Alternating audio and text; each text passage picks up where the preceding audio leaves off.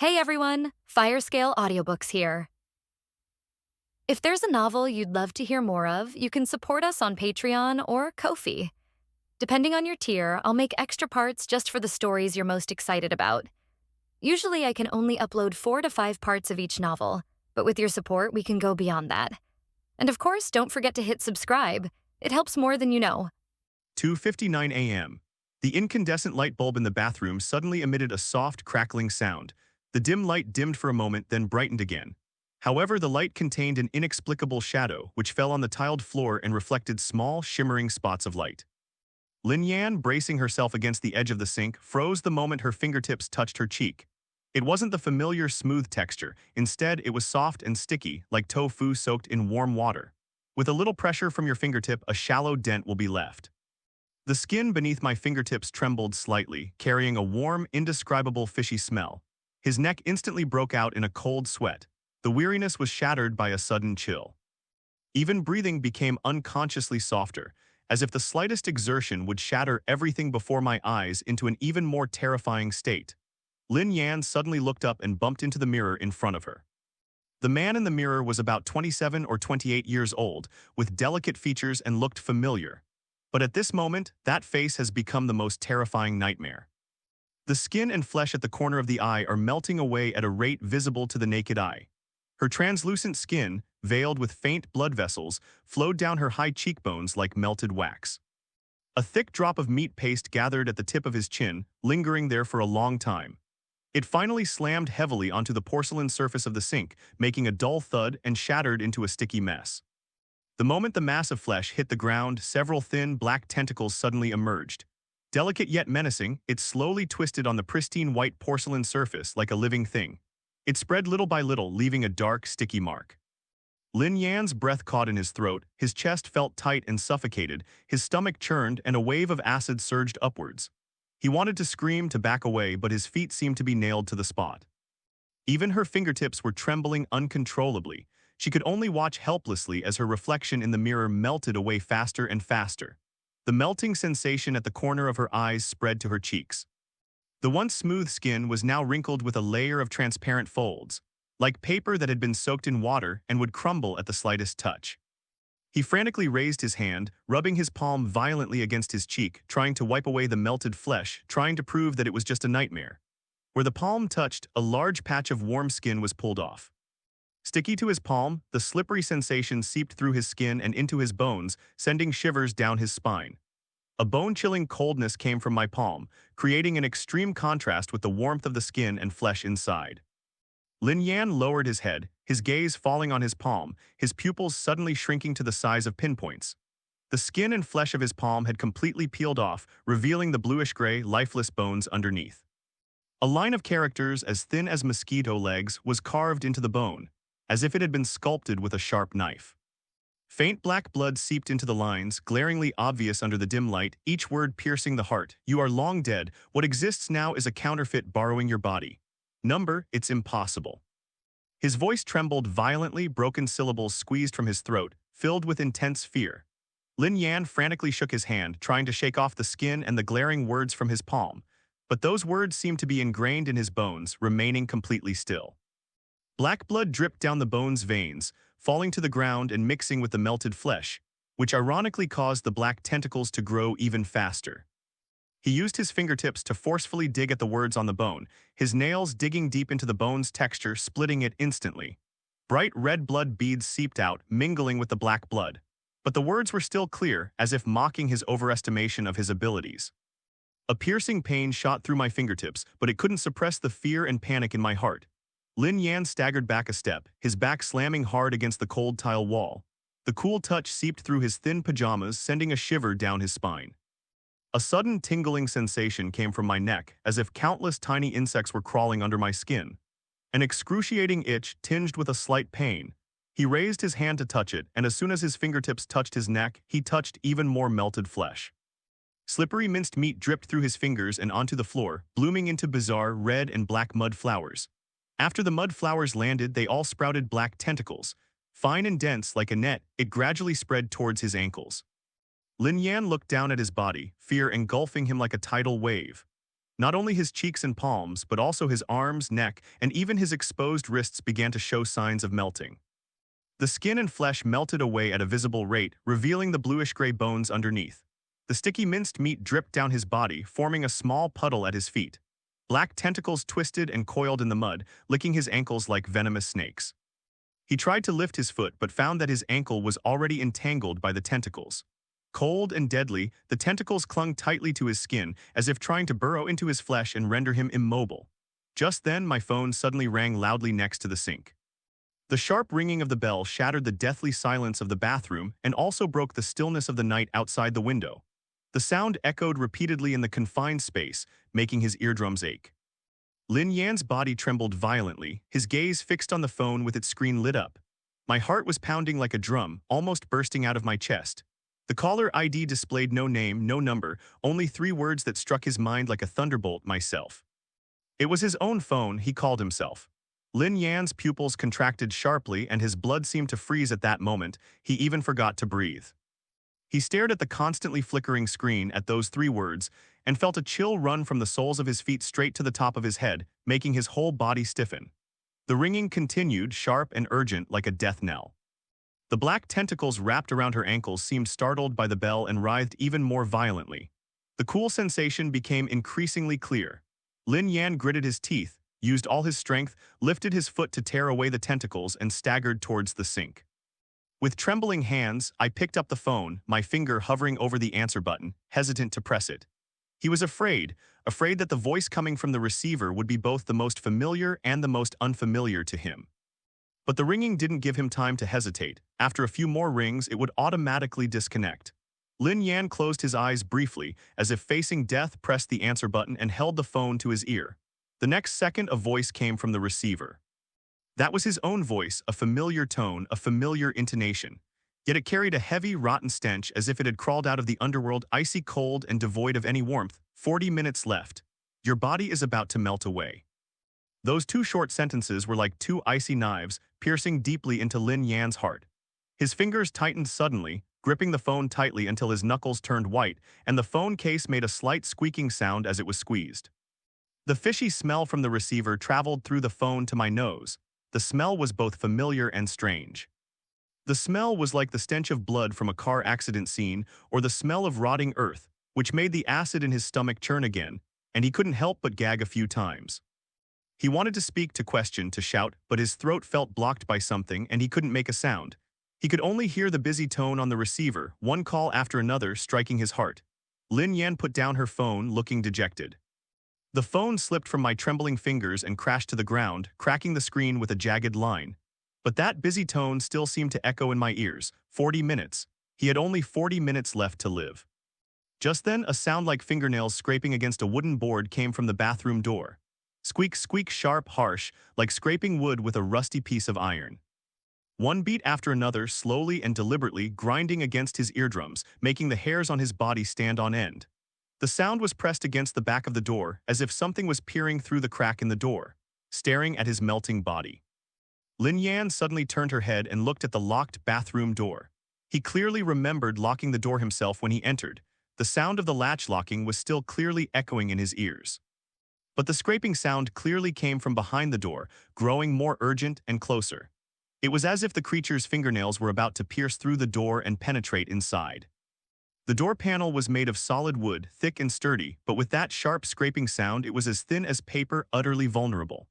Cold sweat broke out on Lin Yan's back again. He instinctively shrank back, his eyes fixed on the door, his body trembling uncontrollably. He wanted to find a place to hide, but in the cramped bathroom there was nowhere to hide except for the sink and toilet. He could only watch helplessly as the door slid open, listening to the increasingly piercing scraping sound. Outside the window there was no light at all. I don't know when it started. Only a strange red light like thick blood was splashed on the glass. The light cast an eerie red glow over the entire bathroom. That red light wasn't from streetlights nor from car headlights. The red was a dark, eerie red, like a blood-red curtain hanging down from the horizon, enveloping the entire neighborhood. Lin Yan looked out the window, her gaze passing through the red glass and landing on the open space in the residential area. It was pitch black there and you couldn't see anything at all, except for that patch of red light which moved slowly through the air as if it were alive. Just then, the sound of orderly footsteps suddenly came from downstairs. Step by step, each step on the concrete road in the residential area produced a dull, rhythmic sound. Thump, thump, thump, the rhythm grows ever closer, never faltering. Like a well-trained team, they were slowly walking towards his building. The footsteps were neither hurried nor slow, yet they carried an invisible sense of oppression. The sound traveled through the thick floorboards to his ears and into his heart. His heart was beating faster and faster, almost as if it would jump out of his chest. He lives on the 10th floor, which is more than 10 meters above the ground. But the footsteps were so clear, it seemed to be coming from the stairwell downstairs. Every step felt like it was treading on his heart. Lin Yan bit her lower lip hard, the taste of blood spreading in her mouth, barely managing to keep herself a sliver of consciousness. He leaned against the cold wall, watching his body melt away, looking at the ever-growing mass of flesh at my feet. Looking at those fine, dense, ever-spreading black tentacles. Looking at that door which creaked and groaned from being scratched.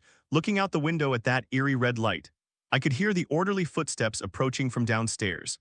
All the fear, panic, and helplessness intertwined at that moment, completely overwhelming him. Sticky minced meat was still dripping down his body. The tentacles that had fallen to the ground had already wrapped around his calves. It was icy cold, slippery, and carried a deathly chill, creeping upwards little by little. It seemed to want to wrap around his waist, drag him into that mud, and melt him completely. He looked down at his palms. On the bluish-gray bones, the words, "You are long dead. What exists now is a counterfeit borrowing your body," became even clearer under the red light. More black blood seeped out, dripping down the bones and mixing with the minced flesh. It turns out he was already dead. No wonder he's been feeling confused lately. No wonder he always felt empty inside. No wonder he felt so unfamiliar with his past. He is not Lin Yan.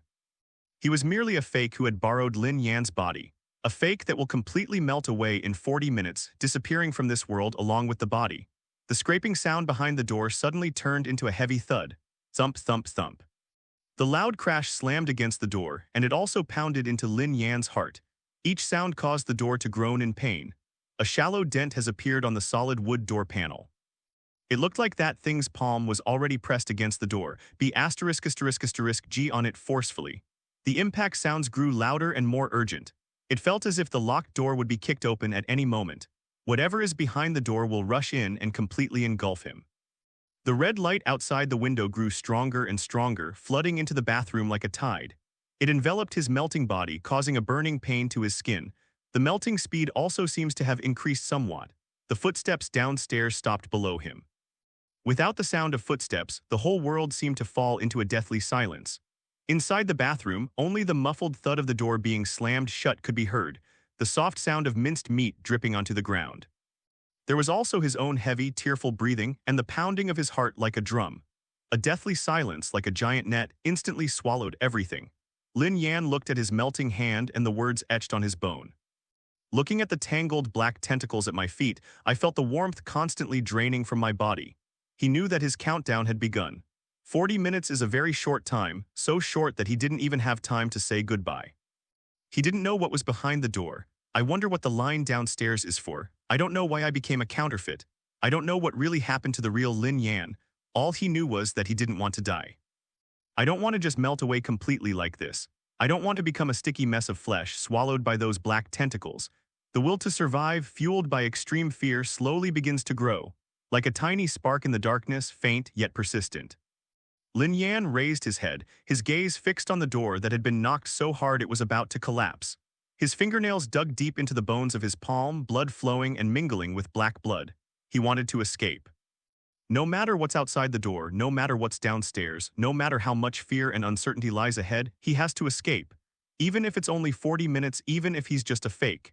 He will fight with all his might to survive. A red light enveloped his body, and the sounds of impact continued. In the deathly silence, only the words etched on his bones silently proclaimed his identity. This also heralds the start of a deadly game of survival and predation. Lin Yan took a deep breath and with all his might rammed into the door. His shoulders slammed hard against the door, making a dull thud. The door wobbled but didn't open. Several of the black tentacles that were wrapped around his ankles were torn off, and black sap seeped from the broken ends, making a sizzling, corrosive sound as they fell to the ground. He gritted his teeth, took 2 steps back, and rammed into her again. This time the door lock emitted a piercing metallic clang and the door panel sprang open. Lin Yan staggered out of the bathroom, nearly falling to the ground. He instinctively turned around to look. There was no one behind the door. The corridor was dimly lit, and the wall clock was still ticking. No fingernails, no palms, nothing at all. It was as if the scraping and crashing sounds he had just heard were merely hallucinations caused by his excessive fear. But the shallow dent in the door panel remains there in reality. Lin Yan's breathing was still uneven. He was barefoot on the cold floor, his feet covered with sticky, greasy flesh that had dripped from his body. With each step, a red and black footprint was left on the floor. He looked down at his own body. The melting seemed to have slowed down a bit, but the skin on my arms and neck was still wrinkled, like mushy paper. The bones in his palm were still exposed, and the words on his palm were glaringly obvious. He dared not stay in the house any longer and stumbled toward the door, reaching out to pull open the security door. The motion-activated lights in the hallway were not working. It was pitch black like a giant mouth, waiting for him to walk right into its trap. Lin Yan hesitated for a second but still stepped out. He held onto the wall and walked downstairs step by step. The fleshy sludge underfoot clung to the cold steps, making a soft tearing sound. The motion-activated lights remained off. Only the eerie red light from outside shone through the small window in the stairwell, turning the entire stairwell a dark red. He stopped when he reached the 9th floor. The door to the 9th floor apartment was ajar and light was shining through. Lin Yan leaned closer and peeked through the crack in the door. The lights were on in the living room and the TV was still on, playing a late-night shopping program. But there was no one on the sofa, no one at the dining table, and the whole house was empty. He knocked on the door, but there was no response. I pushed open the door and went inside. One slipper was on the living room floor, the other was nowhere to be found. A cup of steaming tea sits on the coffee table. Next to the teacup was a mobile phone, its screen lit up displaying the call log. The most recent call log shows myself. It was exactly the same phone call he received in the bathroom. Lin Yan's hands began to tremble. He left the room and continued downstairs. 8th floor, 7th floor, 6th floor. The doors to the apartments on each floor were ajar, the lights were on, and the televisions or radios were on. But there wasn't a single person. It was as if he was the only person left in the entire building. No, he's not even human, he's just a fake. When I reached the 5th floor, the sound of footsteps from downstairs suddenly started again. It wasn't coming from outside the building, but from the stairwell downstairs. Thump, thump, thump, neat, somber, and moving upwards. Lin Yan's pupils suddenly contracted and he turned around abruptly, intending to run upstairs. But footsteps could be heard coming from upstairs. The same rhythm, the same monotony, approaching simultaneously from above and from below. He was caught in the middle. Lin Yan's heart nearly leaped out of his chest. In a panic, he pushed open the emergency exit on the 5th floor and rushed into the corridor. At the end of the corridor was a window, and outside the window was that eerie red light. He ran to the middle of the corridor and found that one of the doors was not closed properly, so he rushed inside. This is room 502. It has the exact same layout as his home on the 10th floor. Lin Yan squatted in the corner of the entryway, covering his mouth and desperately trying to suppress his heavy breathing. Footsteps came from the stairwell, passed through the 5th floor emergency exit, and continued upwards without stopping. Thump, thump, thump, further and further away, until it disappears completely. Lin Yan waited a long time before slowly standing up. He looked around the room. It had the same layout and decor as his own home. Even the photos hanging on the wall are the same. The photo shows himself. No, it's the real Lin Yan. In the photo, he is standing by the sea, smiling happily, with a middle-aged man standing next to him. The man's face was erased with a red marker, leaving only a glaring red mark. Lin Yan stared at the red mass, and fragments of memories suddenly flashed through his mind. The headlights were blinding, the sound of a truck horn, a hand wearing a black glove rests on the steering wheel. There was also a muffled sentence as if it were coming from underwater. The file has been found. He clutched his head suddenly, the pain piercing his temples like needles.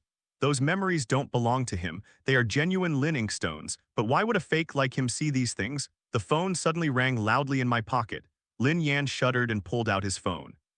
Caller ID myself. He gritted his teeth and pressed the answer button. The same voice, identical to his own, came through the receiver, reeking of decay. 35 minutes left. You can't escape. Those footsteps in the hallway are coming to find you. If you don't want to become a puddle of mud, find out the truth. The thing I left for you is in a hidden compartment behind the wardrobe. The call ended. Lin Yan gripped his phone, stunned for a few seconds. Then he rushed into the bedroom and pushed open the closet. Behind the wardrobe was a loose wall panel. He pried it open and found a brown paper envelope hidden inside. There was only one old photograph inside the envelope. The photo shows the real Lin Yan and a man wearing black gloves. The man's face wasn't painted off. Lin Yan recognized him. It's Chen Mo, the always smiling neighbor downstairs. On the back of the photo was written, "The person who asked to meet me on the day of the car accident was him." Lin Yan's fingers tightened, crumpling the photo. He remembered Chen Mo's gentle smile and his words, "Zio Lin, be careful," every time they met. It turns out he had been under surveillance from the very beginning. Footsteps sounded again downstairs. This time it wasn't a neat, orderly line. There was only one sound of footsteps, unhurried, coming upstairs. The footsteps stopped on the 5th floor. Then the sound of a key being inserted came from the lock on room 502. Lin Yan suddenly looked towards the doorway. The door handle turned slowly. The door opened. Chen Mo stood at the door, wearing a dark gray trench coat and carrying a plastic bag containing several cartons of milk and bread. He saw Lin Yan, paused for a moment, and then revealed that familiar, gentle smile. "Zia Alin, what are you doing at my house?" His tone was so natural that it was flawless. Lin Yan stared into his eyes, trying to find a clue in them. Chen Mo's eyes were gentle and calm, just like a kind person who cares about their neighbor. "I heard some noise in the hallway and the door wasn't closed properly, so I came in to check." Lin Yan's voice was still trembling, but he tried to calm himself down. "Brother Chen, why are you out so late?" "Just got back from overtime, bought some breakfast on the way." Chen Mo waved the plastic bag in his hand, walked into the house and placed the milk and bread on the dining table. "You look terrible, what happened?" Lin Yan subconsciously hid the photo in her hand into her pocket. "It's nothing, I just had a nightmare and woke up scared." Chen Mo nodded and didn't ask any further questions. He went to the kitchen, poured 2 glasses of warm water and handed one to Lin Yan. "Drink some water to calm your nerves." Lin Yan took the water glass, and when her fingertips touched Chen Mo's fingers, she felt a chilling coldness. That's not a normal person's body temperature. Chen Mo's fingers were as cold as a dead person's. Lin Yan didn't drink the water, she simply placed the cup on the coffee table. "Brother Chen, I want to ask you something. You say, do you recognize this person in the photo?" Lin Yan took the photo out of his pocket and handed it to Chen Mo. Chen Mo glanced at the photo, his smile remaining unchanged. "I recognize you." He pointed to Lin Yan in the photo, then to the man wearing black gloves. "That's me. We had dinner together before, don't you remember?" Lin Yan was stunned. The man in the photo is wearing black gloves, and his face is clearly visible. It is indeed Chen Mo, but he doesn't remember. As a fake, he had no memory of this at all. "After your car accident, it seems you've forgotten a lot of things," Chen Mo sighed, his tone filled with concern. "The doctor said this is normal. A severe head injury can cause selective amnesia. Don't worry, you'll remember eventually." His explanation was perfectly reasonable and watertight. But Lin Yan's palm bones were still throbbing with pain. The words "you are a fake" were etched into his bones like a branding iron. "Brother Chen, who was I supposed to see the day of the car accident?" Chen Mo's eyes flickered slightly. It happened in an instant, so fast it was almost imperceptible. Then he smiled again, as gently as a spring breeze in March. "You were going to see an old friend. What was his name again?" "I can't quite remember." "You only said you had someone important to see without going into details." "He's lying." Lin Yan knew he was lying. The real Lin Yan clearly wrote on the back of the photo, the person who asked him to meet was Chen Mo. But why is Chen Mo pretending not to know? "It's getting late, go back and rest." Chen Mo stood up, walked to the door and opened it for Lin Yan. "You have to go to work tomorrow, don't think too much." Lin Yan walked out of room 502 and into the dimly lit corridor. Chen Mo's voice came from behind. "Zia Lin, be careful." He said the exact same things every time we met, but this time it sounded like a warning. Lin Yan didn't turn around, but quickly walked up the stairs and returned to her home on the 10th floor. He closed the door, locked it, and then moved a chair to block the doorway. Then he went into the bathroom and looked in the mirror. The melting has stopped spreading, but his face was still the same, except for a faint scar at the corner of his eye, like a mark left after the skin had healed. He raised his palm, revealing that the bones in his palm were covered by a thin layer of transparent skin. The text became slightly blurred, but it was still legible. "You're long dead. What exists now is a fake, borrowing your body." Lin Yan stared at the line of text, his mind replaying everything that had happened that night. An incoming call, melting, black tentacles, footsteps in the hallway, Chen Mo's lie, that old photograph. The real Lin Yan wrote on the back of the photo with a ballpoint pen. The strokes were so heavy they almost pierced the paper. "The person who asked to meet me on the day of the car accident was him. He is Chen Mo." But why did Chen Mo arrange to meet the real Lin Yan? Was the car accident really an accident? Lin Yan walked into the living room and turned on the TV. The news channel is broadcasting a local news report. 3 days ago, a serious car accident occurred in the eastern part of the city. A 28-year-old man, surnamed Lin, was seriously injured and fell into a coma. After emergency treatment, he is out of danger and is currently recuperating at home. Lin Yan stared at his reflection on the screen, finding it utterly absurd. The news reported that he was seriously injured, but he knew that the real Lin Yan was already dead. The one that is alive now is a fake. The TV screen flickered suddenly. The news anchor disappeared from the screen, replaced by a line of blood-red text. Countdown 31 minutes. The text appeared for only 3 seconds before disappearing. The news continued to broadcast as if nothing had happened. Lin Yan turned off the TV and slumped onto the sofa. Fragments of memories flooded his mind again. There are even more this time. A black sedan sped along Chengdong Avenue late at night. The real Lin Yan, sitting in the car, looked anxious, constantly glancing at the rearview mirror. A large truck followed closely behind, its headlights blinding. Inside the truck's cab sat a man wearing black gloves. The lines on the glove were clearly visible. It was an old scar. Lin Yan suddenly opened his eyes. He had seen that scar on Chen Mo's hand. When I ran into Chen Mo in the hallway last week, he raised his hand to greet me. His glove sleeve revealed a section of his wrist on which was an old scar. Lin Yan didn't pay attention at the time. Now he understands. The person who ran over and killed the real Lin Yan was Chen Mo, but why did Chen Mo want to kill him? How did he become a fake? The phone screen suddenly lit up. No calls, no messages, only a line of text automatically appeared on the screen. To survive, find that document. The documents were hidden in an abandoned warehouse at the site of the car accident. You only have 30 minutes. Lin Yan's heart raced as she looked at the words. He stood up, changed into clean clothes, and picked up his phone and the old photo. As he reached the door, he glanced back at the bathroom. Melted meat residue remained on the sink, and the black tentacles had dried up, shrinking into thin black lines. The dent in the door panel is still there. None of this is a dream. Lin Yan opened the door and walked into the hallway.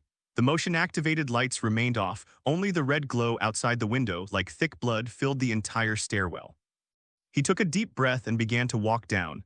This time there were no footsteps in the hallway. It was as quiet as a tomb.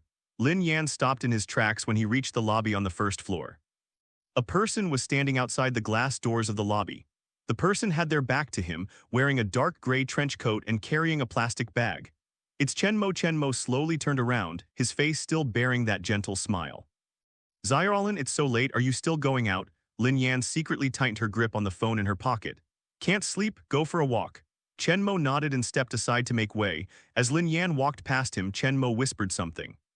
The sound was very soft, almost inaudible, but Lin Yan heard it clearly. Don't go to that warehouse. You'll regret this. Lin Yan paused for a moment, but without turning around, he pushed open the door and stepped into the eerie red light. Behind him, Chen Mo's smile slowly faded. His eyes turned a cloudy grayish-white, like the eyes of a dead person. The red light enveloped the entire neighborhood, but it couldn't illuminate the path beneath our feet. Lin Yan walked on the empty street, each step landing on his own shadow. The streetlights were still on, but their light was red, like gauze soaked in blood.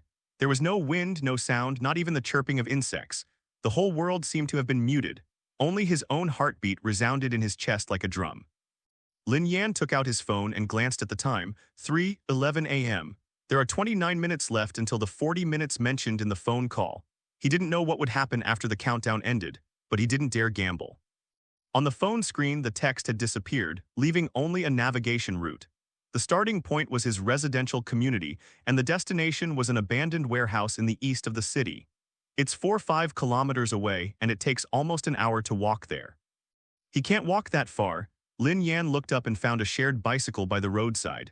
Scan the code, unlock the door, everything works fine. He hopped on the bike and pedaled furiously toward the east of the city. The wheels rolled over the road, making a soft, rustling sound. The sound echoed through the empty street as if someone was following him. Lin Yan couldn't help but turn around and glance back. There was no one behind him, only a thick, overwhelming red light. He turned back and continued pedaling. Those fragments in my mind started churning again. This time he saw more than just footage of the car accident. There was also an old house with a rusty iron gate. A man stood in the doorway, his back to him, holding a document in his hand. The man's voice was low and urgent. Hide well, don't let anyone find it. I'll come back to get it after I've taken care of things over there. If I don't come back, the man turned around, but his face was blurred as if through a layer of mist. Lin Yan couldn't see his face clearly. All that could be seen was an old scar on his wrist. It's exactly the same as the one on Chen Mo's wrist. Wrong. That voice didn't sound like Chen Mo, his voice sounded older and hoarser, like a throat that had been stained with smoke. Lin Yan slammed on the brakes and the bicycle screeched as it cut across the road. He remembered, where had he heard that voice before? It's in the real Lin Yan's phone. There was a voice message dated the day before the car accident. The hoarse voice in the message said, "Yanner, I've hidden it well in the usual place. I've already started looking into your uncle's situation. Wait for my news. Remember, no one is allowed to tell." Lin Yan's heart skipped a beat. Uncle is the real Lin Yanyuan uncle. He tried desperately to recall, but his mind went completely blank. As a fake, the memories he inherited were incomplete to begin with. Regarding Lin Yan's real family, all he knew was that his parents died early and he lived alone. However, the voice message clearly mentions uncle and also mentions checking something, and that warehouse in the old place. Lin Yan gritted his teeth and started pedaling his bicycle again.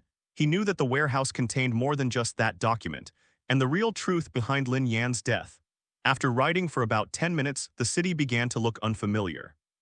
High-rise buildings are gradually disappearing, replaced by low-rise factories and abandoned buildings.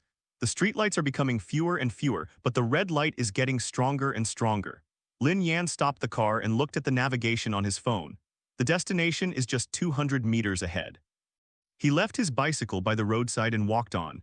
The road beneath our feet changed from asphalt to gravel, which crunched underfoot. Ahead lay an open space, surrounded by collapsed walls and rusty iron frames. In the very center of the site stands a gray-white building. The building is 2 stories high, with dilapidated exterior walls and windows that are either broken or boarded up. The main entrance was a roller shutter door, half-drawn, revealing a dark, empty space inside. Lin Yan stood at the door, hesitating for a few seconds. A damp, rotten smell emanated from inside. It looked like moldy wood or the carcass of a dead animal. He took a deep breath, bent down, and squeezed through the half-closed gap in the roller shutter. It's darker inside than outside. Only a few rays of red light shone through the hole in the wall, barely enough to make out the outline. The ground was littered with discarded cardboard boxes, rusty machine parts, and broken glass. Lin Yan turned on her phone's flashlight and the beam swept around. There were some blurry words sprayed on the wall, mostly symbols that were hard to understand. There was a drag mark on the ground, as if something heavy had been dragged there. He followed the trail. After walking about 20 steps, an iron gate appeared in front of us. The door wasn't locked, it was just ajar. Lin Yan pushed open the door and the beam of a flashlight shone inside. This is a room of about 20 square meters, like a former office. In the corner was an overturned table with moldy documents scattered on it. There was a metal cabinet against the wall, the door was half open, and the inside was empty. In the very center of the room, a strange pattern was painted on the floor in red paint. It is a circle, inside which is a 5-pointed star, and on each point of the 5-pointed star is a distorted human figure. In the very center of the design is a black metal box. The tin box was about the size of a shoebox, covered in rust, and had a yellowed label on it. The label reads 2 words, Lin Yan. Lin Yan's breathing became rapid. He crouched down and reached for the metal box. The moment my fingertips touched the surface of the metal box, a bone-chilling cold instantly shot through my entire body. The chill wasn't just ordinary cold, it felt like countless needles piercing into your bones. He gritted his teeth and picked up the tin box. The tin box was heavy, as if it were filled with stones. He found the latch and pried it open with force. The moment the lid popped open, a strong, rotten, fishy smell wafted out. Lin Yan almost gagged. The flashlight beam shone into the metal box. There were no stones, no documents inside.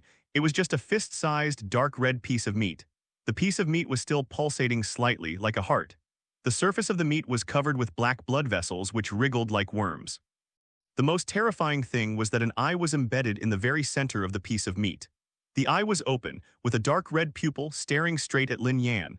Lin Yan's hands trembled violently, and the iron box almost slipped from his grasp. He wanted to throw the tin box away and turn to run away. But that eye seemed to possess some kind of magic, freezing his body in place, unable to move. The eye blinked. Then a voice came from inside the metal box. It didn't come from the meat, it rang directly in his mind. The voice was hoarse and aged, exactly the same as the voice in the voicemail. Yanner, you've finally arrived. I am your father. Lin Yan's mind went completely blank. Father. Wasn't Lin Yan's real father already dead? The voice continued, I didn't die, I'm being held somewhere else. This piece of meat was formed from my last remaining energy of willpower. It contains all the truth I've uncovered. Your uncle Lin Zhenhai is the leader of the Soul Ferromen organization. The car accident wasn't an accident. He arranged for Chen Mo to kill you, because you discovered his secret. Lin Yan opened his mouth, wanting to speak, but his throat felt like it was being choked and he couldn't make a sound. The voice grew increasingly urgent. Yanner, you're a fake now, aren't you? Don't be afraid, even counterfeits can awaken. If you are willing to merge with my obsessive energy, you can gain the power to fight against the organization. But remember, once you merge, you can never go back. You will become a completely new being, neither human nor a counterfeit. Now tell me, are you willing? Lin Yan stared at that eye, trembling all over. He recalled the words on his palm, you died long ago, what exists now is a counterfeit borrowing your body. He remembered the melting flesh, the black tentacles, the empty rooms in the hallway, and Chen Mo's hands cold as a dead man's. He didn't want to die. He didn't want to turn into a pile of minced meat. He wanted to live.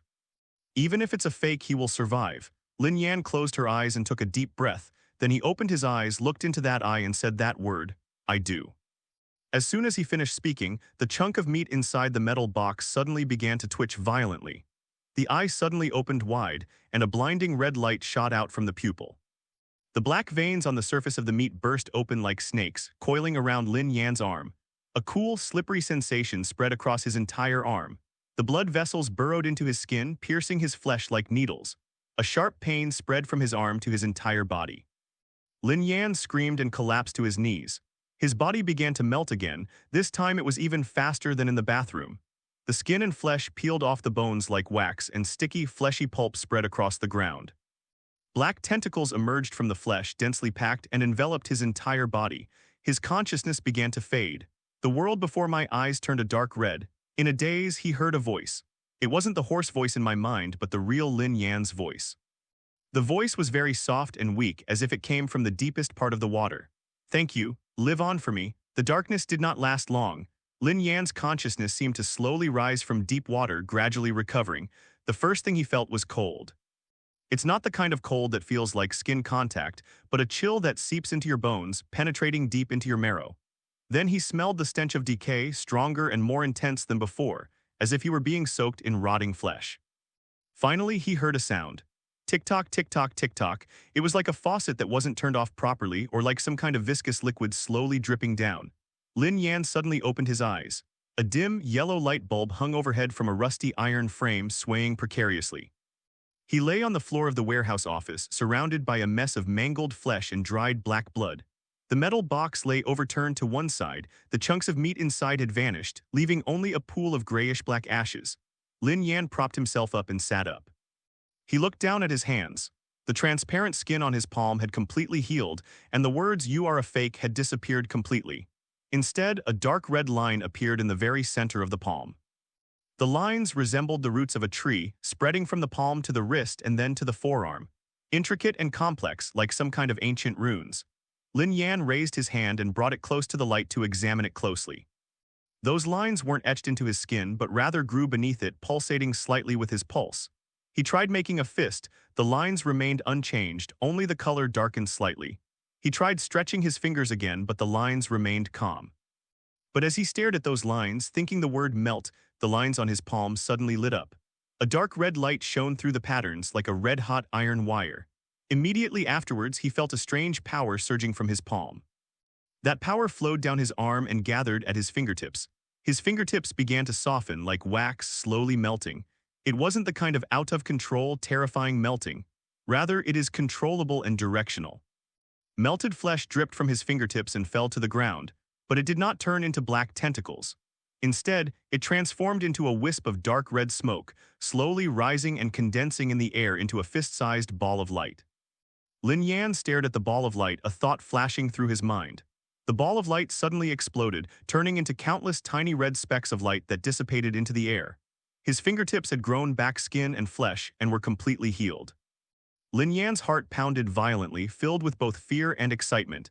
He possessed some kind of power. The piece of meat his father left behind truly changed him. That hoarse voice didn't lie to him. Lin Yan stood up and stretched. There was no pain, no stiffness, and even the scars left from the previous melting had disappeared. His body felt lighter and stronger than before. He walked to the wall and looked at a piece of broken glass. His face was reflected in the glass. It was still that same face with delicate features exactly the same as before, but his eyes changed. Those eyes used to hold only fear and confusion. Now there are some other things added. cold and sharp like a newly sharpened knife. Lin Yan turned and walked out of the office, through the warehouse hall filled with clutter and to the roller shutter door. It was still dark outside and the red glow still enveloped everything, but he noticed that the red light was somewhat fainter than before. It's as if something is consuming its energy. Lin Yan took out his phone and glanced at the time, 3:31 a.m. 9 minutes remain until the countdown ends. He didn't know what would happen after the countdown ended, but he was no longer afraid. He hopped on the shared bicycle that was abandoned by the roadside and rode towards the residential area. When I was halfway through my ride, my phone suddenly rang. Caller ID myself. Lin Yan squeezed the brake, stopped the car, and pressed the answer button. The same rotten, fishy voice came through the receiver, but this time there was less malice and more weariness in it. You have absorbed the energy of obsession. You are neither a fake nor a dead person now. You are a variable. The Soul Ferrymen organization will not let you get away with this. Lin Yan asked coldly, "Who are you?" There was a few seconds of silence on the other end of the line. "I am you." The true soul of Lin Yan has always been trapped in this body. Those previous warnings were sent out with all my might. But now that you've absorbed your father's obsessive energy, I can no longer control anything. My consciousness is fading. Before I disappear completely, I want to tell you something. Lin Yan tightened her grip on her phone. "What's up? Chen Mo is more than just a spirit guide. He is also a close confidant of your uncle Lin Zhenhai. The evidence your father found back then is hidden in Chen Mo's house. He's been monitoring you, and he's also keeping that evidence for your uncle. Once you find the evidence, you'll know Lin Zhenhai's true purpose." The sound grew weaker and weaker, like a candle flame in the wind, ready to be extinguished at any moment. One last reminder: don't trust anyone, including yourself. The call ended. All that could be heard through the receiver was a busy tone. Lin Yan put his phone in his pocket and started pedaling his bicycle again. The last sentence kept echoing in his mind. Don't trust anyone, including yourself. Including oneself. What's the meaning? He is a fake, incorporating the obsessive energy left behind by the real Lin Yan's father. He is both a fake and not a fake. Even he himself doesn't know who he really is. How can you trust yourself? Lin Yan shook his head, suppressing these thoughts for the time being. Now is not the time to think about these things.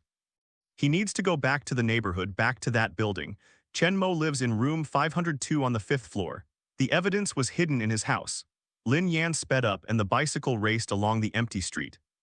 The red light faded and a line of grayish-white light appeared on the horizon. Dawn is coming. When he arrived at the entrance of the residential area, the red light had finally disappeared completely. The streetlights have returned to their normal warm yellow hue, and the trees in the neighborhood swayed gently in the morning breeze. Everything looked no different from an ordinary morning, but Lin Yan knew that this was just an illusion. He parked his bicycle downstairs and went into the building. The motion-activated light turned on this time, casting a pale white light on the stairs and revealing his faint shadow. He walked step by step up to the 5th floor and stood in front of room 502. The door was closed, and there was no sound from inside. Lin Yan raised his hand and knocked on the door. No one answered. He knocked a few more times, but still no one answered. He tried turning the doorknob. The door was unlocked. The doorknob was turned all the way, and the door gently popped open a crack. Lin Yan pushed open the door and went inside. The living room was the same as when he had last visited. The milk and bread on the dining table were still there, but a strong smell of blood permeated the air. Lin Yan's pupils contracted slightly as he followed the scent inside, walked through the living room and into the bedroom. The bedroom lights were off and the curtains were drawn tightly shut. There was no one in bed and the blankets were neatly folded. The smell of blood was coming from the direction of the wardrobe. Lin Yan opened the wardrobe door. A row of clothes hung in the closet, all of them dark-colored trench coats and jackets. Underneath the clothes, there were several black garbage bags piled up. The bag was tied tightly, but black liquid seeped out from the gap at the bottom.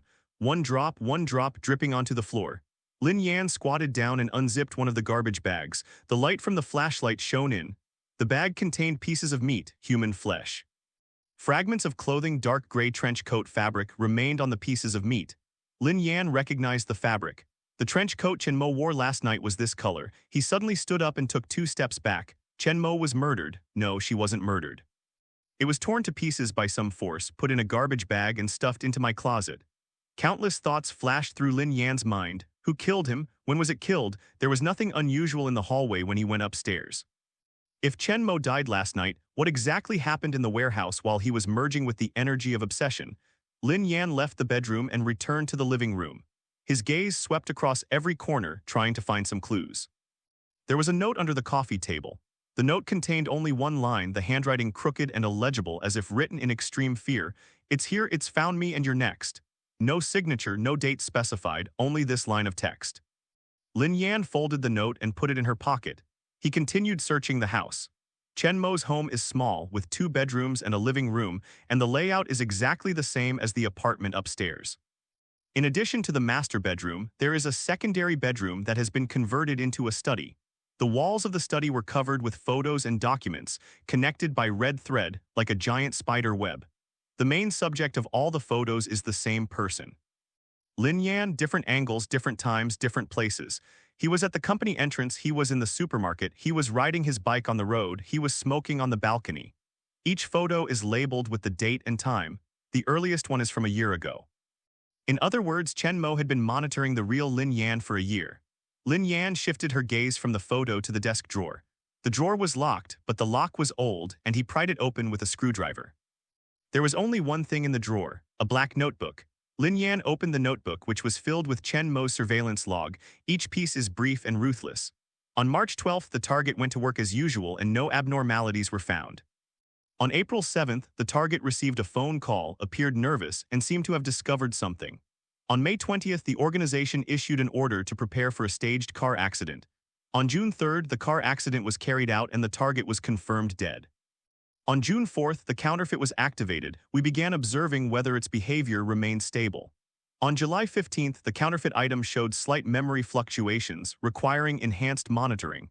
The last post was posted today. There was only one sentence: "The counterfeit has awakened and the organization has ordered me to eliminate it, but I no longer have the chance." Lin Yan closed her notebook and took a deep breath. Chen Mo knew he was going to die. Before he died, he left the notebook in a drawer, waiting for it to be discovered. To whom was he informing, or is he leaving behind a final clue? Lin Yan put the notebook into his pocket, turned around and left room 502. He went up to the 10th floor and pushed open his own door. The room was the same as when I left. The bathroom door was still open, and the minced meat on the sink had dried completely, turning into a hard, black crust. Lin Yan walked to the window and looked down at the street. Daylight had broken, and the morning light shone on the empty road. The sound of a sanitation truck could be heard in the distance. Everything seemed abnormally normal. But the dark red line on his palm suddenly began to burn. It wasn't a burning sensation, but rather like someone gently stroking his palm with their fingertips. Then he heard a voice. It didn't come from the phone, nor from my mind. It comes from the lines in the palm. The voice was hoarse and aged, exactly the same as the voice in the piece of flesh left by his father. "Yanner, can you hear me? I am your father. I didn't die, but I'm imprisoned in the deepest part of the organization's core stronghold. Lin Zhenhai used my body as a vessel to continuously extract energy from my obsession. I still retain a sliver of consciousness, and I'm connecting with you through the spiritual core patterns on your palm. You need to find the organization's core stronghold and rescue me. Only if I live can Lin Zhenhai's conspiracy be completely exposed. The outpost is located at." The sound suddenly stopped. It felt like something had severed the connection. The lines on my palm cooled down rapidly and the dark red light disappeared. Lin Yan clenched his fists, his knuckles turning white. He looked up and gazed out the window. On the distant horizon, there was a patch of dark gray cloud shaped like an open palm. The cloud was slowly moving in his direction. Then everything went dark. The dark gray cloud moved very slowly, but Lin Yan could sense it approaching. These are not ordinary clouds. It did not drift away with the wind, but remained in the shape of a hand, as if it were a manifestation of some kind of power. Lin Yan drew the curtains and stopped looking at it. He sat on the sofa, reopened the black notebook he had found at Chen Mo's house, and carefully read it page by page. Most of the content consists of surveillance logs, which are tedious and detailed. But on the last few pages of the notebook, he discovered something even more valuable. It's a list. The list contained more than a dozen names, each followed by an address and a set of dates. The label before the name reads, "Outer Member of the Soul Ferryman." Lin Yan's gaze lingered on the last name. It's not Chen Mo instead, it was a person named Zhou Yuanshan, whose address was on an old street in the west of the city, and the date marked was 3 years ago. It stopped updating 3 years ago. Zhou Yuanshan, this name seems familiar. Lin Yan closed his eyes and searched through the fragments of memories that didn't belong to him. In the real Lin Yan's memory, there is a blurry image. An old man wearing reading glasses sat amidst a pile of old books holding a yellowed ancient book in his hands. The old man looked up, smiled, and said, "Yanner, you've come looking for books again." The scene was brief, fleeting. But the old man's smile was warm, a stark contrast to the gloomy world around him. Lin Yan opened her eyes. He remembered. The real Lin Yan Sheng often visited a used bookstore in the west of the city. The bookstore owner is an elderly man surnamed Zhou Yuanshan. Lin Yan put the notebook in her pocket and stood up. Daylight had broken, and the outside world had returned to normal. He could use this time to go find the old man. He changed into clean clothes and glanced at himself in the mirror. The lines on the palm are almost invisible in natural light. Only upon close inspection can one discover the faint dark red layer. He covered his palm with a band-aid to hide the lines on his palm. When he went downstairs, he made a point of passing the 5th floor. The door to room 502 was closed, just like usual. But a faint stench of decay wafted from under the door, and the neighbors would notice it in a few hours. Lin Yan didn't linger and quickly walked out of the building entrance. People are starting to move around in the neighborhood. Elderly people doing morning exercises, middle-aged women walking their dogs, and young people rushing to work. Everything was as usual, as if the red light and the empty building from last night were just a nightmare. But Lin Yan knew it wasn't a dream. The dark red line extending from his palm on his wrist is the best proof. Lin Yan hailed a taxi at the entrance of the residential compound. Driver, to the old street in the west of the city. The driver, a man in his 50s with a cigarette dangling from his lips, glanced at him through the rearview mirror. The old street area is almost demolished. What are you going there for? Looking for someone. The driver didn't ask any more questions, stepped on the gas, and the car merged into the morning rush hour traffic. Lin Yan leaned back in the back seat, watching the city rushing past the window. The sunlight shone on the glass, warm and pleasant, but he couldn't feel any warmth at all. His body was filled with some kind of energy that was not human, which made his body temperature several degrees lower than that of a normal person. The car drove for about 40 minutes before stopping at the intersection of the Old Street. Lin Yan paid the fare and got out of the car.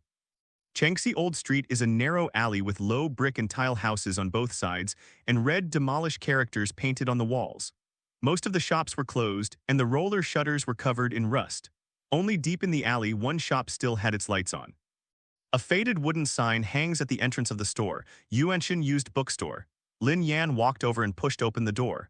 The wind chimes on the door rang crisply. The store was piled high with books, stacked from floor to ceiling, and the air was filled with a mixture of old paper and musty smells. Behind the counter, an old man was looking down, using a magnifying glass to read a book.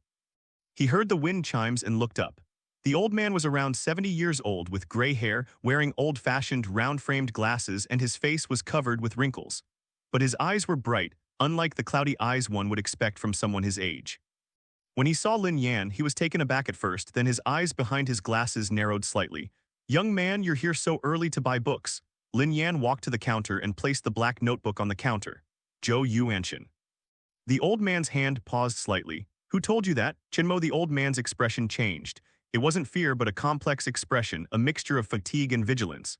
He put down the magnifying glass, took off his glasses, and slowly wiped the lenses with a soft cloth. "Did Chenmo send you?" "Chenmo is dead." The old man stopped. He raised his head, stared into Lin Yan's eyes, and remained silent for a long time. Then he sighed and put his glasses back on. "When did this happen?" "It must have been last night." "How did you die?" "It was torn to pieces, put in a garbage bag, and stuffed into the closet." The old man's lips were pressed into a line and the wrinkles on his face deepened. "What are you looking for here?" Lin Yan looked directly into the old man's eyes. "I want to know the truth. About the Soul Ferryman organization, about Lin Zhenhai, about my father, about what I really am." When the old man heard the name Lin Zhenhai, his pupils visibly contracted. He stood up, walked to the shop entrance, pulled the roller shutter halfway down, went back behind the counter, took out a pack of cigarettes from the drawer, took one out and lit it. Amidst the swirling smoke, his voice became low and hoarse. "Your father's name is Lin Yuanshan. Your father and I have been friends for many years. We are all soul guides." Lin Yan's heart skipped a beat. Old Zhou Yuanshan was once a spirit guide. It matches the settings in the outline. 30 years ago, the Soul Ferryman organization was a very small group. Old Zhou exhaled a puff of smoke. "We only knew that the dead have attachments, and that these attachments generate energy that can be utilized. But no one knew the price of abusing that energy. Your father was a researcher within the organization. He spent 10 years investigating the nature of obsessive energy. That's not energy, that's the soul of the dead itself. Each harvest of obsessive energy consumes the soul of the dead until they are completely annihilated. Old Joe's voice became pained. We thought we were helping the deceased fulfill their last wishes, but in reality we were killing them. After discovering the truth, your father decided to expose the organization. But the organization's leader, your uncle Lin Yan, beat the gun. He orchestrated a fire that destroyed your father's research lab, then claimed that your father died in an accident. Actually, your father was imprisoned by him. Because Lin Yan discovered that your father's constitution is special, capable of generating a purer and more powerful energy of obsession. He sees your father as a permanent source of energy. Lin Yan's fingernails dug into the flesh of her palm. And what about the real Lin Yan? How did he die? Old Joe looked at him with a complicated expression. You're not Lin Yan, are you? You are a fake, but you have already awakened. Lin Yan did not deny it. The real Lin Yan is your father's son. He never knew the truth about his father, believing he died in a fire. But 3 years ago, he began to have doubts. He received an anonymous letter containing a key to your father's research lab. He followed the clues and found the Spirit Pheromone organization, and then he found Lin Yan. When Lin Yan discovered he was investigating, he sent Chen Mo to stage the car accident. Then, following the organization's procedures, you were created. Old Joe stubbed out his cigarette. Now you know why Chen Mo has been spying on you. Because he wants to make sure that you, the imposter, won't discover the truth like the real Lin Yan did. But he failed. Lin Yan remained silent for a moment. Chen Mo mentioned you in his notebook. He said you're a traitor, that you left the organization 3 years ago. Why? Old Joe gave a wry smile. Because I saw the spirit of your father. He was imprisoned in the organization's core stronghold, but his obsession was too strong. Occasionally, he would break free and appear in my dreams. He told me everything in my dream. From that moment on, I knew I could no longer work for the organization. Lin Yan sent men to kill me, so I hid here and made a living by running this second-hand bookstore. I dare not contact anyone, including including the real Lin Yan. I'm afraid of implicating him. But in the end, we still couldn't save him. Old Joe's eyes reddened and his voice choked with emotion. Your father's spirit contacted me last night. He said you've awakened, that you've merged with his obsessive energy. He said you would come to find me. Lin Yan's palm lines felt slightly warm. What else did he say? Old Joe raised his head, his eyes sharpening. He said Lin Yan is preparing a ceremony. A ritual that would allow him to forever control the energy of his obsession. The ritual requires 3 offerings. The first one is your father. His body is on the verge of collapse from all the torture. The second one is you. The true soul of Lin Yan still lingers within your body. The third one, Old Joe paused for a moment. The third one is you, a counterfeit Lin Inkstone. Because you are the only imposter who has awakened self-awareness, your very existence is a variable. Lin Yan wants to devour you to completely complete his power. Lin Yan's heart sank. When will the ceremony be held? 3 days later. The 15th day of the 7th lunar month, the Ghost Festival, is when the gates of hell open and the energy of obsessive thoughts is at its strongest. The location is at the organization's core stronghold, the place where your father was imprisoned. Old Joe took out a yellowed map from under the counter and spread it out on the table. The map marks a location in the mountains on the outskirts of the city, about a 2-hour drive from the city center. This is the approximate location of the outpost. But it was heavily guarded with a large number of spirit guides on duty. You can't get in alone. Lin Yan stared at the map, his mind racing. Chen Mo is dead. Lin Yan should already know I've come to see you. He won't give you much time to prepare. Old Joe nodded. So you need my help. I still have some old connections within the organization. I can help you get the internal structure diagram of the outpost. But you have to promise me one thing. What? If something happens to me, bury me with the Distant Mountains. Distant Mountains are your father's name. We made a deal back then. Either alive or dead, we'd like to see him. Old Joe's voice was calm, as if he were talking about something completely ordinary. Looking at the old man, Lin Yan felt a surge of indescribable emotions. In Lin Yan's true memory, this old man had given him a lot of warmth. Those smiles, those greetings of "you've come looking for books again," were all genuine. I promise you. Old Joe nodded, folded the map, and handed it to Lin Yan. Go home first, don't go out tonight. Come again at this time tomorrow. I'll give you the internal structure diagram. Lin Yan took the map and put it into her inner pocket. He turned to leave, but Old Joe called him back. Fake. Lin Yan turned around. Old Joe looked at him with a complex and loving gaze. You've developed your own obsession. It doesn't belong to the deceased, it doesn't belong to your father, it belongs to you. To live on is the strongest will to survive. Don't let anyone take it away. Lin Yan didn't speak but simply nodded. He pushed open the door of the used bookstore and stepped into the morning sunlight. The wind chimes tinkled behind me. When he reached the alley entrance, he stopped and looked back. The sign of the used bookstore swayed slightly in the morning light. An old man stood at the door watching him go. Lin Yan turned around and walked into the crowd. The dark red lines on his palms were slightly warm. It's like some kind of silent promise. When Lin Yan returned from the old street, the sun was already high in the sky. More and more people were on the road and the traffic was noisy. The steam from the breakfast stalls mixed with the smell of cooking oil and fumes filled the air. Everything seemed normal. It was so normal that it seemed absurd to him. He bought a bottle of water and a bag of bread at the convenience store at the entrance of the residential area. When he paid, the cashier glanced at him and asked, "Young man, you don't look well. Didn't you sleep well?" He nodded and didn't say anything more. As I entered the building, a faint smell of disinfectant filled the hallway.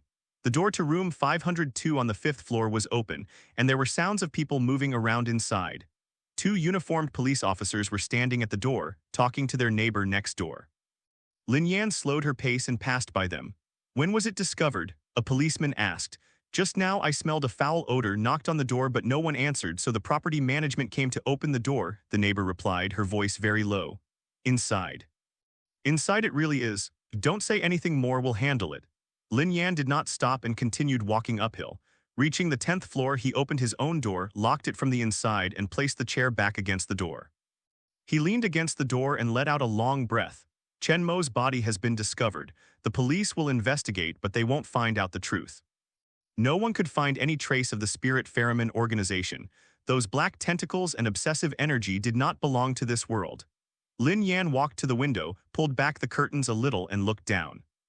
2 police cars were parked downstairs, and several police officers had set up a cordon at the entrance of the building. More and more neighbors gathered to watch, whispering and pointing. Someone looked up and glanced up at the building. Lin Yan quickly drew the curtains. He sat on the sofa, opened the bag of bread, and mechanically stuffed it into his mouth. He didn't feel hungry, but his body needed energy. After absorbing the energy of obsession, his metabolism seemed to be much faster than normal, his body temperature was lower, and he was easily fatigued. The bread was dry and hard to swallow, so he unscrewed the mineral water bottle and took a few gulps. The water was cool, sliding down my throat into my stomach, bringing a brief moment of clarity. Lin Yan took out his phone and glanced at the time. 9:17 a.m. There are still nearly 24 hours until the time I agreed to meet with Lao Zhou tomorrow.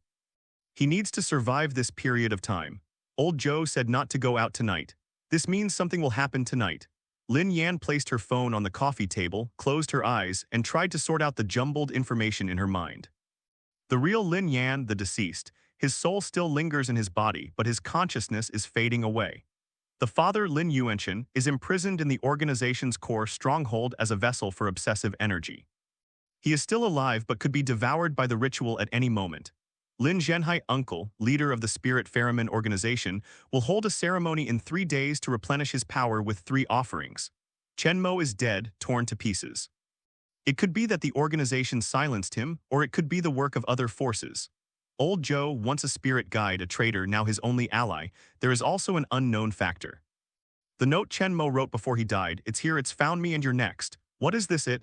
It wasn't Lin Zhenhai and it wasn't an organization. Chen Mo used it, not he. Lin Yan opened his eyes and stared at the ceiling.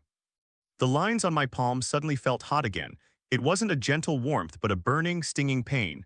Lin Yan suddenly looked down at his palm. The texture beneath the bandage was emitting a dark red glow, which shone through the edges of the bandage. The light flickered as if it were transmitting some kind of signal. Then he heard a sound.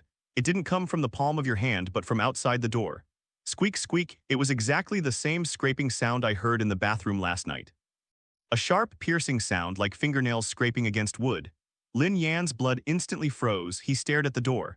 The door panel wasn't hit, but the scraping sound grew closer and clearer. It didn't come from outside the door. It came from inside the door. It looked like something was embedded in the wood of the door panel, and I was scraping the wood fibers from the inside with my fingernail. Lin Yan slowly stood up and took a few steps back. He picked up a fruit knife from the coffee table and held it in his hand. The blade is very thin and can't deal with anything supernatural, but it's better to have it than nothing. The scraping sound lasted for about 10 seconds, then suddenly stopped. Dead silence. Lin Yan held her breath and remained motionless. Then he heard another voice. It wasn't a scraping sound, nor was it footsteps. It's the sound of breathing. It came from the direction of the door panel. Heavy, damp, as if something were pressing its mouth against the other side of the door, panting heavily. Lin Yan's hands were trembling, but he forced himself to calm down. He slowly, step by step, approached the door. Put your eyes close to the cat's eyes. What the cat sees isn't the hallway, it's an eye. A dark red, bloodshot eye was pressed against the other side of the cat's eye, staring straight at him. Lin Yan's heart skipped a beat, and he was thrown backward, knocking over the chair behind him. The chair crashed to the floor with a loud thud. The breathing outside the door suddenly became heavier. Then the cat's eye blinked. It disappeared. A series of hurried footsteps echoed down the corridor, gradually fading into the distance before disappearing completely. Lin Yan was panting heavily, his back soaked with cold sweat. He climbed back up to the cat's head and looked outside. The corridor was deserted, the motion-activated lights were still on, their pale light illuminating the empty walls. There was nothing there. But deep scratches from fingernails were left on the door panel. Those scratches weren't carved in from the outside, they grew out from the inside. It was as if something had grown out of the wood, tearing through the surface of the door panel. Lin Yan stared at the scratches, a thought flashing through his mind. It's not Lin Zhenhai, he is not a soul ferryman, it's something else. The it that Chen Mo mentioned is the owner of this eye. Lin Yan retreated to the sofa and gripped the fruit knife even tighter. He picked up his phone, intending to call Lao Zhou, but after searching through his contacts, he found that Lao Zhou's number was not saved at all. When we met yesterday, Lao Zhou didn't give him any contact information. They simply said, come back at this time tomorrow. Lin Yan gritted her teeth and threw her phone aside. He cannot leave this room. It's daytime now, the outside world is functioning normally, and that eye has temporarily disappeared. But if he goes out, nobody knows what might happen. Lin Yan leaned back on the sofa, closed her eyes, and tried to rest for a while. But his mind was filled with that dark red eye. His eyes were bloodshot, and his pupils looked like bottomless black holes. The way those eyes looked at him didn't seem like they were looking at prey. It's more like seeing a long-lost friend. It carried a twisted, morbid sense of familiarity. Time passed second by second. The light outside the window changed from bright to dim. Lin Yan had fallen asleep sometime earlier. He was woken up by a cell phone ringing. The ringtone was sharp and piercing, echoing in the empty living room. Lin Yan suddenly opened her eyes and grabbed her phone. Caller ID myself. He pressed the answer button. The familiar voice came through the receiver, the true soul of Lin Yan, but weaker and more distant than before. It's coming to find you. It's been looking for you. From the day you were born. Lin Yan's voice was hoarse. What exactly is it? It is me. The voice on the receiver carried an eerie calm. It's my obsession. It's not an ordinary obsession, it's an obsession that Lin Zhenhai extracted and distorted. I didn't kill Chen Mo, it killed him. Lin Yan's fingers tightened, her knuckles turning white. Why did your obsession turn out that way? Because I died too suddenly. My obsession is to find the truth and avenge my father. But at the moment of my death, Lin Zhenhai used special methods to extract my obsession, stripping it from my soul. The detached obsession, freed from the constraints of the soul, transformed into a pure, violent force. It has no consciousness, only instinct. Its instinct is to find the truth and then destroy everything that stands in its way. Chen Mo is the first.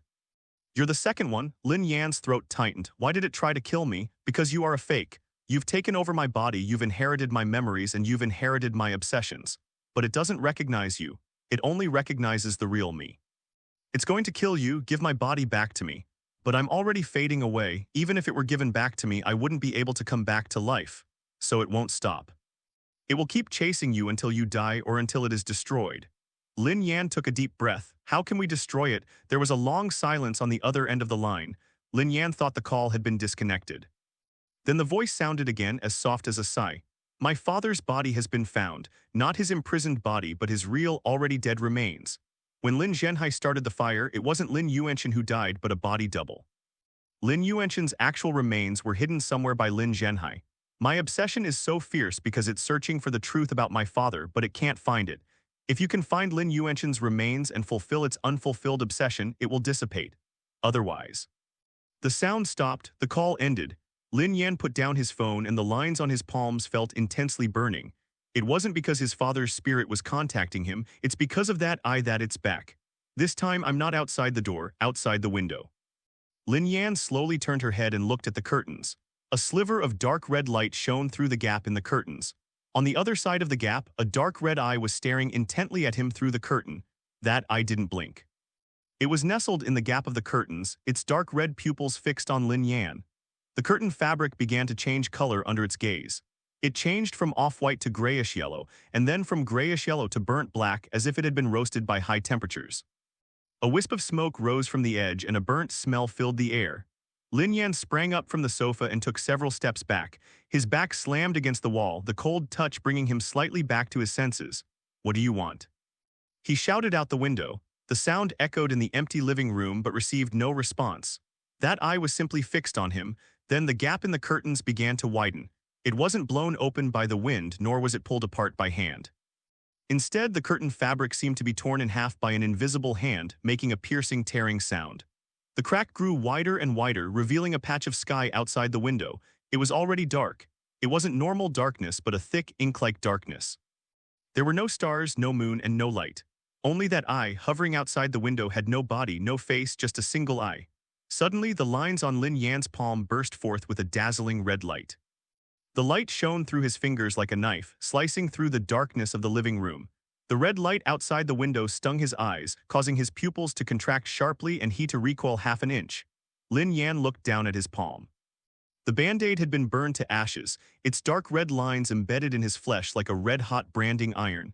The burning pain spread from my palm to my arm, then to my shoulder, and finally converged at my heart. His heart skipped a beat. Then he felt a strange power surge from his heart, flowing through his veins and throughout his body. His fingertips began to melt. This time it wasn't out of control, it was a horrific meltdown. Instead, it flowed from his fingertips like water, turning into wisps of dark red smoke. The smoke didn't dissipate. Instead, it swirled around his body, forming a protective barrier. The eyes outside the window saw that barrier and their pupils contracted again. This time it did not retreat. It lunged forward and crashed into the glass. The glass didn't break, but the entire window frame shook violently, and plaster started falling off the wall. The eye was pressed against the glass, its dark red pupil dilated to almost fill the entire eye socket. Lin Yan saw something deep within his pupils. It's not a reflection, not an illusion, but a series of images. The picture shows a little boy, about 4 or 5 years old, standing in front of an old house. The little boy was clutching a photograph in his hand. The photograph showed a young man. Lin Yan recognized the young man. He is Lin Yuanshan, Lin Yan's real father. The little boy looked up and called out to the empty street, "Dad, when are you coming back?" There was no response. The streets were deserted, with only the wind swirling fallen leaves past his feet. Scene change. The little boy has grown up, now a teenager, and stands in front of a tombstone. There was no photograph on the tombstone, only the inscription, "Tomb of Lin Yuanshan." The boy knelt down, placed a bouquet of flowers in front of the tombstone, and whispered, "Dad, I don't believe you're dead. I will find the truth." The scene changes again. The boy had grown into a young man in his 20s, sitting in a dimly lit room with walls covered in photos and documents. The layout was exactly the same as what Lin Yan had seen in Chen Mo's study. The young man had his head down, a pen in his hand, and was writing something in his notebook. His shoulders were trembling as if he were crying or perhaps laughing. He suddenly raised his head and looked in the direction of the camera. No, not looking at the camera. He was looking at Lin Yan. Those eyes were exactly the same as the eyes Lin Yan was seeing outside the window at that moment. Dark red, bloodshot, filled with a twisted, morbid obsession. Lin Yan abruptly pulled himself out of that image. His back was covered in cold sweat, his legs were weak, and he could barely stand. He understood. That eye wasn't just Lin Yan's obsession. It is still the real Lin Yan himself. It is not a soul nor a consciousness, but rather the most primal form of existence formed from his obsession. It has no capacity for thought, only instinct. Its instinct is to find the truth. The counterfeit Lin Yan inkstone is the biggest obstacle on its path to finding the truth. Because the counterfeit possessed its body and inherited its memories, it began to walk a different path after merging with its father's obsessive energy. It cannot be tolerated. Cracks have appeared in the glass. A dark red light shot from the pupil of that eye, cutting through the glass like a laser.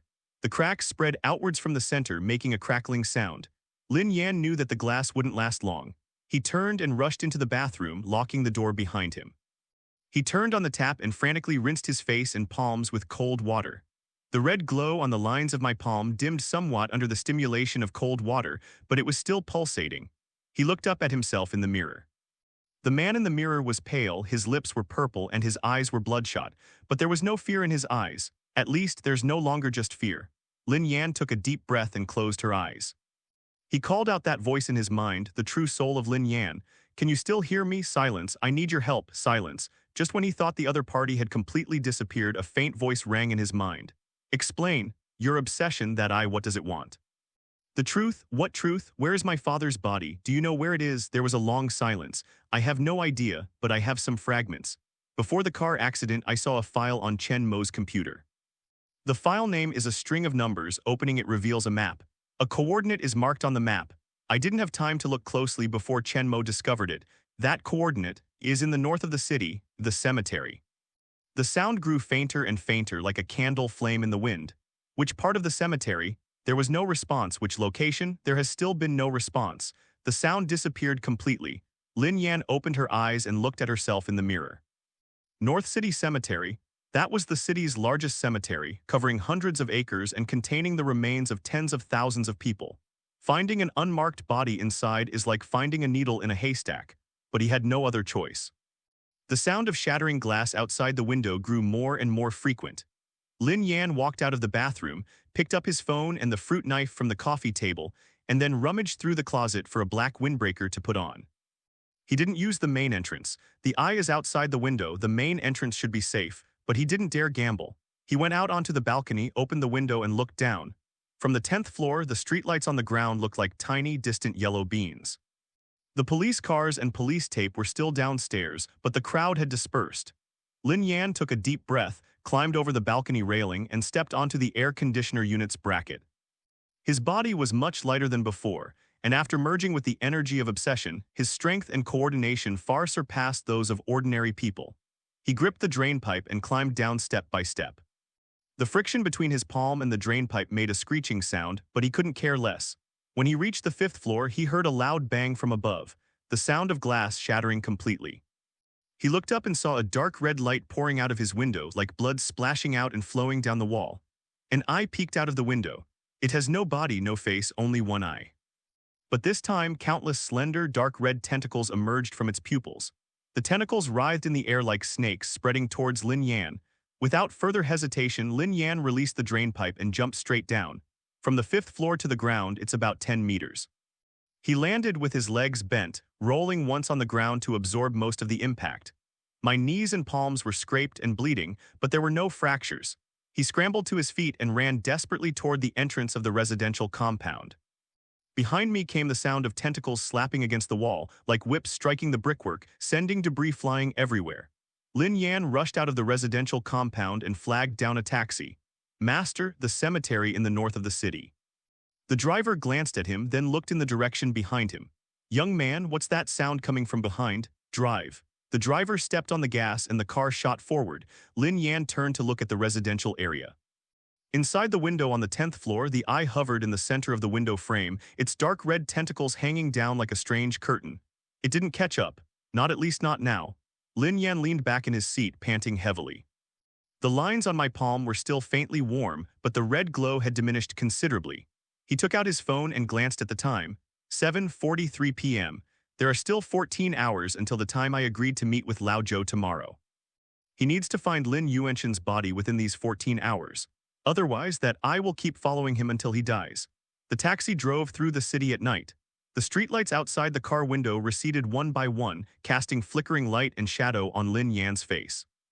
The images he had just seen in his pupils kept replaying in his mind. The little boy standing at the door of the old house. The boy squatting in front of the tombstone. The young man writing in the dimly lit room. Those were all real people who actually existed. An innocent person crushed by fate. Lin Yan closed her eyes. He didn't know whether he was a fake or a new existence, but he knew he had to fulfill that obsession for the real Lin Yan. It wasn't for that eye, it was for that little boy. The car stopped at the entrance of the North City Cemetery. Lin Yan paid the fare and got out of the car. The cemetery gate was closed and a large padlock hung on the iron gate. The wall wasn't high, just over 2 meters, and he climbed over it. The cemetery was pitch black, with only a few dim streetlights illuminating the main road in the distance. Thousands upon thousands of tombstones stand silently in the darkness, like a silent army. Lin Yan turned on her phone's flashlight and the beam swept across rows of tombstones. He started searching. There was no map, no coordinates, only one tombstone at a time. Time passed second by second, half an hour, 1 hour, 2 hours. He searched half the cemetery but still found no clues. Just as he was about to give up, the beam of the flashlight swept across an area in the corner. The tombstones in that area were very old, with blurred inscriptions and covered in moss. In the far corner, there is a grave without a tombstone. There was only a bare mound of earth, covered with a stone slab. There were no words carved on the stone slab, but a very small flower was carved along its edge. The shape of that flower was exactly the same as the one Lin Yan had seen on the cover of the diary her father left behind. Lin Yan squatted down and forcefully lifted the stone slab. Beneath the stone slab was a dark pit, about a meter deep. At the bottom of the pit was a rusty iron box. It was exactly the same as the iron box that Lin Yan found in the abandoned warehouse. His hands were trembling. Lin Yan jumped into the pit and pulled the iron box out. The metal box wasn't locked, so he simply lifted the lid. There were no pieces of meat inside and no eyes. There was only a yellowed piece of paper with a line of text written on it. The handwriting is strong and vigorous, the same as the handwriting in the diary. Yanner, if you found this place, it means you already know the truth. My body is not here. This is just bait. Lin Zhenhai is monitoring everything related to me. He must have already known when you found this tin box. Run! Lin Yan's pupils suddenly contracted. He suddenly raised his head. In the distance of the cemetery, a dark red light appeared. The light was rushing towards him at an extremely fast speed. That red light came too fast. Lin Yan didn't have time to think. He stuffed the note from the tin box into his pocket, threw the tin box back into the pit, and turned to run. His foot landed on the pit wall, the soil loosened, and he nearly fell. Lin Yan grabbed the stone slab at the edge of the pit and climbed up. His knee slammed against the stone slab, making him wince in pain, but he dared not stop. The red light had already reached the outermost row of tombstones. Bathed in the red light, the shadows of the tombstones stretched long and distorted, like ghosts crawling out of the ground. Lin Yan ran towards the north side of the cemetery. The main gate is on the east side and the red light is coming from the east. He can't run that way. To the north is a wall, beyond which lies a wasteland, and beyond that a highway. If you can climb over the wall, you might have a chance to flag down a car. The red light behind them grew brighter and brighter, accompanied by a scorching wave of heat. Lin Yan knew without turning around that I had caught up with him. He ran past rows of tombstones, the path beneath his feet growing narrower and weeds growing thicker. The names on the tombstones flashed by in the beam of the flashlight: Zhang Maomu, Li Maomu, Wang Maomu, each name representing a person who once lived, a person who may have become a replica or whose obsessions have been harvested. Lin Yan didn't have time to think about these things. He ran to the north wall, which was over 2 meters high, about the same height as when he came in. He held the phone in his mouth, gripped the wall with both hands, and flipped himself upwards with all his might. The lines on my palm felt a sudden heat when they touched the wall tiles. A surge of power welled up from the lines on his body, traveling down his arm to his palm. His fingers seemed to be embedded in the cracks of the bricks, easily pulling his entire body up. Lin Yan, perched on the wall, glanced back. The eye hovered above the tombstone, several meters away. There were no tentacles in its dark red pupils, only an expression he couldn't understand. It wasn't anger, it wasn't hatred. It is sadness. That eye is filled with sorrow. Lin Yan was taken aback. It only lasted a moment. Then he flipped over the wall and jumped down, landing on the wasteland outside. The wasteland was overgrown with waist-high weeds, their sharp blades slicing across his trousers and arms, leaving trails of blood. He pushed aside the bushes and ran forward as fast as he could. The sound of a wall collapsing came from behind. Bricks shattered, dust flew everywhere. The eye pierced through the wall, hovering above the wasteland, and slowly drifted towards him. It wasn't moving fast, it was as if it was toying with its prey. Lin Yan ran to the side of the road. This highway is the city's northern bypass. During the day, there is heavy traffic, but now it is late at night and the road is deserted. You can't even see a car headlight. He stood in the middle of the road, looking left and right, waving frantically. There are no cars. The eye was less than 50 meters away from him. The dark red light illuminated the entire highway like a giant searchlight. Lin Yan gritted his teeth, gave up on flagging down a car, and ran south along the highway. He ran very fast, faster than a normal person. After merging with the energy of obsession, his physical abilities have surpassed human limits, but that eye was faster. It hovered 20 meters behind him, maintaining that distance steadily. It was as if they were driving him away. It was as if they were trying to send him somewhere. A thought flashed through Lin Yan's mind. This isn't a manhunt. This is driving him in a certain direction. He stopped abruptly and turned to face the eye. "Where are you taking me?" The pupil of that eye dilated slightly. There was no answer to him. But the dark red light suddenly became even brighter, so bright that he couldn't open his eyes. Lin Yan shielded his eyes with his arm, feeling a powerful suction force coming from in front of him. His body was pulled by that force, and he slid forward involuntarily. The soles of my feet made a screeching sound as they rubbed against the asphalt, and a burnt smell emanated from the soles of my shoes. He tried to resist, but the force was too great. He was sucked up, his feet off the ground, and flew towards the eye. Lin Yan struggled desperately in midair, the lines on his palms bursting with a blinding red light clashing with the light from the eye in front of him. The two forces collided, creating a buzzing vibration in the air. Then everything suddenly stopped. The suction force disappeared. Lin Yan fell from midair and crashed heavily onto the road. His back and arms were scraped and bleeding profusely. He looked up at that eye. Those images reappeared in the pupil of that eye. This time it's not a little boy, not a teenager, not a young adult. It was a place he had never seen before, a basement with gray-black concrete walls and a damp dirt floor. In the corner sat an iron bed, and on it lay a person. The person's hands and feet were chained, and a thin sheet covered their body. His face was turned toward the ceiling, his eyes were closed, and his features were withered, almost unrecognizable. But there was an old scar on his wrist, the same old scar as Chen Mo's wrist. No, not like Chen Mo imitated him. Lin Yan's breath hitched for a second. That person is Lin Yan, not a corpse but a living, imprisoned body. The scenes switch rapidly. At the end of the basement was an iron door with an intricate pattern engraved on it. A circle, inside which is a 5-pointed star, and on each point of the star is a distorted human figure. It was exactly the same pattern that Lin Yan had seen on the floor of the abandoned warehouse. In the very center of the design is engraved a date, July 15th, tomorrow. No, it's today after midnight. Lin Yan abruptly pulled away from the image. The pupil of that eye returned to normal and the dark red light dimmed somewhat. It hovered 5 meters away from him, watching him without moving. Lin Yan slowly got up from the ground, his whole body aching, but he didn't run. He stood in front of that eye and looked into it. You want me to see that place? It's not a question, it's a statement. The pupil of that eye contracted slightly. It looked like he was nodding. You want me to go there? The pupils contracted again. You want me to save him? This time the pupils did not constrict, instead it expanded. The dark red color spread to fill the entire eye socket, then that eye slowly closed. The dark red light disappeared completely. The highway returned to darkness with only the dim yellow glow of distant streetlights. Lin Yan stood in the middle of the road, panting heavily. The eye disappeared. They were not defeated, nor were they driven away. It walked there by itself. It gave Lin Yan the information it needed to know and then left. Lin Yan looked down at his palm. The patterns are still there, but the dark red light has become very faint, like a dying ember. He took out his phone and opened the map. The North City Cemetery is located in the northeast corner of the city, while the basement in the picture is located in the southwest corner of the city. The mountainous area on the outskirts of the city. It matches the location marked on the map that Lao Zhou gave him. The core stronghold of the Seoul Ferrymen organization. The place where Lin Zhenhai imprisoned Lin Yan. It's also the place where the ceremony will be held 3 days later, no, 2 days later. Lin Yan put her phone in her pocket and walked south along the road. After walking for about 20 minutes, we encountered a night shift taxi. He got in the car and gave them the address of his neighborhood. The driver glanced at him in the rearview mirror, saw that he was covered in mud and blood, hesitated for a moment but still stepped on the gas.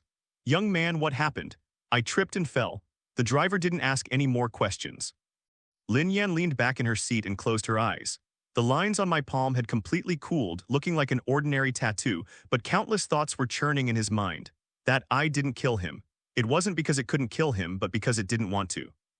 It wants to use him to rescue Lin Yan. Lin Yan's true obsession is to find the truth and avenge his father. But it can't. It is merely a stripped-off, incomplete existence. It requires a pair of hands that can move in the real world. Lin Yan is those hands.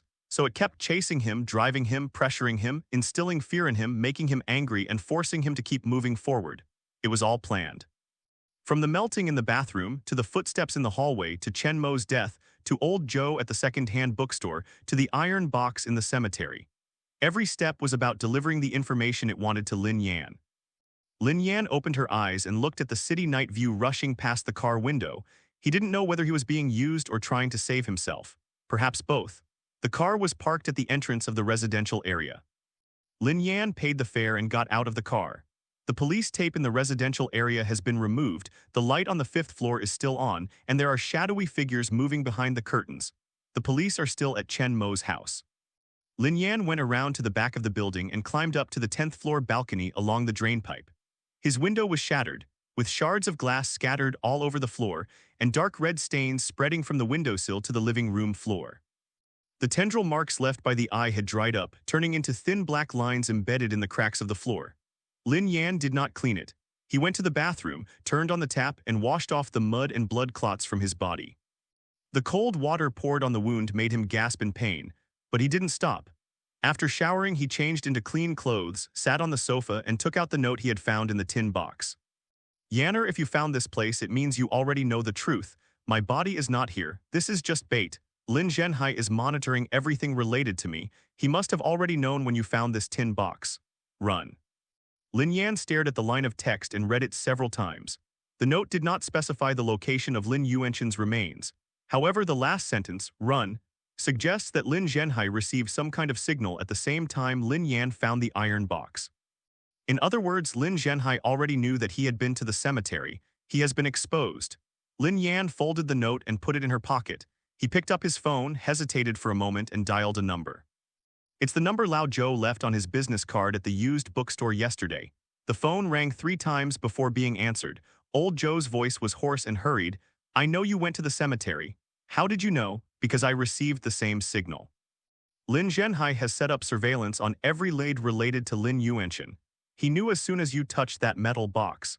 He should have sent someone to look for you by now. Lin Yan walked to the window, pulled back the curtains a little, and looked down. A black SUV was parked at the entrance of the residential compound. The car windows were tinted, so I couldn't see if anyone was inside. But that car wasn't there before. He's already here, Lin Yan said softly. Old Zhou was silent for 2 seconds on the other end of the phone. Don't stay at home, come to me. I've received the internal structure diagram. But be careful not to get followed. The call ended. Lin Yan put his phone in his pocket and picked up the fruit knife. He knew that a fruit knife wouldn't be enough to deal with the spirit ferryman, but holding the knife at least gave him the feeling that he still had the ability to resist. He went to the balcony, climbed over the railing, and started climbing down the drain pipe. This time he didn't jump but went down layer by layer, trying not to make a sound. When he reached the 3rd floor, he heard the sound of an engine starting up.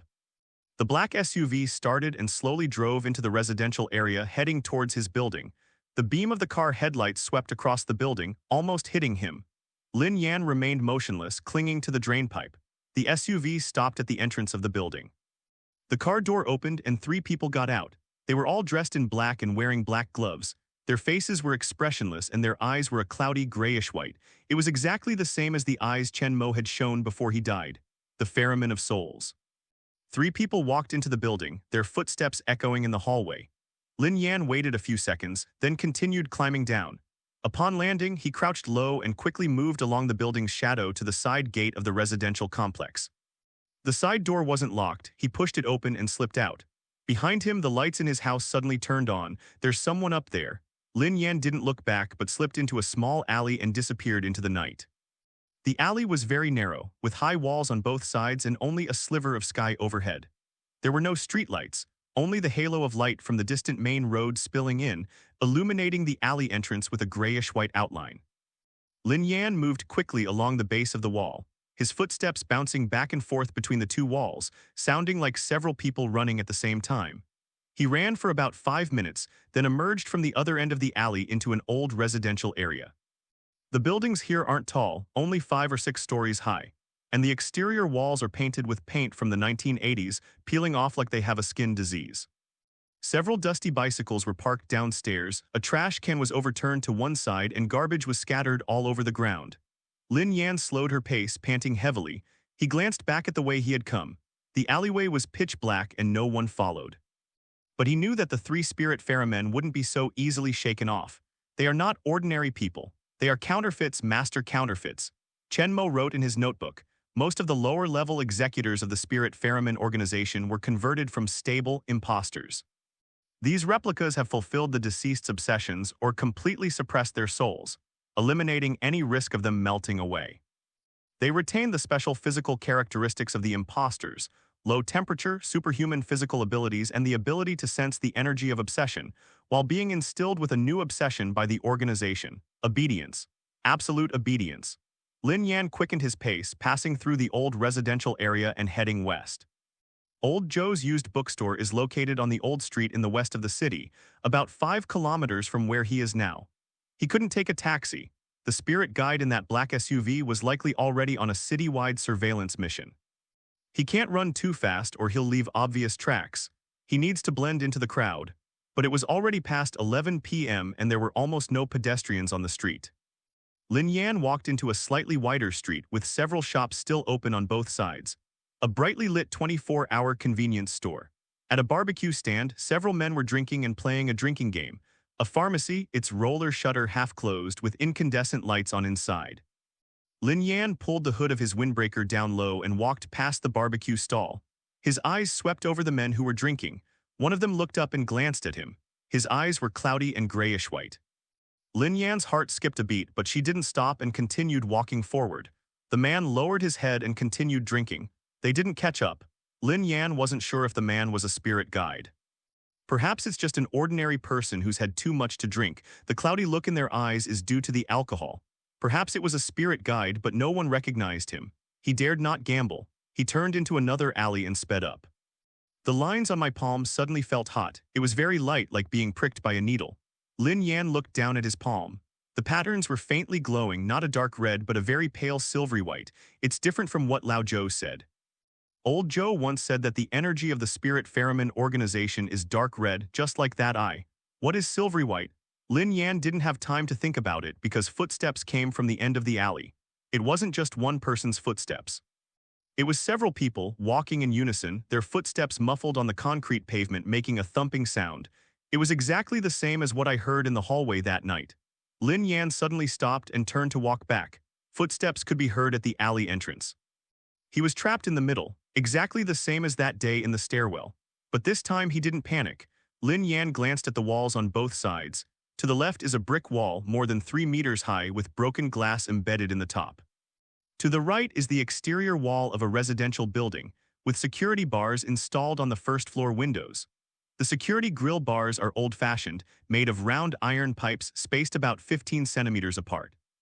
Lin Yan rushed over, grabbed the security bars with both hands, braced his feet against the wall, and climbed up in no time. The lines on his palms emitted a silvery white light when they touched the iron railings, as if adding an attraction to his hands. He climbed onto the air conditioner unit bracket on the second floor, squatted down on it, and held his breath. The footsteps grew closer. A figure appeared at the alley entrance. Not 3 but 6. 6 people, all dressed in black, wearing black gloves with no expression on their faces. Their eyes gleamed faintly in the darkness, like 6 lamps about to go out. The person at the front looked up and gazed in the direction where Lin Yan was hiding. Lin Yan did not move. The person looked for a while, then lowered their head. Not here. His voice was hoarse and devoid of emotion. Continue searching. The 6 people split into 2 groups. One group went deeper into the alley and the other group went towards the alley entrance. The footsteps faded into the distance. Lin Yan waited for a while, making sure they were far away, before jumping down from the air conditioner unit. When he landed, he twisted his ankle and the pain made him grit his teeth, but he didn't make a sound. He bent over, quickly crossed the alley and turned into another, narrower lane. The silvery white patterns were still glowing, but a little dimmer than before. Lin Yan thought as she ran, the spirit guides did not find him. It wasn't because he hid well, but because they didn't see him. Their eyes can see in the dark, but they seem to see only traces of obsessive energy. At that moment, the lines on his palm turned silvery white, similar to their grayish white, perhaps because they were mistaken for one of their own. But whether this guess was correct, he didn't know. All he knew was that he had to get to Old Joe's place as soon as possible. Lin Yan wandered through the alleyways, making several turns, and crossed 3 city blocks. Fewer and fewer pedestrians were on the street, and all the shops were closed. This part of the city seemed like a forgotten corner, with half of the streetlights broken, only one lit at a time, casting intermittent light and shadow. Ahead, the familiar old street came into view. The demolished sign at the alley entrance was particularly glaring under the streetlights. Old Joe's used bookstore is deep in an alley, its faded wooden signboard swaying slightly in the night breeze. Lin Yan walked over quickly and pushed open the door. The wind chimes rang once, very softly, but exceptionally clear in the quiet night. Old Joe sat behind the counter, a blueprint spread out in front of him, and an old-fashioned green desk lamp beside him. The light from the desk lamp shone on the blueprints and also on Old Joe's face. His complexion was terrible, even worse than when Lin Yan had seen him during the day. Sunken eyes, prominent cheekbones, and purple lips. He looks like he's aged many years. Lin Yan closed the door and bolted it shut. You've arrived. Old Joe looked up, his voice hoarse. Did you run into trouble on the way? 6 soul ferrymen are looking for me. 6.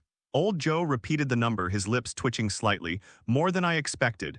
They seem unable to see me. Lin Yan walked to the counter, opened her palm, and said, the lines on my palm have changed color. Old Joe looked down at Lin Yan's palm. The silvery white light had almost disappeared, but the patterns were still faintly visible. Old Joe's pupils contracted slightly. Silver white? Yes. It was dark red before, and it remained dark red after merging with my father's obsessive energy. But just now, when those spirit guides approached, it turned silver white. Old Joe remained silent for a long time. He picked up the magnifying glass on the table, brought it close to Lin Yan's palm, and examined it carefully for a while. Then he put down the magnifying glass, leaned back in his chair, and closed his eyes. Do you know what silver white means? Have no idea. This means that the energy of your obsession is no longer inherited from your father. You've developed your own obsession. Lin Yan was stunned. My own obsession? Yes. Old Joe opened his eyes and looked at him. Before you merged with your father's obsessive energy. That energy was dark red because it was his obsession to protect his son and uncover the truth. But after the fusion, you went through a series of events. Driven by fear, anger, and the will to survive, you gradually developed your own obsession. Silver white is the color of a completely new, independent, and unwavering energy. You are no longer a counterfeit of anyone, nor a vessel for your father. You are you. Lin Yan looked down at his palm, at the fine, dense, silvery white lines. They were almost invisible, but he knew they were there. Beneath his skin, it grew together with his flesh. What is my obsession? He asked. Old Joe looked at him, his eyes filled with a complex, almost loving light. Only you know. Lin Yan fell silent. He reflected on everything that had happened in the past few days. From the melting in the bathroom to the bone-carved words on the palm to that countdown phone call. From the chunks of meat in the abandoned warehouse to Chen Mo's death to the pursuit of that eye. From the iron box in the cemetery to the basement in those images. He wanted to live. He wanted to find out the truth. He wanted to rescue the old man imprisoned in the dark, sunless basement. It's not because these were missions given to him by others. It's because he wanted to do it himself. I understand, Lin Yan said. Old Joe nodded and didn't ask any more questions. He pushed the blueprints on the table in front of Lin Yan. The blueprint was huge, about half the size of a table, and covered with a dense array of symbols and lines. This is an internal structural diagram of the organization's core stronghold. The outpost is built inside the mountain, and it has 3 floors. The first floor houses the dormitories and duty rooms for the spirit guides, where approximately 20 to 30 spirit guides reside permanently. The second layer is the area where obsessive energy is extracted and stored. It is the most heavily guarded there. The third level is the prison area. Old Joe's finger stopped at a small room at the very bottom of the map. Your father is here. At the deepest part of the third floor, in a separate room, there's an iron door with the organization's seal engraved on it. There is no key. Only the resonance of Lin Zhenhai's fingerprints and his obsessive energy can open it. Lin Yan stared at the small room, her fingers unconsciously clenching. Is there no other entrance? No. Then how will you get in? Old Joe looked up at him. I can't get in. But you can. Why? Because in your palm, there is a silvery white energy of unwavering determination. Lin Zhenhai's seal was designed based on dark red obsessive energy. It can identify and block all dark red energy. But silver white is not within its scope of recognition. It's like a lock that only recognizes one type of key. If you insert a completely different key, the lock will jam, but it won't trigger the alarm. All you need to do is open the door during those few seconds of pause. Lin Yan took a deep breath. A few seconds, 5 seconds at most. The seal will automatically reset in 5 seconds, triggering the highest level alarm. The entire floor of spirit mediums will surge over here. Lin Yan's finger traced across the drawing. From the first floor to the third floor, you need to go through 2 security checks, 3 guard posts, and countless corridors. He was alone, unarmed, facing 20 or 30 spirit guides. In 5 seconds, a door can be opened and a person rescued. Then what? How do I get out? Old Joe seemed to read his mind, took a key from the drawer and placed it on the table. This is the key to the back door of the base. The back door is on the east side of the third floor, through an abandoned mine tunnel leading out of the mountain. When the stronghold was built back then, Lin Zhenhai left this escape route, but he thought only he knew about it. When I was in the organization, I secretly made a copy of this key. Lin Yan picked up the key and held it in her palm. The cool metallic touch calmed him down a little. When should we take action? We can't wait any longer, Old Joe said. Lin Zhenhai already knows you're investigating these matters. Those 6 spirit guides are just the vanguard. He'll send more people to find you before dawn tomorrow. You must get into the base tonight. Tomorrow is July 14th, and the day after tomorrow is July 15th. If we wait until the Ghost Festival, the preparations for the ceremony will be complete, and the guards at the stronghold will increase by at least 3 times. Lin Yan glanced at the wall clock. 11:47 points. There were still more than 6 hours until dawn. Good. Old Joe stood up, took a cloth bag from the cabinet behind the counter, and handed it to Lin Yan. Here you'll find a map of the area around the outpost, some dry rations, and a dagger. The dagger is specially made, coated with a layer of obsession energy inhibitor, which can temporarily suppress the spirit guide's self-healing abilities. But remember, do not engage in combat with the spirit Ferryman. Your goal is to reach the 3rd level and rescue your father. Nothing else matters. Lin Yan took the cloth bag and slung it over his shoulder. He walked to the door and turned back. Old Joe, if I don't come back, you'll come back. Old Joe interrupted him, his voice soft but firm. You have your own convictions. Its obsession will not allow its master to die easily. Lin Yan looked at the old man, wanting to say something, but his throat felt blocked. He simply nodded in the end. The moment the door was opened, a gust of cold wind rushed in. The wind chimes tinkled. There was no red light or footsteps in the alleyways of the old street. There was only a deep, quiet darkness. Lin Yan walked into the darkness. Behind me, the lights in the used bookstore went out. Old Joe didn't see him off. Unbeknownst to Lin Yan, 3 minutes after he left the used bookstore, 7 people with grayish-white eyes appeared at the alley entrance. They went into the used bookstore. The wind chimes rang 7 times. As Lin Yan walked out of the old street, he suddenly stopped. He couldn't explain why. My heart suddenly clenched as if it had been gripped by a hand and twisted half a turn. He turned around and looked into the depths of the alley. The direction from the used bookstore was pitch black. Even the dim yellow light bulb that always burned out by the door went out. Lin Yan hesitated for a second. He wanted to go back and take a look.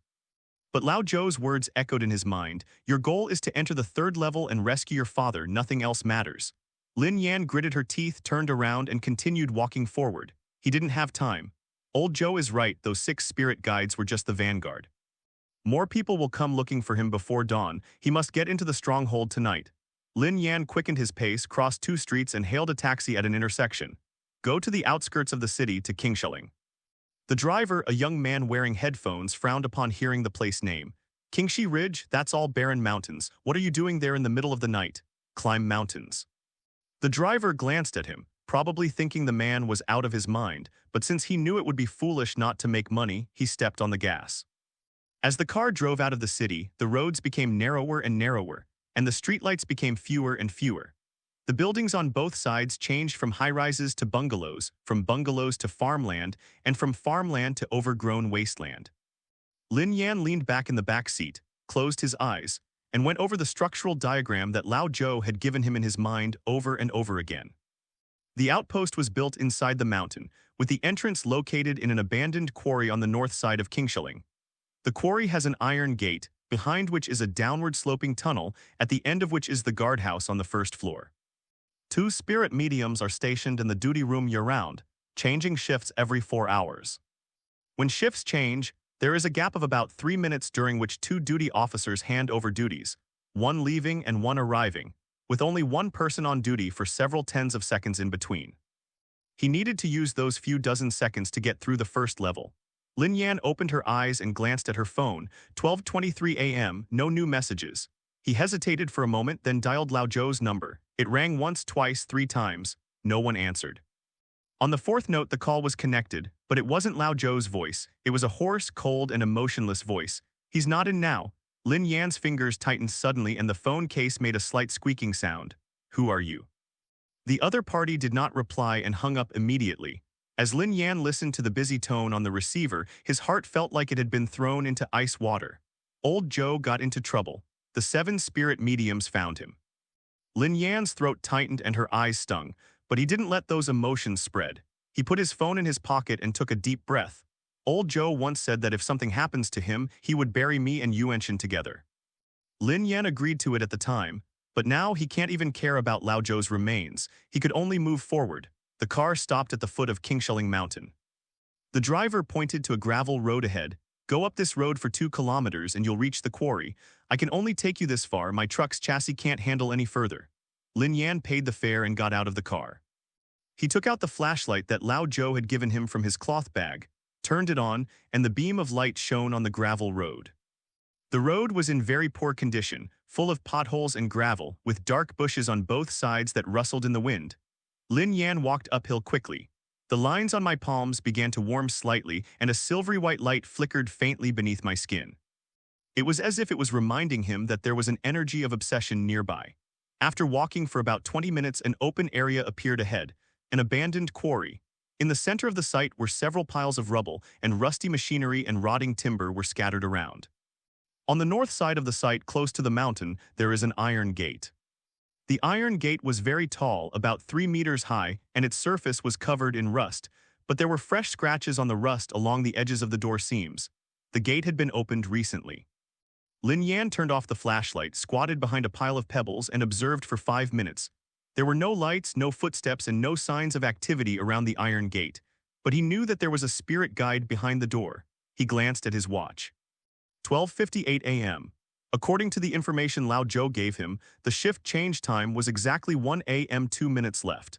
Lin Yan took out the dagger coated with an obsession energy inhibitor from the cloth bag and held it in his right hand.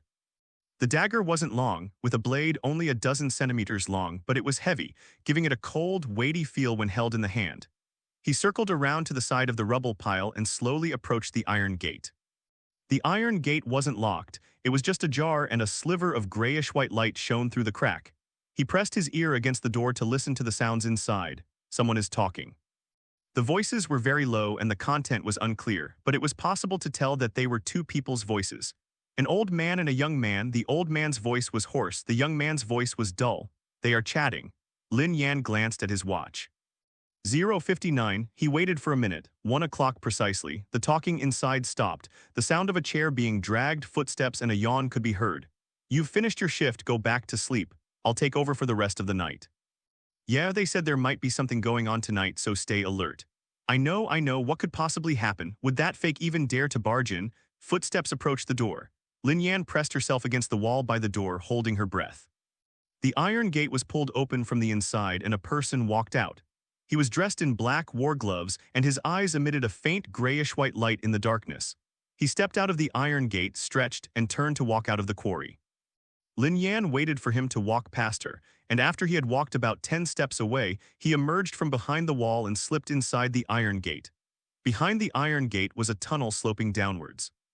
The tunnel was wide enough for 3 or 4 people to walk side by side.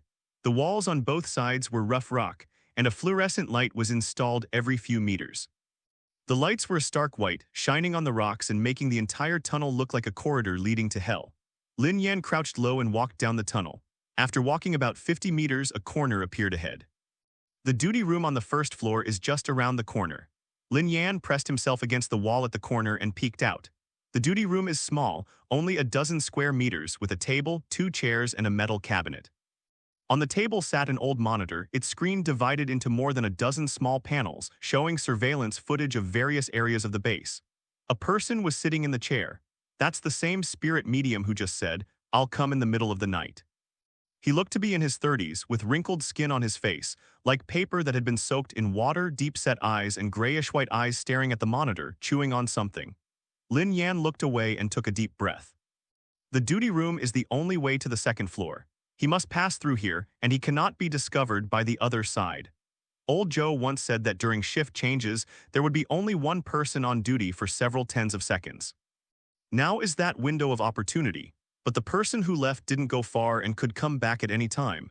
Lin Yan had no time to hesitate.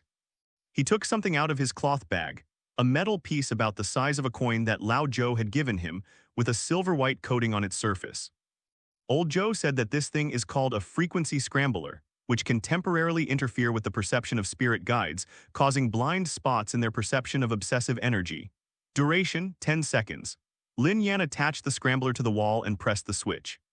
The metal sheet emitted a very faint hum, the silvery white coating flashed briefly and then quickly dimmed. Lin Yan didn't know if this thing was useful, but he had no other choice. He rushed out from around the corner, through the duty room, and ran towards the stairwell leading to the second floor. Footsteps echoed in the empty tunnel. The spirit guide in the duty room suddenly turned his head. His grayish-white eyes were fixed on Lin Yan's direction. Lin Yan's heart leaped into her throat. The spirit ferryman frowned, turned back, and continued looking at the monitor. I didn't see him. The scrambler is working. Lin Yan rushed into the stairwell and ran down the steps. His steps were light but quick, 2 steps at a time, almost as if he were flying. The staircase is spiral-shaped, and the walls on both sides transition from rough rock to smooth concrete. This means he has entered the core area of the stronghold. The corridor on the second floor is much narrower than that on the first floor, only wide enough for 2 people to walk side by side. The corridor was lined with tightly closed iron doors, each bearing a number and label. Extraction Chamber A, Extraction Chamber B, Storage Chamber, Energy Conversion Chamber. Each door emitted a faint, dark red glow and a putrid stench seeped from the cracks. That's the smell of harvested, obsessive energy. Lin Yan didn't linger and went straight to the entrance of the 3rd floor. The entrance to the 3rd floor is at the end of the corridor. A heavy iron door engraved with that familiar pattern, a circle containing a 5-pointed star, with a distorted human figure drawn on each point of the star. In the very center of the design, there is a palm-shaped groove. That was the identification zone where Lin Zhenhai's fingerprints and obsessive energy resonated. Lin Yan stood in front of the iron gate and placed his right palm on the groove. The silvery white patterns instantly lit up, and a dazzling light surged from his palm, pouring into the grooves. The iron gate emitted a dull hum. The dark red light on the pattern began to flicker, colliding with the silvery white light. Sparks flew, and a burnt smell filled the air. The seal is resisting. Lin Yan gritted her teeth and pressed her palm down even harder. The silvery white light grew brighter and brighter, almost turning the entire corridor into daylight. The dark red light began to crack under the impact of the silvery white light. Click, a crisp sound. The pattern has cracked. The iron gate slowly opened a crack, less than 5 centimeters. Lin Yan inserted her fingers into the crack in the door and pried it open from both sides. The iron gate was heavy, but the silvery white energy amplified his strength several times over.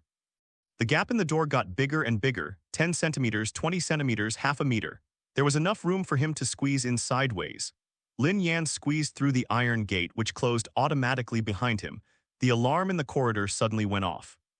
A sharp, piercing alarm blared throughout the outpost. He's been exposed, but he was on the 3rd floor.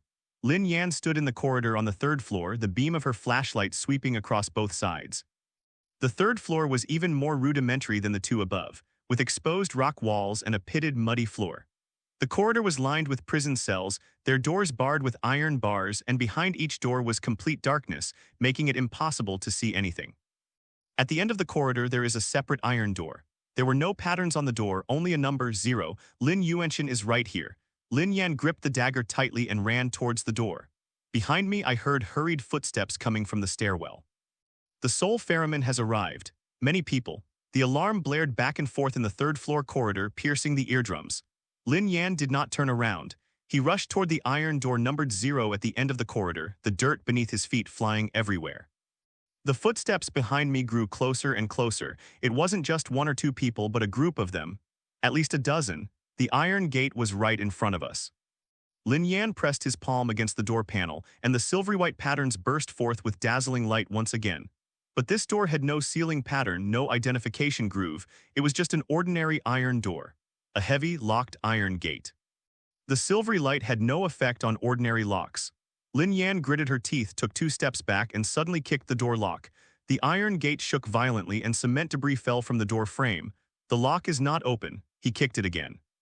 The door frame is warped, but the latch is still embedded in it. The 3rd kick. The iron gate suddenly sprang open, slamming against the inner wall with a loud bang. Lin Yan rushed inside. The beam of the flashlight swept across the room. It's very small, less than 10 square meters. The walls were gray-black concrete and the floor was damp dirt. In the corner sat an iron bed and on it lay a person. The person's hands and feet were chained, with the other end of the chain embedded in the wall. A thin sheet covered him, its original color now obscured, a grayish-brown stained with dirt. His face was turned toward the ceiling, his eyes were closed, and his face was so withered that he didn't look like a living person. His cheekbones were high and prominent, his cheeks were sunken, and his skin was yellow like wax, clinging tightly to his bones. But Lin Yan recognized him, the old scar on my wrist. The handwriting was the same as the note in the metal box in the cemetery. Just like the blurry figure in the real Lin Yan's memory, Lin Yuanchen. Lin Yan rushed to the bedside, squatted down, and reached out to check his breathing. It's very faint, but it's still there. A warm breeze brushed against the back of his fingers. He's still alive. Lin Yuanchen, Lin Yan whispered. Lin Yuanchen, wake up. The person in bed did not respond. Lin Yan patted his face. His skin was cold and almost inelastic. Your son, the real Lin Yan, is dead. I am a counterfeit, but I have absorbed the obsessive energy you left behind. I've come to rescue you. Lin Yuanchen's eyelids twitched. It was very light and slow, as if it had used all its strength. He opened his eyes. The eyes were cloudy and bloodshot. The pupils were light gray and almost unfocused. He looked in Lin Yan's direction, his lips slightly parted, and he let out a hoarse, almost inaudible sound. Lin Yan's throat tightened. I am not Lin Yan, I am a fake. Lin Yuanchen's lips moved again. I know. You are a fake, but in your eyes, there's his shadow. Lin Yan had no time to be moved. Footsteps were already close at hand in the corridor behind me. He turned to look at the iron gate, the beam of his flashlight shining into the corridor outside. The first group of spirit guides has arrived. 357. Their grayish-white eyes gleamed in the darkness like a pack of hungry wolves. They didn't rush in, they just stood outside the door, blocking the only exit. It's like they're waiting for someone. Lin Yan glanced back at Lin Yuanchen on the iron bed, then at the spirit ferryman outside the door. He gripped the dagger tightly and stood in front of the iron bed. He knew he couldn't defeat so many people, but he will not back down. The spirit guides outside the door suddenly parted to the sides, making way for them. A person emerged from behind them. The man was wearing a dark gray trench coat, black gloves, and his leather shoes were polished to a shine. He looked to be in his 50s, with a square face and a resemblance to Lin Yuanchen in his features, but there was no grayish-white turbidity in his eyes. His eyes were normal, human, and black, but there was no warmth in those eyes. Lin Yan recognized the face. In the real Lin Yan's fragmented memories, in Chen Mo's notebook, and in Lao Zhou's descriptions. Lin Zhenhai, the leader of the Soul Ferrymen organization. Lin Yan's uncle. Lin Zhenhai stood at the door, his hands in his trench coat pockets, tilting his head slightly as he sized up Lin Yan. It's like looking at an interesting work of art. You are the fake that has awakened. His voice was calm, even with a hint of a smile. Younger than I expected. Lin Yan did not answer. The silvery white lines on his palm throbbed violently like a heart about to explode. Lin Zhenhai's gaze fell on Lin Yan's right hand, on the dagger coated with inhibitors and on the silvery white light in his palm. Silver white. Lin Zhenhai's voice held a hint of interest. Interesting, I've seen thousands of fakes, but I've never seen silver white obsession energy before. Do you know what this means? Lin Yan said coldly. That means I'm not your tool. Lin Zhenhai smiled. His smile was gentle, like an elder looking at a disobedient junior. Tools? No, you've misunderstood. I never use counterfeits as tools. You are containers. It's a seed, it's nutrients. His tone was casual, as if he were talking about today's weather. You absorbed Lin Yuanchen's obsessive energy, believing you were awakening, believing you were becoming stronger. But do you know where that energy comes from? It flowed out of my container. Lin Yuanchen is my vessel. Every trace of obsessive energy he generates belongs to me. What you fused were just remnants I hadn't yet recycled. Lin Zhenhai stretched out one hand, palm facing Lin Yan. A dark red light appeared in his palm. The light was thick and dense, like congealed blood slowly swirling in the air. The lines on Lin Yan's palm suddenly burned intensely. It wasn't warm, nor was it stinging.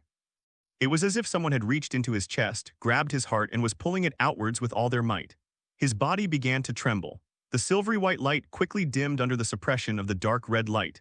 Lin Zhenhai smiled and slowly clenched his fist. Can you feel it? The energy within you is responding to me, because they never belonged to you. Lin Yan gritted his teeth and used all his strength to suppress the surging energy within his body. His knees were trembling and he almost knelt down. But he did not kneel. He plunged a dagger into his thigh. The excruciating pain brought him to his senses instantly, and the silvery white light flickered back for a fleeting moment. Lin Zhenhai raised an eyebrow. He has backbone, but it didn't work. He took a step forward and entered the room. The spirit guide outside didn't follow them in. He simply stood blocking the doorway, his grayish-white eyes fixed on Lin Yan. Lin Zhenhai walked up to Lin Yan and looked down at him. Do you know why I've kept you here until now? Because you are a variable.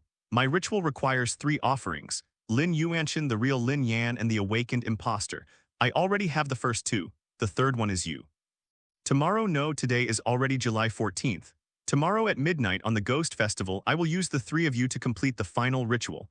At that time, I will have complete control over the origin of obsessive energy. Immortality.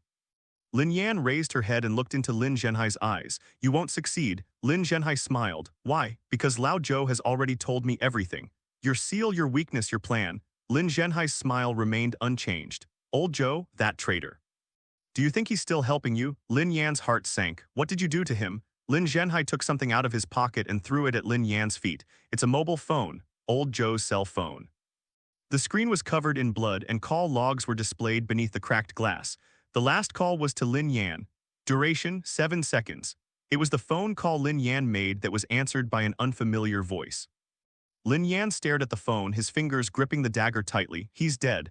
Lin Zhenhai spoke calmly as if he were talking about a trivial matter. He died very slowly. He told me many things, your plans, your route, your silvery white energy.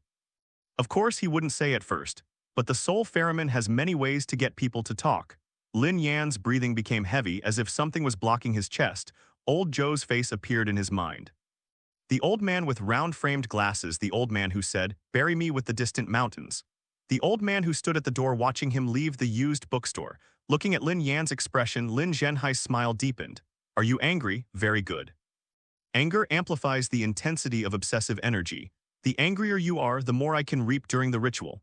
He turned around and walked towards the door. Lock him up. With that old man, 2 spirit guides entered and took Lin Yan's arms from either side. Lin Yan struggled for a moment, but the ferryman's strength was astonishing, gripping his arms like 2 iron clamps. The dagger slipped from his hand and fell to the ground with a crisp sound. He was dragged to the iron bed and chained to it. A cold iron ring was put on my wrist and it was locked shut. Lin Zhenhai stood at the door and took one last look at him. Have a good rest. By this time tomorrow it will all be over. He's gone. The spirit ferryman followed him. The iron gate was closed and the sound of the latch locking echoed in the small room. Lin Yan sat on the damp earth, the iron chain on his wrist hanging heavily. Beside him, Lin Yuanchen had his eyes closed, his breathing so faint it was almost inaudible. The fluorescent lights overhead flickered on and off, emitting a buzzing electrical sound. Lin Yan lowered his head and looked at his palm. The silvery white patterns are still there, but they are very dark, like ashes about to go out. He clenched his fists so tightly that his nails dug into his flesh. Old Joe is dead. He's locked up here. Tomorrow is the Ghost Festival, Zhangyuan Festival. Lin Zhenhai's ceremony is about to begin. He hasn't done a single thing he promised Lao Zhou. Lin Yan closed her eyes. In the darkness, the lines on his palm suddenly lit up. It's not silvery white, it's dark red. It was the same dark red color as that eye. Then he heard a voice. It didn't come from the palm of my hand nor from my mind. It came from inside his body. It is the true soul of Lin Yan, that soul he thought had completely vanished. I'm still here. I didn't leave. Let's escape together. The voice was soft but very clear. It felt like it was right next to my ear and also like it was in my heart. Lin Yan suddenly opened his eyes and looked around. There was only him and Lin Yuanchen in the cell. There was no one else. But that sound definitely existed. Where are you? There was no response. Only the lines on my palm are pulsating. Dark red and silvery white light intertwined, like 2 snakes coiled together, flickering on and off. Lin Yan looked down at his palm and suddenly understood. The true spirit of Lin Yan has not dissipated. He's always been there. It wasn't beside him, but inside him, within this counterfeit body, coexisting with the counterfeit's consciousness. Have you been inside me all this time? This time the voice responded quickly. Yes. From the moment you awakened, I rose from the depths of your body. The reason I was able to talk to you on the phone before was because it was the last bit of strength I had left. Later, you merged with the energy of your father's obsession, and I thought I would be completely consumed. But I didn't. Your silvery white energy didn't repel me, on the contrary, it protected me. Lin Yan's throat tightened. So what can you do now? There was a few seconds of silence.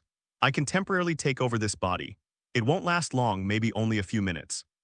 But enough to do things you can't do. For example, breaking free from these chains. Lin Yan looked down at the iron ring on his wrist. The iron rings were solid, welded to the chain, and the other end of the chain was embedded in the wall. He tried pulling hard, but the chain wouldn't budge. The silvery white energy enhanced his strength, but it wasn't strong enough to break the chains. Can you tear it? Cannot? Then how can you help me? Lin Zhenhai's chains were not ordinary iron. It's imbued with a dark red obsessive energy, specifically designed to suppress the power of counterfeits. The reason you can't break it isn't because you lack strength, but because the dark red energy is suppressing your silver white. But I'm different. I am the true soul of Lin Yan, not a fake, not an obsession. The dark red energy's suppression of me is much weaker than it is against you. If you let me take over the body, I can use its physical strength to break the chains before the dark red energy reacts. Lin Yan understood. But you have to give me control of my body. Right, do you trust me? Lin Yan did not answer immediately. He closed his eyes and recalled everything that had happened in the past few days. Those phone calls from myself always came at the most crucial moment. Those reminders, those fragments, those messages. If it weren't for the real Lin Yan's soul, he would have melted away long ago or been captured by Lin Zhenhai. I believe you.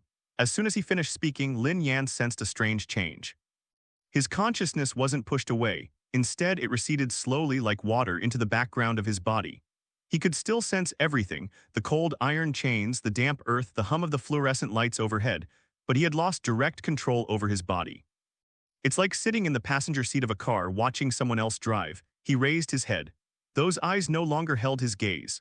Colder, heavier, carrying a long-suppressed, almost violent emotion, the real Lin Yan took over the body of the imposter. Lin Yan, the real Lin Yan, lowered his head, looking at the iron ring on his wrist. He took a deep breath, gripped the chains tightly with both hands, and exerted force. His muscles bulged and veins stood out on his arms. The chains emitted a harsh, metallic scraping sound.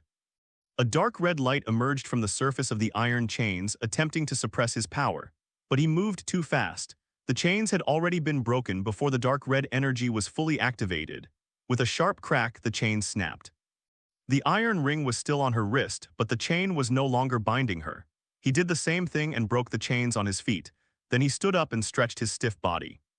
He walked to the iron bed and looked at the withered old man on it, Lin Yuanshan, his father. His eyes reddened, but he had no time to cry. He bent down and broke the chains binding Lin Yuanshan one by one. The sound of breaking chains echoed in the cramped cell. Lin Yuanshan's body was very light as a pile of bones wrapped in a layer of skin. The real Lin Yan carried him on his back and tied him tightly with strips of cloth torn from a bed sheet. Then he walked to the iron gate, raised his foot, and kicked the lock. The iron gate sprang open. The corridor was deserted. The alarms have stopped and the spirit mediums seem to have all left. Lin Yan, the real Lin Yan, carried her father on her back and walked into the corridor. He didn't go up. Above them are the spirit guides, Lin Zhenhai, and the power of the entire organization. He walked to the east side. The back door that Lao Zhou gave us was on the east side of the third floor, through an abandoned mine tunnel. The corridor was long, and the cells on both sides were empty and dark, like gaping mouths. Only half of the fluorescent light was on, casting intermittent light and causing shadows to sway on the wall. The real Lin Yan did not walk fast. Although this body has been enhanced by a fake, carrying someone on one's back and being in a dark corridor requires caution with every step. Lin Yan, the counterfeit consciousness, watched all this from backstage and couldn't help but ask a question. Where are you planning to go? The back doors, the mine tunnel old Joe told you about. Do you know how to get there? I know. Old Joe showed me the map. That's what I told Lao Zhou and I told him to tell you. The counterfeit remained silent. It turns out that from beginning to end, the real Lin Yan's soul was secretly controlling everything. The pursuit of that old Joe's guidance, the iron box in the cemetery, even Chen Mo's death. Did you kill Chen Mo? The imposter asked. The real Lin Yan did not answer. He paused for a moment, then continued walking. No, it was my obsession that killed him, but I won't deny it, I want him dead. He ran me over. The voice was very calm, as if it were talking about someone else's affairs. At the end of the corridor, a small door appeared. There was no number or pattern on the door, only an old padlock. The real Lin Yan took the key from his pocket, the back door key that Lao Zhou had given him, and inserted it into the lock. The lock is open. Behind the door was a narrow mine tunnel. The mine tunnel was very low, even Lin Yan had to bend over to pass through. The walls on both sides were rough rock, and occasionally water droplets fell from above, dripping onto his neck, icy cold. The air was filled with a musty and rusty smell. He carried his father on his back, walking forward step by step. The iron gate behind me closed automatically, making a dull echo. The mine tunnels were long, winding, and it was impossible to tell which way was which. The real Lin Yan walked slower and slower, his breathing becoming heavier and heavier. Although this body is stronger than that of an ordinary person, it is starting to feel the strain of carrying someone for so long. My turn, said the counterfeit consciousness. Let's walk a little further. My turn, you can't hold on. The real Lin Yan stopped, leaned against the wall, and gasped for breath. He put his father down from his back and sat him down against the wall. Then he closed his eyes. A few seconds later, he opened his eyes. His eyes changed. The counterfeit Lin Yan is back. He stretched his shoulders and felt the soreness and fatigue in his muscles. The real Lin Yan had put this body through a lot of trouble, but the counterfeiters didn't complain. He picked up Lin Yuanshan again and continued walking forward. The mine tunnel began to slope upwards. This means they are getting closer and closer to the ground. The counterfeit steps are more steady and faster than the genuine Lin Yan's. The silvery white lines on his palm shone, providing him with a continuous source of power.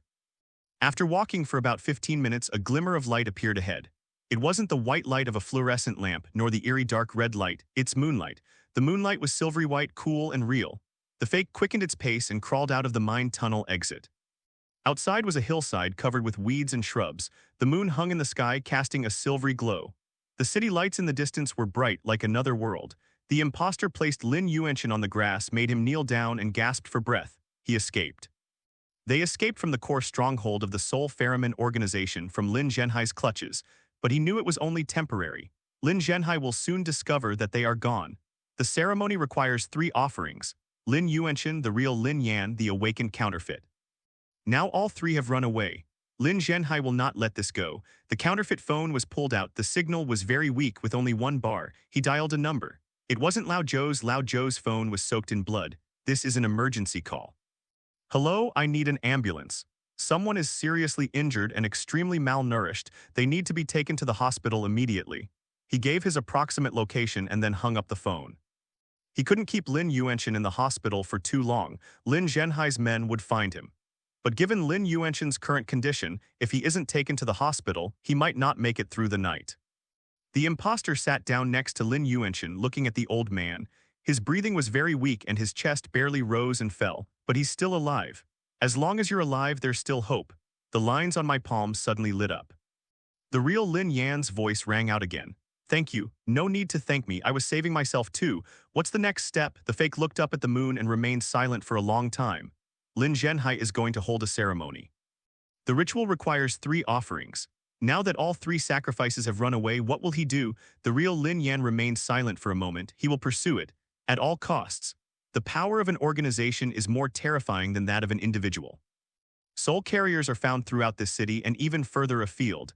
We can't hide for long. The fake nodded, therefore we do not hide. We must find him before he finds us. What are his weaknesses? The real Lin Yan's voice became even lower. His power comes from the harvesting of the energy of obsession. The source of this harvest is my father. Now that I've rescued my father, his energy source has been cut off, but he still has reserves. Those storage rooms contain vast amounts of harvested obsessive energy. As long as that energy remains, he will remain powerful. The fake's eyes narrowed. What if that energy is gone? He will suffer the consequences. The energy of obsession is not something that belongs to no one. Every wisp of energy corresponds to the obsession of a deceased person. Those obsessions were not fulfilled. They were merely forcibly harvested and stored away. If the storage is compromised, those obsessions will backfire simultaneously. Lin Yan's body couldn't hold on. The fake item lowered its head, looking at its palm. The silvery white patterns shimmered faintly in the moonlight. Then let's destroy the storage room. I'm not enough on my own. What if I'm included? The real Lin Yan's voice carried a hint of resolve. 2 souls, 1 body. Maybe that's enough. The ambulance arrived faster than expected. 20 minutes later, blue and white lights flickered at the foot of the mountain, and a piercing horn broke the silence of the night. Lin Yan carried Lin Yan down the hillside, and several paramedics ran over with a stretcher. What's going on? An elderly person, chronically malnourished, imprisoned, and extremely weak. The paramedics pulled back the sheet and gasped when they saw Lin Yan's emaciated body. Without asking any further questions, they lifted the person onto a stretcher and pushed them into the vehicle. A young nurse looked at Lin Yan, who was covered in mud and dried blood. You should also go to the hospital for a checkup. No need. I have other things to do. Your wound, external injury. Lin Yan turned to leave, then stopped. He glanced back at Lin Yan inside the ambulance. The old man's eyes were half open and his cloudy pupils seemed to be looking at him. His lips moved but no sound came out, but Lin Yan could read the shape of those lips. Careful. Lin Yan nodded, turned and walked into the night. The ambulance drove away, its siren fading into the distance. Lin Yan stood on the empty mountain road and took out his phone. The signal strength has recovered by 2 bars. He opened the map and found his location. Located on the southeast side of Qingxi Ridge, approximately 3 kilometers from the stronghold. Lin Yan should have already discovered that they escaped, perhaps the moment the ambulance drove away or perhaps even earlier. Lin Yan had no time to rest. He needed to find a safe place to make his next move. But is there any safe place left in this city? Old Joe's used bookstore was destroyed. His own home was being guarded by spirit mediums. Chen Mo is dead. His house is now the crime scene. Lin Yan searched through all the memories of the real Lin Yan in his mind and found a place. A rental apartment in an old neighborhood in the eastern part of the city. The real Lin Yan rented that room before his death to store some personal belongings. The contract used a pseudonym, the landlord had never met the tenant, and the monthly rent was paid via bank transfer. Perhaps Lin Zhenhai doesn't know about that place yet. Lin Yan flagged down a passing truck, gave the driver 200 yuan, and hitched a ride back to the city. It was past 3 in the morning and the city was still asleep. The streetlights cast a dim yellow glow, the streets were deserted, and only occasionally would a night taxi drive by. Lin Yan got off the bus in the east of the city and walked for 15 minutes to find the old residential area. The building was built in the 1990s. It has no elevator, no access control, and half of the lights in the hallways are broken. He climbed up to the 6th floor and pulled a key from under the doormat. The door opened. The room was small, with 1 bedroom and 1 living room, and the furniture was simple and covered with a thin layer of dust. But the water and electricity are still usable. Lin Yan closed the door, locked it, and drew the curtains. He didn't turn on the lights, but used the light from his phone to check the room. On the living room table were several maps and some documents, all of which were clues that Lin Yansheng had actually found before his death.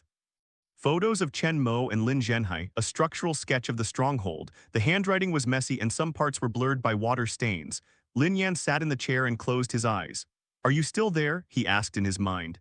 "Yes." The real Lin Yan's voice responded quickly, clearer than before. "Your father has been taken to the hospital. Will Lin Zhenhai find him?" "Yes, but he won't act immediately." "Why?" "Because the ritual requires 3 offerings to be present at the same time. He only has my father now, so there's no point in taking him back. He'll contact us first." Lin Yan opened his eyes and looked at the documents on the table. The storage rooms are on the 2nd floor of the base. Old Joe marked 4 storage rooms on the floor plan, located in the 4 corners of the 2nd floor. Each storage room has its own seal and guards. To destroy all 4 storage rooms simultaneously, at least 4 people are needed. There is only one of us. The real Lin Yan remained silent for a few seconds. It doesn't necessarily have to be destroyed simultaneously. Does Lin Zhenhai's backlash require all storage rooms to be destroyed simultaneously? No, destroying enough storage chambers will release enough pent-up energy to trigger a chain reaction. Old Joe said that the energy between the storage rooms is interconnected. One collapse can affect others, but this is contingent on the other storage rooms not being isolated in time when the first one crashes. Is there a mechanism in place to isolate Lin Zhenhai? Have. Then we must destroy at least 2 storage chambers simultaneously before the isolation mechanism is activated. 2, maybe we can manage. Lin Yan stood up and paced around the room. "How did you do that?" The real Lin Yan did not answer immediately. When his voice rang out again, there was a hint of hesitation in it. My obsession, it's still there." Lin Yan stopped in her tracks. "It's still there? Didn't it complete its mission and disappear after delivering the information to you?" "It didn't disappear, it just became quiet. It's an obsession that was stripped from me. As long as my soul remains, it will never completely disappear. It chased you before because it didn't recognize you. But now we both exist in one body and perhaps it will recognize us." "Maybe not, this is a gamble."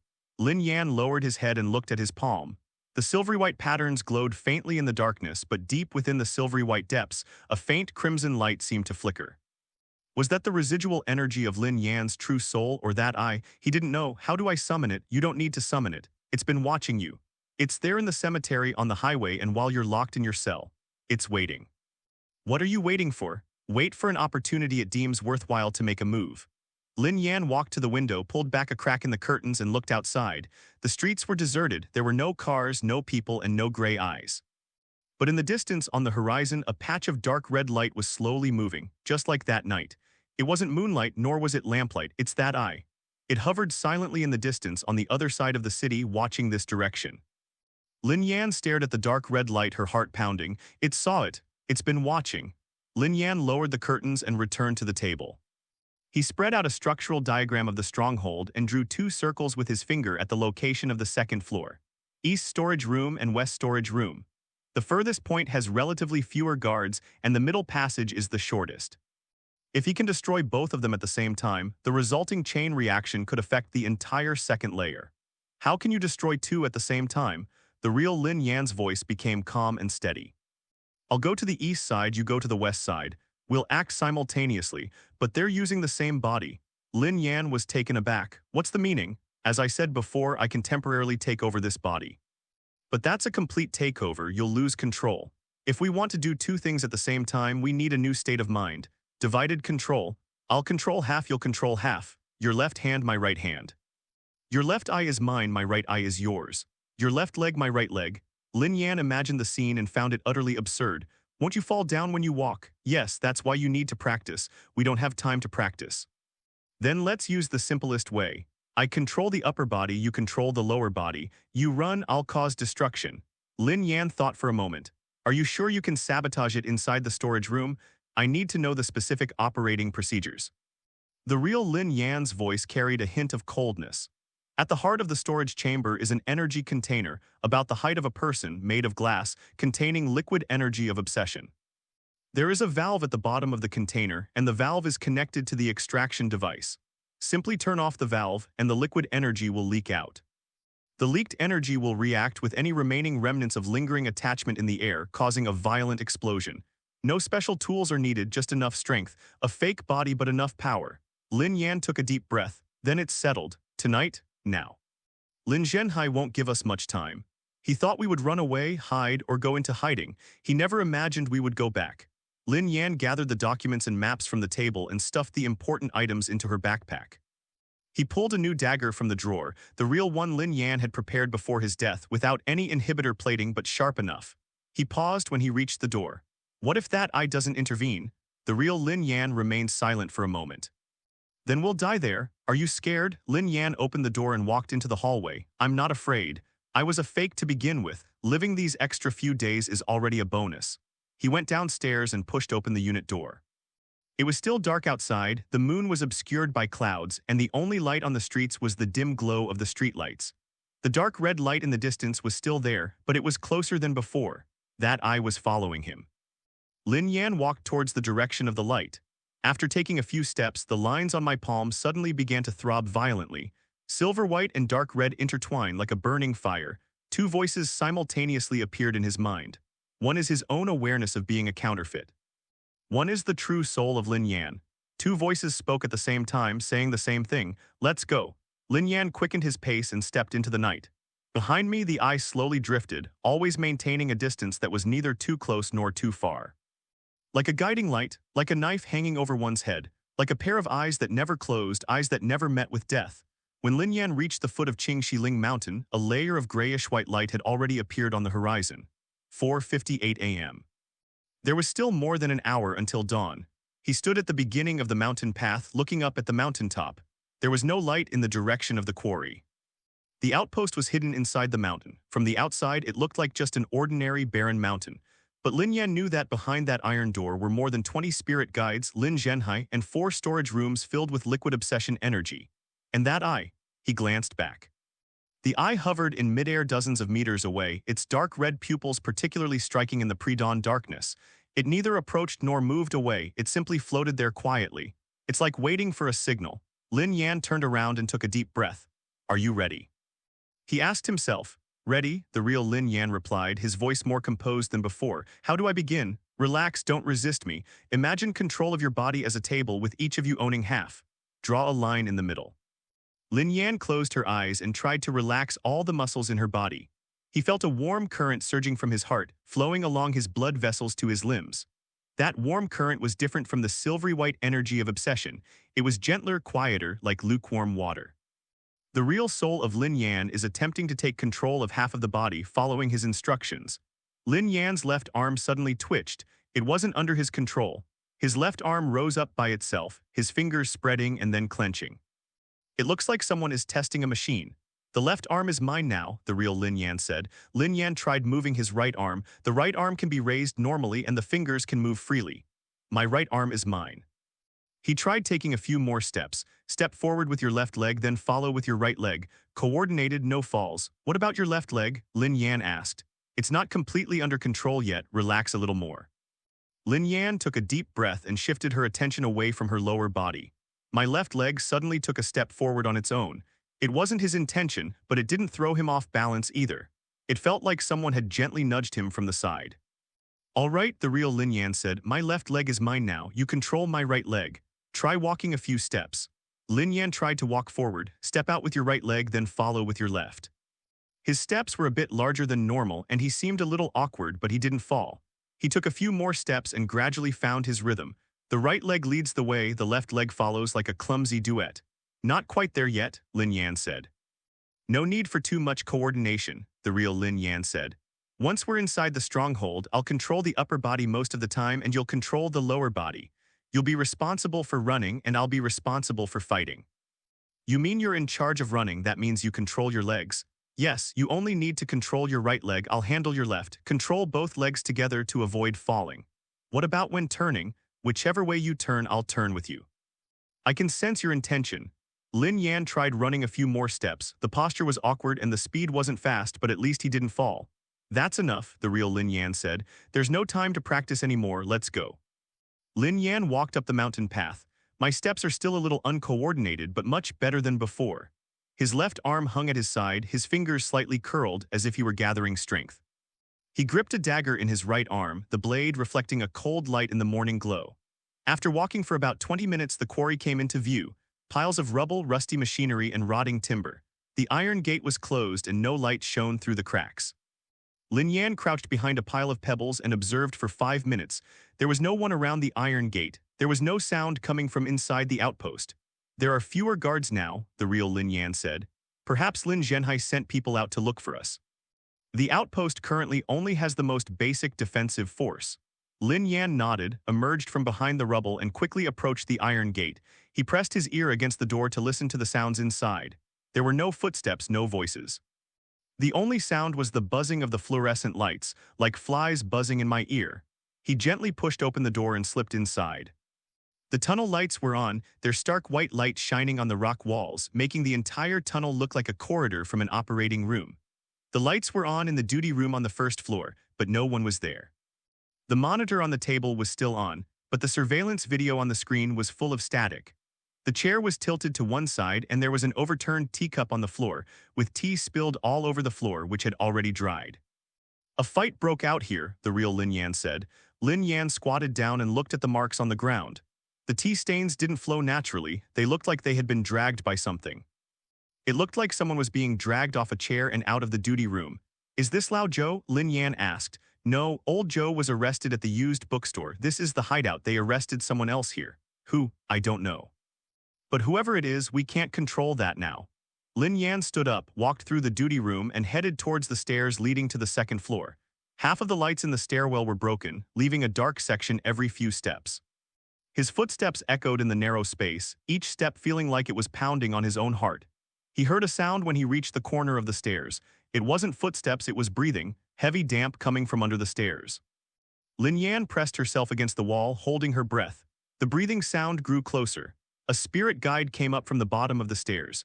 Grayish-white eyes, wrinkled skin, and dark red stains on black clothes. He did not see Lin Yan.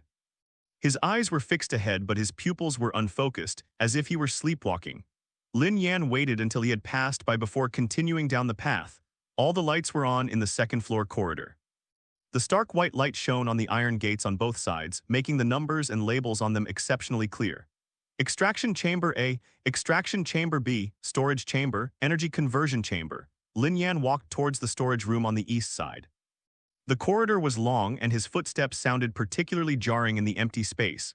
Every few steps he would stop and listen to the sounds around him. There was no sound of footsteps, no sound of breathing.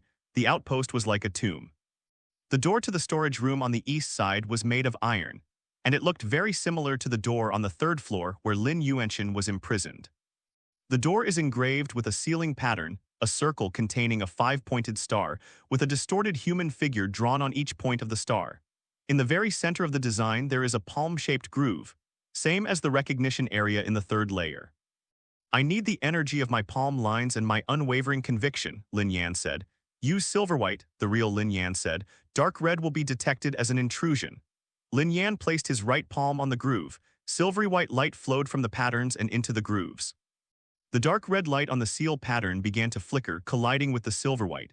But this time there were no sparks, no cracks. The silvery white light seemed to blend into the pattern, and the dark red light slowly faded, changing the pattern's color from dark red to silvery white. The iron gate slowly opened. Lin Yan was taken aback. Why did it go so smoothly? Because Lin Zhenhai isn't here, the real Lin Yan said. The seal's recognition mechanism requires his consciousness to be online. When he's not here, the seal only recognizes palm prints, not energy colors. Does he know we're back? I don't know, but if he comes back and sees the storage room door open, he'll know. Lin Yan entered the storage room. The room was dark, with only light filtering through the crack in the door. He turned on his flashlight and the beam swept around. The room wasn't large, about 20 square meters with concrete walls and cement floors. In the very center of the room stood a transparent cylindrical container, about the height of a person and half a meter in diameter. The container was filled with a dark red liquid thick like blood, which flowed slowly under the flashlight beam, appearing almost alive. Occasionally, a bubble rises to the surface of the liquid, making a soft pop sound when it bursts. At the bottom of the container is a metal valve from which several pipes are connected. These pipes pass through the walls and lead to other rooms. This is the liquid form of obsessive energy, the real Lin Yan said, a hint of disgust in his voice. It's all squeezed from the dead. Lin Yan walked up to the container and reached out to touch the glass surface. It was icy cold, like touching a block of ice. The dark red liquid beneath the glass sensed his body temperature and suddenly churned violently. Bubbles rose one after another, making the surface of the liquid appear to be boiling. It's responding to you, the real Lin Yan said, because the silvery white energy within you is a strange stimulus to it. Won't it explode? No. You need to turn off the valve of the extraction device first to cut off the energy flow, and then turn off the valve at the bottom of the container for the liquid to leak. Lin Yan crouched down, shining the flashlight beam onto the valve at the bottom of the container. The valve was made of metal, copper yellow in color and covered with dark red rust. Next to the valve is a small rotary valve, which is the control valve for the extraction device. Lin Yan reached out to turn the wheel. It's very tight, like it's rusted shut. He twisted it hard, but the wheel didn't budge. Use energy, the real Lin Yan said. Silvery white light surged from Lin Yan's right palm, enveloping the rotating wheel. The dark red rust on the wheel began to peel off under the erosion of the silvery white light. He twisted it again with force. The wheel slowly began to turn. 1 lap, 2 laps, 3 laps. A sound of liquid flowing came from the extraction device's pipes, followed by a dull thump, as if a valve had been closed. The flow of energy has been cut off. Now only the valve at the bottom of the container remains. Lin Yan stood up and switched the dagger to his left hand. Come here, he said. The real Lin Yan took over the left arm. He held the dagger in his left hand, aiming the blade at the copper valve at the bottom of the container. Smash. Lin Yan's right arm, which he controlled himself, was gripping another dagger as he smashed it against the valve. 2 metallic clanging sounds rang out almost simultaneously. Cracks have appeared on the copper valve. Dark red liquid seeped from the cracks, dripping onto the ground with a hissing, corrosive sound. Small pits were corroded into the cement floor and wisps of smoke rose from it. Lin Yan smashed it again. The valve broke. Dark red liquid gushed out of the broken valve like a tap being turned on. The liquid flowed onto the ground and reacted violently with the cement upon contact. The hissing sound grew louder and louder, and the smoke grew thicker and thicker. The temperature in the air rose sharply. Run, the real Lin Yan said. Lin Yan turned and rushed out of the storage room, running westward along the corridor. A muffled explosion came from the storage room behind them. The shockwave rushed out from the door, causing him to stumble. He steadied himself and kept running. Several lights in the corridor were extinguished by the explosion, leaving the light flickering. The west storage room is at the other end of the corridor, about 200 meters away. As Lin Yan ran past extraction room B, the door suddenly opened. A spirit ferryman rushed out from inside, his grayish-white eyes staring straight at him. Lin Yan did not stop. He plunged the dagger in his right hand into the ferryman's abdomen, using the force to knock him aside, and continued running forward. The spirit ferryman fell to the ground, black liquid oozing from his wounds, but he did not die. He got up, staggered a few steps, and then fell down. Lin Yan ran to the door of the west storage room. The seal pattern on the door is the same as that on the east side. He pressed his palm against it, and silvery white light poured into the groove. The door opened. The layout of the storage room on the west side is exactly the same as that on the east side. Cylindrical container, dark red liquid, copper valve, extraction device. Lin Yan rushed in, squatted down, and started turning the wheel. This time it's even faster. A silvery white light enveloped the wheel, dark red rust peeled away, and the wheel began to turn. Energy flow is interrupted. Then he stood up, gripping 2 daggers in his hands, and simultaneously smashed them against the valve at the bottom of the container. 1 time, 2 times. The valve broke, dark red liquid gushed out. Lin Yan turned and ran. As he ran to the door, he glanced back. The liquid level in the container was dropping rapidly, and the dark red liquid was spreading across the ground like snakes flowing down the floor into the corridor. He ran out of the storage room and ran down the corridor toward the third floor. Another explosion rang out behind them. This time it was even more intense than on the east side. The shockwave, carrying debris, burst out of the door. Lin Yan was thrown to the ground, his back slamming against the wall, the pain making his vision go black. He got up and kept running. All the lights in the hallway went out. Only the light from a flashlight and the distant flash of fire from an explosion could be seen. The entrance to the third floor is at the end of the corridor. The iron gate, engraved with a ceiling pattern, was open at that moment. Lin Yan rushed in and ran down the steps.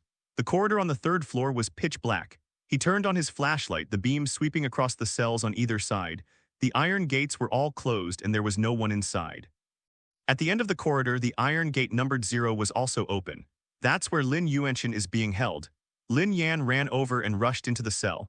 The place was completely empty, but there was something new on the wall. A note pinned to the wall with a dagger. The note had a line of text written on it in Lin Yan's handwriting. "I've had enough fun, it's time to come back. I'll be waiting for you at the altar. Your father is here too." Lin Yan's blood congealed. He took out his phone and dialed the emergency center. "Hello, could you tell me which hospital the elderly man who was previously taken from Kingshelling is in?" The other party checked. "I'm sorry, that patient was picked up by their family half an hour ago. The names of the family members. The person registered is Lin Yan." The phone slipped from Lin Yan's hand and fell to the ground. The screen is broken. But he didn't pick it up. He stood in the empty cell, listening to the distant sounds of explosions and sirens. He escaped, but Lin Yan was arrested and taken back. Everything he did was in vain. The lines on my palm suddenly burned intensely. The real Lin Yan's voice echoed in his mind, carrying an emotion he had never heard before. It wasn't anger, it wasn't fear. It was murderous intent. "Go find him, kill him." Lin Yan bent down and picked up the broken phone. The screen was cracked into a spiderweb pattern, but it could still light up. He pressed a few buttons and brought up the base's structural diagram. The location of the ceremonial platform was not marked on the structural diagram. It wasn't on the map Lao Zhou gave me. But Lin Yan knew where it was, the lowest level of the stronghold. Below the third layer there is another layer. The fourth layer is not shown in the structural diagram. Where will Lin Yan set up the ceremony platform? He wondered to himself. The real Lin Yan's voice was cold and restrained. The deepest part, the very bottom of the mountain, that's where it's farthest from the ground and the concentration of obsessive energy is the highest. There should be another passage below the third floor. Lin Yan walked out of the cell and back along the corridor on the third floor. The sound of explosions was still echoing overhead, but it wasn't as frequent anymore. The chain reaction in the storage room did not appear to have fully spread. Perhaps Lin Yan's isolation measures have been activated. Perhaps the destruction of 2 storage rooms is not enough to trigger a complete collapse. Lin Yan stopped in the middle of the corridor. There is a crack in the wall on the left. The crack wasn't formed naturally, it was man-made and covered with cement, but the cement has peeled off, revealing the void underneath. Lin Yan shone a flashlight inside. Behind the gap was a downward staircase. It's very narrow, only allowing one person to pass at a time. There were no lights on the steps. They were pitch black like a throat leading to the earth. Lin Yan squeezed into the crevice and stepped down the stairs. With each level below, the temperature drops by 1 degree. The air grew increasingly humid and thick, as if countless invisible hands were caressing his skin. The lines on my palm began to throb violently. Silver white and dark red intertwined, emitting a pulsating light. After climbing about 50 steps, a door appeared ahead. It's not an iron gate, it's a stone gate. It is heavy and simple, with its surface covered with densely packed symbols. Those symbols were not patterns of circles containing 5-pointed stars, but a script that Lin Yan had never seen before. It's winding and twisting like a worm crawling. The stone door had no handle, no keyhole, and no identification groove, only those symbols.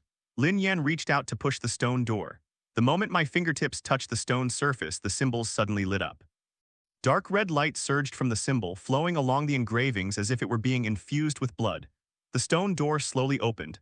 Behind the door was a huge space. It is circular, approximately 30 meters in diameter and over 10 meters high.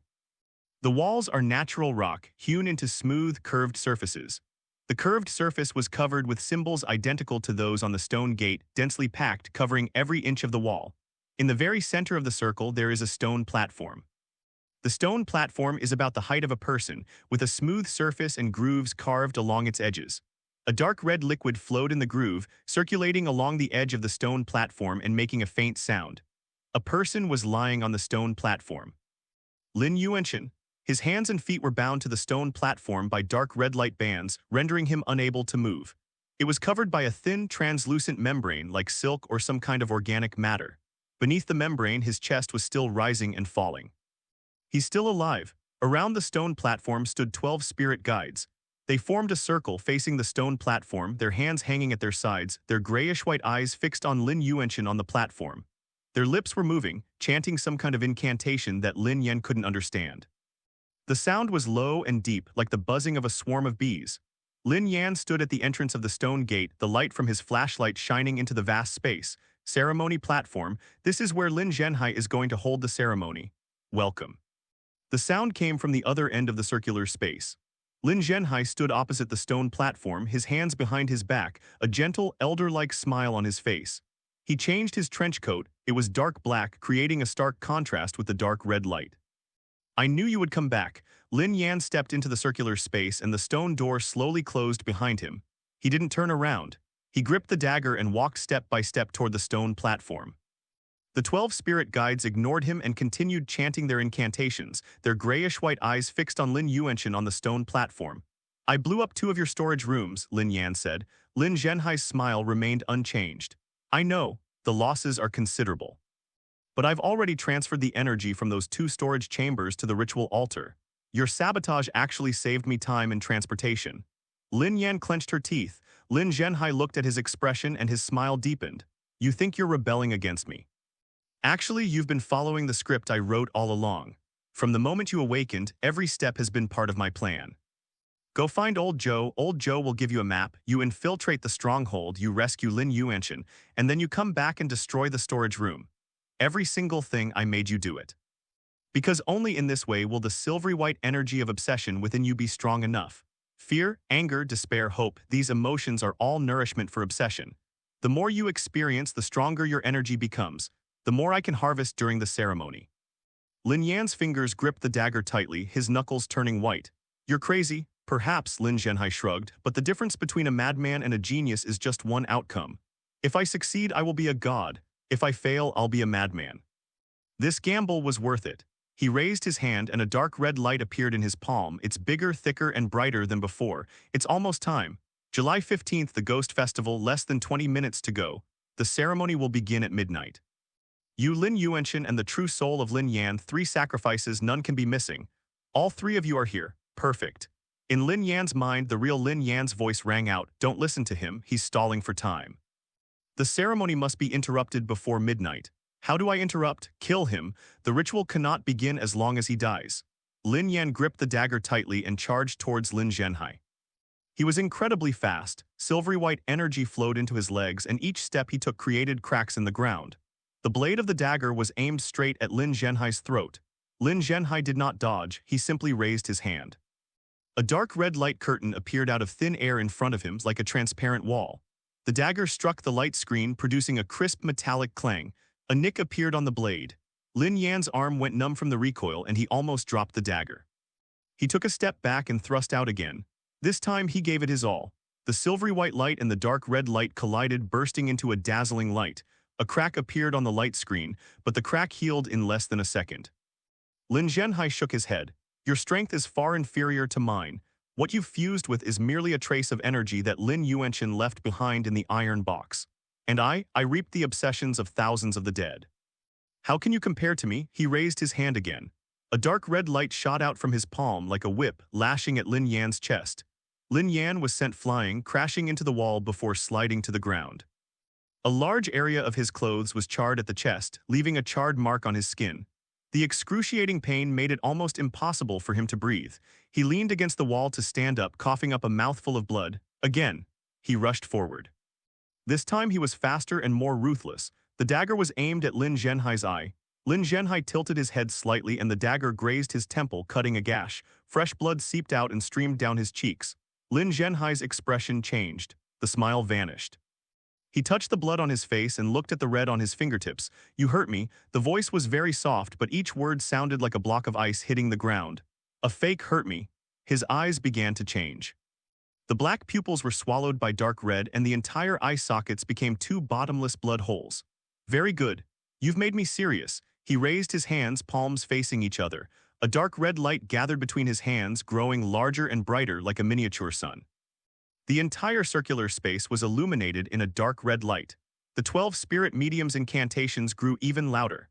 Lin Yan on the stone platform began to convulse, as if something was being drawn out of his body. The lines on Lin Yan's palms burned intensely. The real Lin Yan's voice roared in his mind. Get out of the way! Lin Yan had no time to dodge. A dark red orb shot out from Lin Zhenhai's hand and flew towards him. It wasn't fast, but it possessed an irresistible suction force.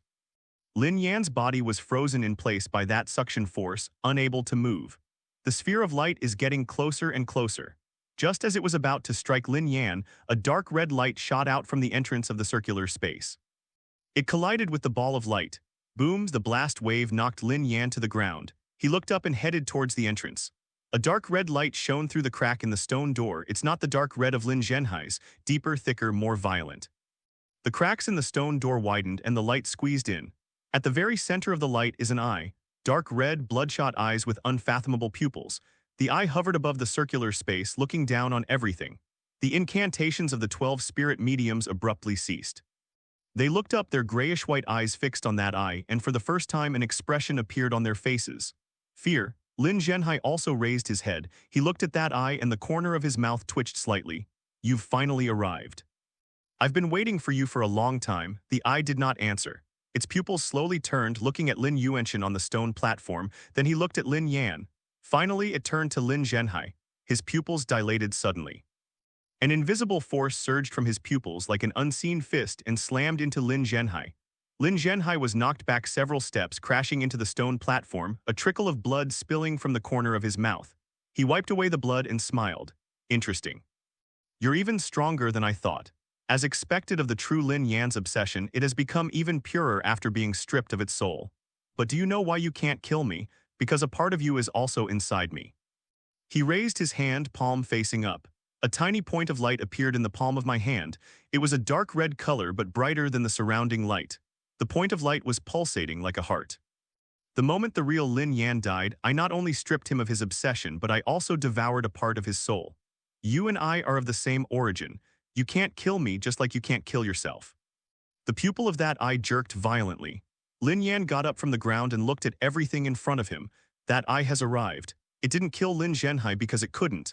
Lin Yan gripped the dagger tightly, and a silvery white light gathered on the blade. You can't kill him, I can. He rushed towards Lin Zhenhai. This time that eye did not stand idly by. A dark red light shot out from his pupils, binding Lin Zhenhai's legs and rendering him unable to move. Lin Zhenhai glanced down at the light on his legs and frowned. Then he looked up and saw the direction Lin Yan was rushing from. Lin Yan's dagger pierced his chest. The silvery white light and the dark red light collided within Lin Zhenhai's body, producing a hissing sound. Lin Zhenhai looked down at the dagger in his chest, then looked up at Lin Yan. His expression was calm. You win, but we lost. His body began to melt. It was exactly the same melting that Lin Yan experienced in the bathroom. The flesh peeled off the bones like wax and sticky flesh dripped onto the ground, sprouting black tentacles. But that smile always remained on his face. The ceremony has begun. All three offerings were present. Even if I die, the ritual will not stop. The three of you will be buried with us.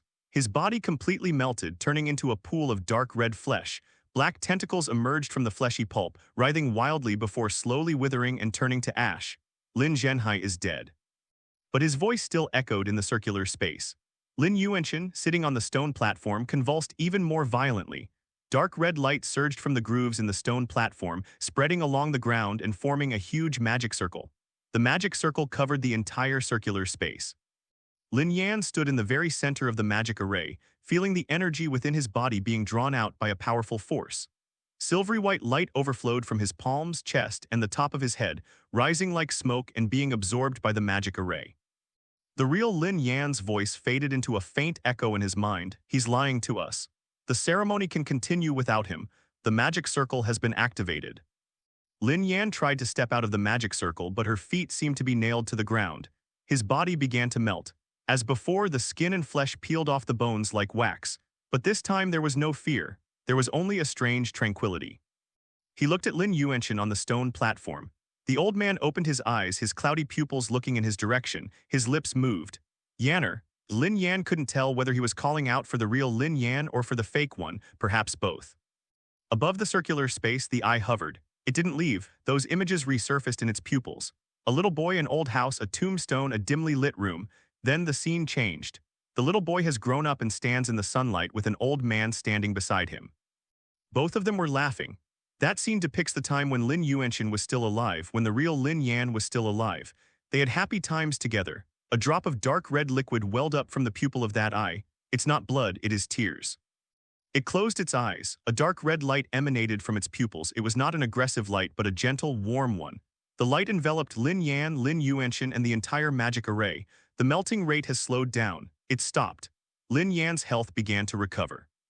New flesh grew from the bones, the silvery white light and dark red light intertwined like weaving a net. He felt a surge of power within him. It wasn't inherited from Lin Yuanxian. It wasn't shared from the real Lin Yan. Rather, it came from that eye, the true Lin Yan's obsession. It sacrificed itself to save him, to save Lin Yuanxian, to fulfill that unfulfilled obsession. The light from the magic circle began to dim. The dark red light faded from the ground like the receding tide. The circular space has returned to its normal color. On the stone platform, Lin Yuanxian stopped convulsing. His eyes were closed, but his breathing was steady. Lin Yan stood in the center of the empty magic array, covered in sweat and blood, but he is alive. He looked down at his palm. The silvery white patterns are still there. In the center of the pattern, a small, dark red dot of light appeared. Like a mole, like a closed eye. The real Lin Yan's voice echoed in his mind very softly. He's gone. My obsession has been fulfilled. Thanks. Then the sound disappeared. It did not dissipate, nor was it swallowed up. They've left. It was to go with that eye to a place Lin Yan didn't know. Lin Yan stood in the circular space, surrounded by complete silence. The 12 spirit guides turned to ashes the moment the magic circle was activated. A sliver of light shone through the crack in the stone door. It wasn't a dark red light. It is the light of dawn. Daylight broke, daylight broke. It wasn't that eerie, reddish glow, but a normal dawn carrying the mist and coolness of the morning. Lin Yan walked out of the circular space, passed through the corridor on the 3rd floor, and climbed the steps on the 2nd floor. The 2nd floor corridor was a mess. The explosions in the storage rooms on the east and west sides cracked the walls, shattered most of the light tubes on the ceiling, and scattered shards of glass all over the floor. The air was filled with the smell of burning and decay, mixed together like some indescribable stench of death. The corpses of several spirit mediums lay scattered haphazardly in the corridor. Their bodies didn't melt. Instead, they resembled dried corpses, their skin clinging tightly to their bones, their grayish-white eyes wide open, the last image in their pupils unknown. Lin Yan walked past them without stopping. The duty room on the 1st floor was still empty. The monitor on the table went completely black. The surveillance footage disappeared. Only the power indicator light continued to flash intermittently, like a heart about to stop beating. Lin Yan pushed open the iron gate and walked out of the stronghold. The morning breeze caressed his face, carrying the fresh scent of wild plants and trees from the mountains. He took a deep breath, then another. It's like trying to replace all the rotten smell in your lungs.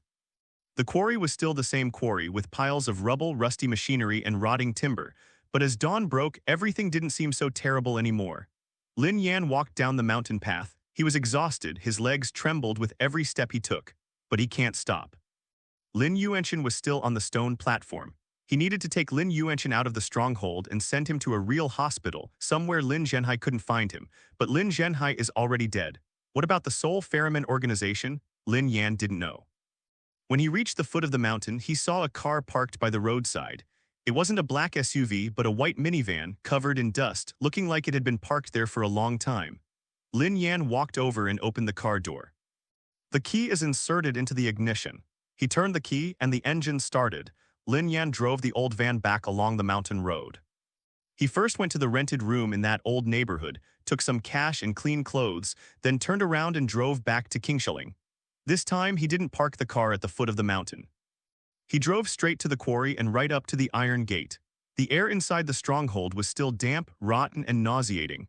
Lin Yan passed through the 1st level, the 2nd level, and went down to the 3rd level. He walked up the steps behind the crack and pushed open the stone door. Inside the circular space, nothing had changed. Lin Yuanxian was still lying on the stone platform. The translucent membrane had disappeared, and the dark red band of light had also vanished. He lay on the cold stone platform like an ordinary, frail old man, covered only by a thin sheet. Lin Yan walked over and carried him on her back. Lin Yuanchen was very light, so light that it made Lin Yan's heart flutter. He carried the old man out of the circular space, climbed the steps, passed through the third, second, and first floors, walked out of the iron gate, and arrived at the van. He placed Lin Yuanchen in the back seat, put a clean piece of clothing under his head, and then secured him with the seatbelt. Close the door, get into the driver's seat, start the engine, and step on the gas. The van bumped and jolted as it drove away from the quarry and down the mountain road. Lin Yan did not go to the hospital. He went to that old neighborhood in the east of the city, carried Lin Yuanchen up to the 6th floor, and put him on the bed in the bedroom. Then he made another call. It's not an emergency number, it's a private doctor's number. The number was left in the real Lin Yan's memory. This doctor's surname is Gu. He treated the real Lin Yan before. He's very tight-lipped and doesn't ask questions he shouldn't. The phone rang a few times before being answered. Dr. Gu, I'm Lin Yan's friend. Lin Yan's father is seriously ill and needs your house call. The address is... Okay, I'll go this afternoon. Lin Yan hung up the phone, sat on the edge of the bed, and looked at Lin Yuanchen. The old man's breathing was weak but relatively steady. Her complexion was still terrible, sallow and yellowish with prominent cheekbones, but his brow did not furrow. It felt like I was having a quiet dream. Lin Yan leaned back in her chair and closed her eyes. He wanted to sleep for a while, but his mind was filled with images. The melting in the bathroom, inscriptions carved into the palm of the hand, that dark red eye, Chen Mo's smile and his death, old Joe's used bookstore and wind chimes, Lin Zhenhai's smile as he melted. And that voice, the real Lin Yan's voice, the last words he said. Thanks. What are you thanking me for? Thank him for taking up my body. Thank goodness he didn't break down in fear. Did he blow up the storage room and kill Lin Zhenhai? Or should I thank him for fulfilling my obsession? Lin Yan didn't know. All he knew was that the voice would never be heard again. The true soul of Lin Yan, along with that eye, vanished. Perhaps he went to a place he could never reach. Dr. Gu arrived at 3 p.m. He was a man in his 50s with gray hair, wearing gold-rimmed glasses and carrying an old leather suitcase. He examined Lin Yuanchen's body, took his blood pressure, listened to his heart and lungs, and drew blood. Then he went to the living room, took off his glasses, and wiped them. Extreme malnutrition, severe muscle atrophy, and organ dysfunction. How long was he imprisoned? A long time, Lin Yan said. How many years? More than 10 years, doctor. Gu glanced at him but didn't ask any further questions. I started by giving him IV fluids and prescribing some medication, but to be honest, his condition requires hospitalization. At home, I can only manage, not cure. You can't go to the hospital, doctor. Gu remained silent for a moment. Then I'll do my best. He opened his suitcase, took out the IV tubing and nutrient solution, and skillfully inserted it into the vein on the back of Lin Yuanchen's hand. The transparent liquid dripped down, passing through the transparent tube and flowing into Lin Yuanchen's emaciated body. Lin Yan stood to the side, watching the rhythm of the drop of liquid. One drop, one drop, one drop. It's like some kind of countdown. When Dr. Gu left, he left behind a bag of medicine and a bill. Lin Yan paid in cash and saw him downstairs. Back inside, he sat in a chair in the living room and took out the note he had found in the cemetery box. Yanner, if you found this place, it means you already know the truth. My body isn't here. This is just bait. Lin Zhenhai is monitoring everything connected to me. He must have known by the time you found this iron box. Run. Where exactly are Lin Yuanchen's remains? Lin Zhenhai once said that Lin Yuanchen was his greatest source of energy, imprisoned in the stronghold as a vessel. But the note said the body wasn't here. Was the note written by Lin Yuanchen before his imprisonment, or was it somehow delivered during his imprisonment? Lin Yan couldn't understand it. He folded the note and put it in his pocket. Then he stood up, walked to the window, and drew back the curtains. The afternoon sun shone in, warm and gentle, falling on his arm. He looked down at his arm. The skin is intact, with no signs of melting or scarring. The lines on my palm are still there, silvery white, with a small dark red dot in the center, like a mole, like a closed eye. He tried to activate the energy in his palm. The silvery white light slowly illuminated, soft and steady, unlike the violent fluctuations it had before. He tried to direct the energy to his fingertips. The fingertips didn't melt. Instead, a faint silvery white halo appeared, like a thin layer of armor. Lin Yan withdrew her energy and closed the window. He needs rest, but he knew the matter was not over yet. Old Joe once said that the Soul Ferryman organization is not just Lin Zhenhai. Lin Zhenhai is the leader, but there are other people in the organization. Those spirit guides who were out on missions, those who weren't sent to hunt him down, those spirit guides hiding in the shadows whose names and faces Lin Yan didn't know. Will they come looking for him? Will you seek revenge for Lin Zhenhai? Or will they, like vultures, fight for control of the organization after Lin Zhenhai's death? Lin Yan didn't know. He lay down on the old sofa in the living room and closed his eyes. This time he really fell asleep. There are no dreams. That eye is missing. There was no melted skin or flesh. There was only quiet, deep darkness. He was woken up by his cell phone ringing. Lin Yan suddenly opened her eyes and grabbed her phone. The caller ID showed an unknown number. He hesitated for a moment, then pressed the answer button. Hello.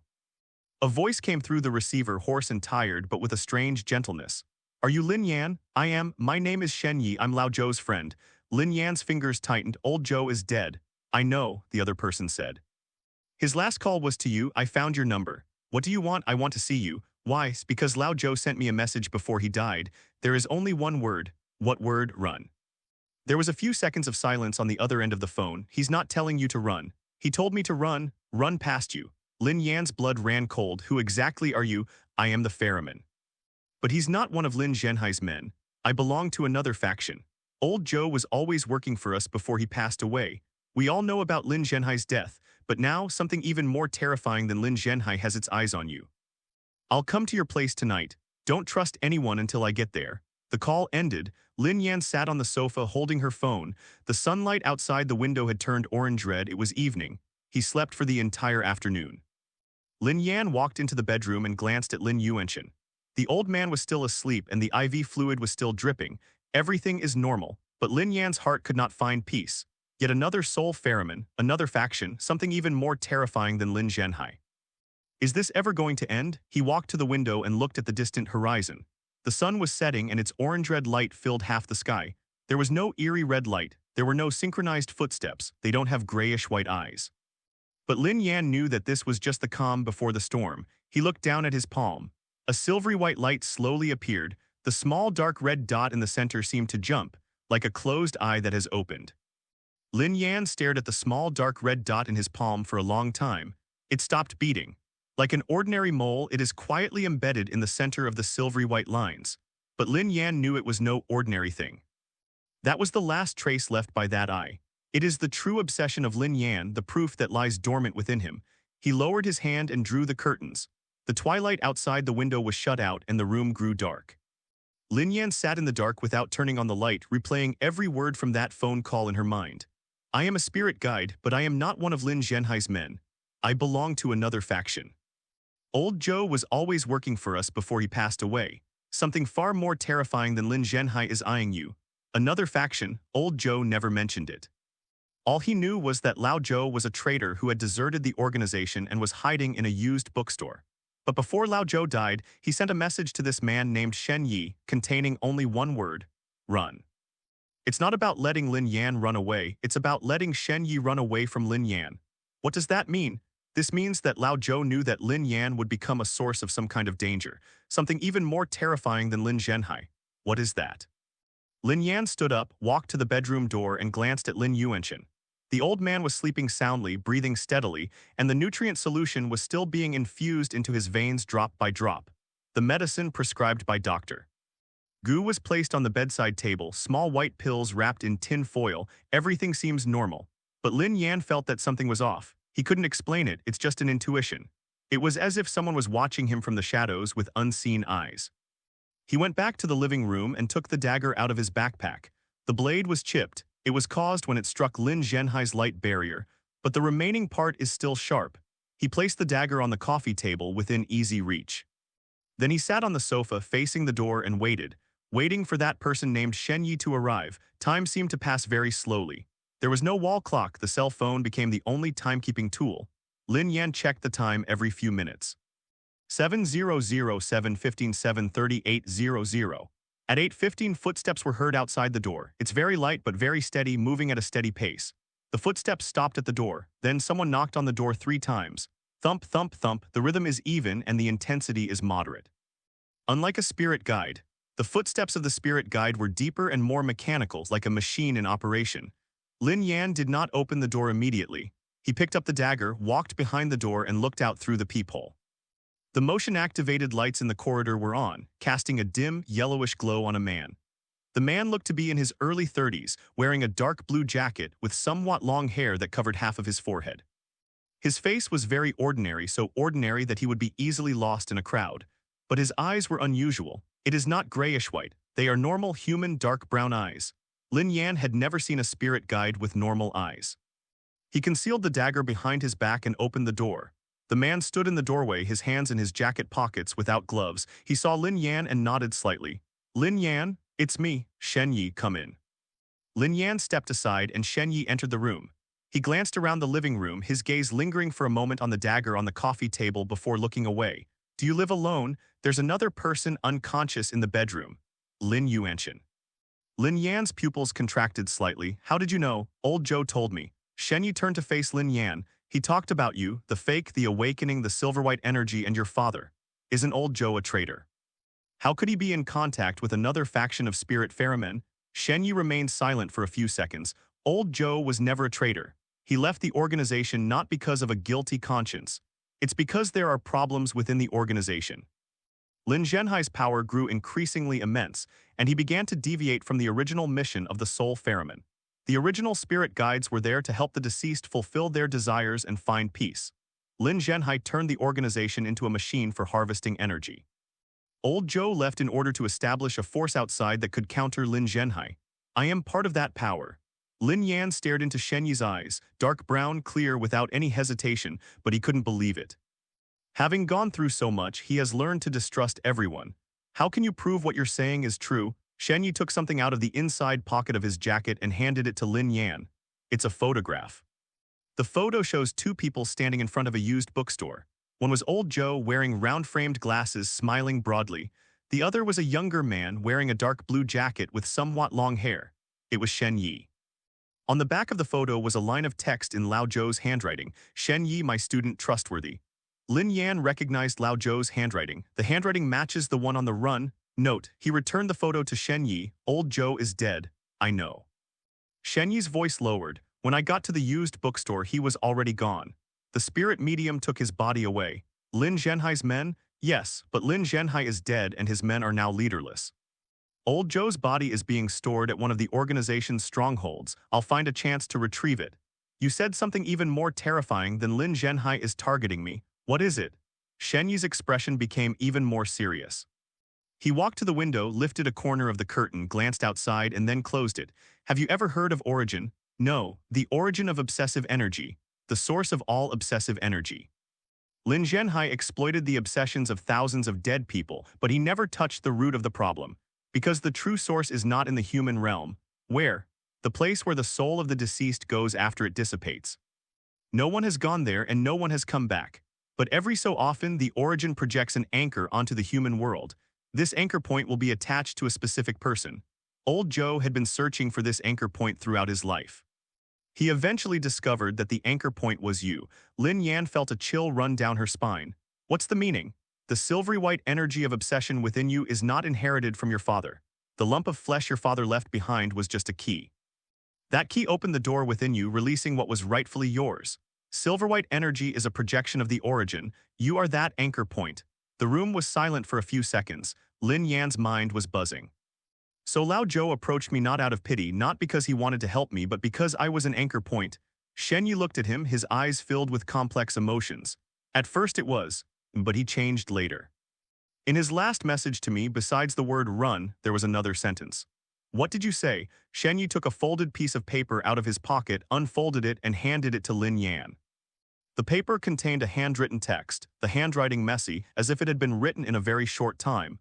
Shen Yi, Lin Yan is the anchor, but I can't let him be used by the organization. He's not a tool, he's a person. A miracle of awakening from a counterfeit into a human being. Protect him. If he must sacrifice himself, it's his own choice, not ours. Lin Yan stared at the passage, his fingers trembling slightly. Old Joe wasn't taking advantage of him. Old Joe was protecting him. Even knowing he would die, he still entrusted his final trust to Shen Yi before he died. Lin Yan folded the paper and returned it to Shen Yi. You say the origin is projecting anchors onto humanity. Why would it do that? Nobody knows. Perhaps it's looking for a container. Perhaps it is trying to descend to Earth. Perhaps it just wants an observer. But one thing is certain. The appearance of the anchor point will attract the attention of all spirit guides. It's not just Lin Zhenhai's faction, there are other factions as well. They will come looking for you. Some people want to use you, some want to destroy you, and some want to dissect you. Lin Yan gave a wry smile.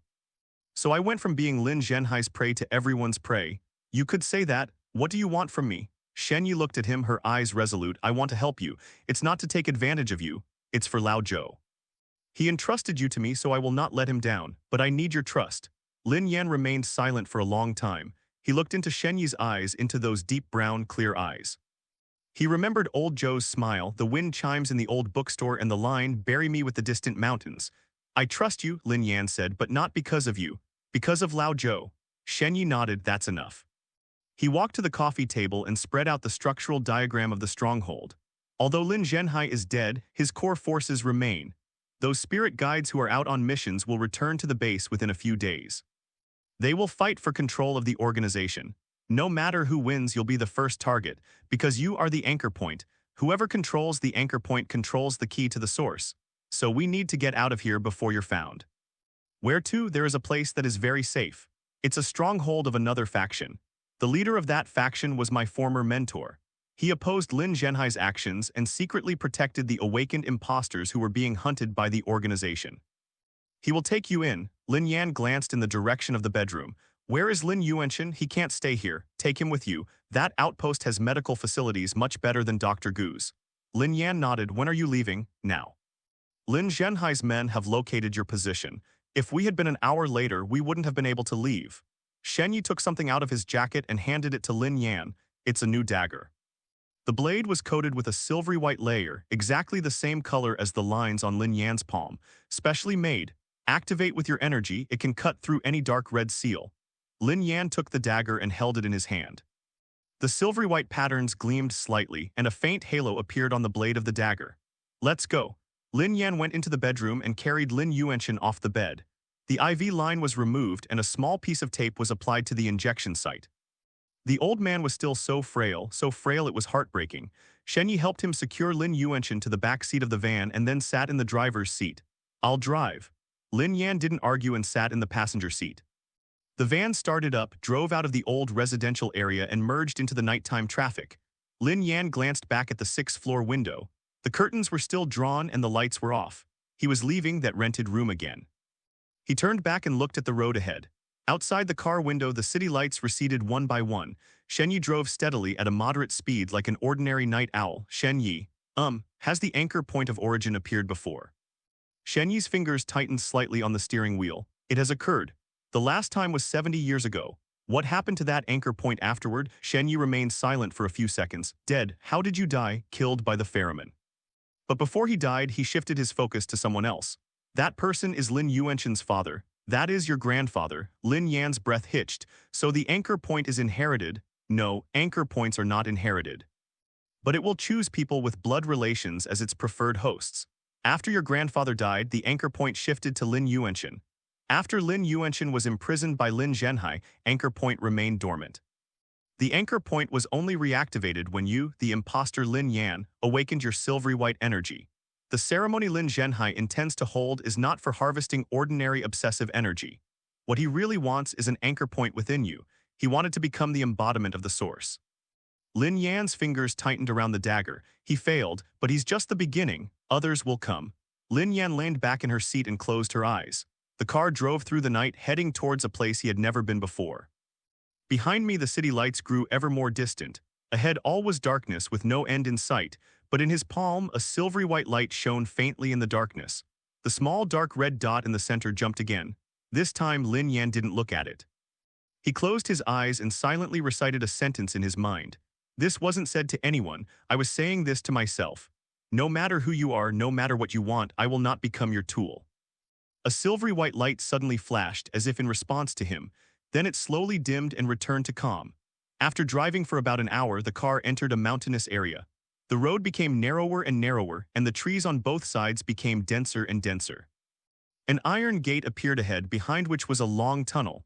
Shen Yi took a remote control out of his pocket and pressed a button. The iron gate slowly opened. The van drove into the tunnel. The tunnel was very long and had no lights. Only the headlights of cars illuminated the road ahead.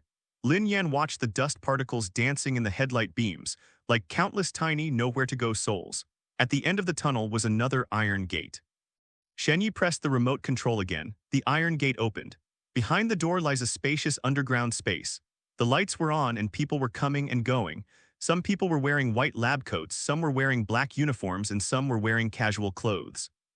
Their eyes are all a normal color. Lin Yan had never seen so many normal eyes gathered together. Shen parked the car and turned off the engine. He turned to look at Lin Yan. Welcome. This is the true original spirit ferryman, not a reaper. He's a ferryman. The underground space was much larger than Lin Yan had imagined. In areas unreachable by the car headlights, even more lights shone in layers, like a small town built inside a mountain. The air was neither damp nor rotten. Instead, it had a faint smell of disinfectant mixed with the ink of paper. Normal breathing.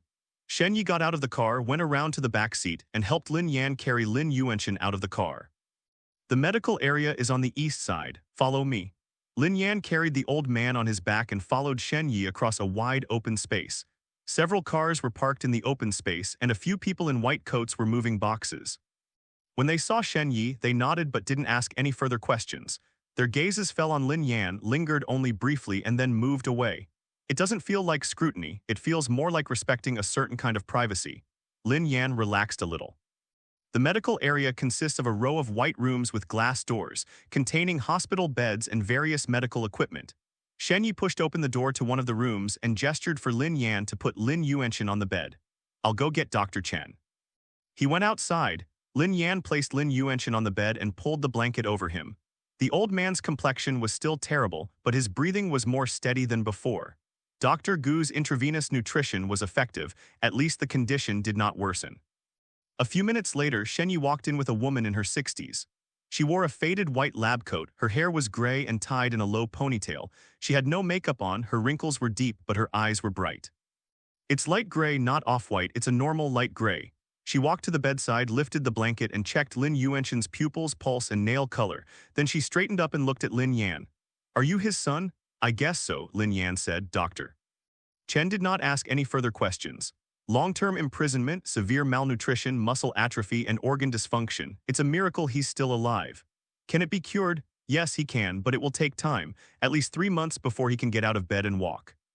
Full recovery may take more than a year. Was he conscious? Yes, but it's very weak. His brain has been in a state of oxygen and nutrient deficiency for a long time and needs to recover slowly. I will give him a comprehensive examination and treatment. Thanks. Dr. Chen nodded and turned to prepare the medication and equipment. Shen Yi patted Lin Yan on the shoulder. Let him stay here. Dr. Chen will take good care of him. You come with me, someone wants to see you. Lin Yan glanced at Lin Yuanchen on the bed, then turned and walked out of the medical area with Shen Yi. They crossed the open space and entered a corridor. The corridor has glass walls on both sides, allowing a view into the rooms inside. Some rooms were filled with bookshelves and people were reading. Some rooms contained computers and instruments, and people were operating the equipment. Some rooms were empty, containing only a table and a few chairs. At the end of the corridor was a wooden door with a bronze plaque bearing the two characters. Crossing the calamity, Shen Yi knocked on the door. Come in. The sound was old and deep, like an ancient bell being struck. Shen Yi pushed open the door and stepped aside to let Lin Yan go in first. The room wasn't big, about 20 square meters, and contained a desk, 2 chairs, and a bookshelf. The bookshelves were full of old books, some with faded lettering on their spines. An old man was sitting behind the desk. He looked at least 80 years old, with completely white hair and deep knife-cut wrinkles on his face. But his eyes were a very pale, almost transparent blue. It's as clear as a mountain spring. The old man raised his head, looked at Lin Yan, and a slight smile appeared on his lips. Are you the fake? The voice was impolite, but there was no malice in the tone. That's me, Lin Yan said. Sit. Lin Yan sat down in the chair opposite the desk. Shen Yi stood at the door but did not come in. The old man put down his pen, took off his reading glasses, and placed them on the table. My name is Wei Yuan. I am the leader of the ferrymen and also Shen Yi's master. Has Lao Zhou mentioned me to you? No, Lin Yan said. He only said you're from another faction and can be trusted. Wei Yuan chuckled softly. Old Zhou was a good man in every way except he was too quiet. He took all his secrets to his grave. You knew he was dead? I know, Shen Yi told me. Wei Yuan's expression darkened for a moment. He's the bravest person I've ever met. One person guarding a used bookstore, fighting against Lin Zhenhai's entire organization for over a decade. Not everyone can do that. Lin Yan remained silent for a few seconds. He said that if something happened to him, I should bury him and Lin Yuanchen together. Wei Yuan's eyes flickered slightly. Lin Yuanchen is still alive. Alive in the medical ward, Dr. Chen is treating him. That's good. Wei Yuan leaned back in his chair and sighed. I watched Yuanchen grow up. His father Lin Yuanchen's father Lin Kang was the leader of the previous generation of Ferromen. Lin Yan's pupils contracted slightly. Lin Kang? Yes, Lin Kang, your grandfather. Is he also a soul Ferromen? He wasn't just a Ferromen, he was the last person to have seen the source. Wei Yuan's voice turned low, as if he were recounting a long-forgotten story. 70 years ago, the Origin projected its first anchor point onto the human world. That anchor point attached itself to Lin Kang. Lin Kang was young then and didn't understand what this meant. He only knew that he could see things others couldn't, the obsessions of the dead, unfulfilled wishes, and the last ray of light before they dissipated. He began to help the dead, fulfilling their last wishes and sending them to rest in peace. He was the first true Ferromen. Later, he encountered the source. It wasn't him who went to find the source, it was the source that came to him. The source needed an observer, someone who could understand human attachments. Lin Kang refused. He didn't want to be a tool for anything.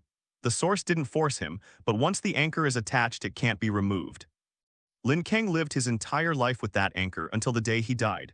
Before he died, the anchor point transferred to his son Lin Yuanchen, but Lin Yuanchen was still young at the time and the anchor point remained dormant within him. Lin Zhenhai learned of this. He killed Lin Kang and imprisoned Lin Yuanchen, attempting to forcibly activate the anchor point through a ritual and seize it for himself.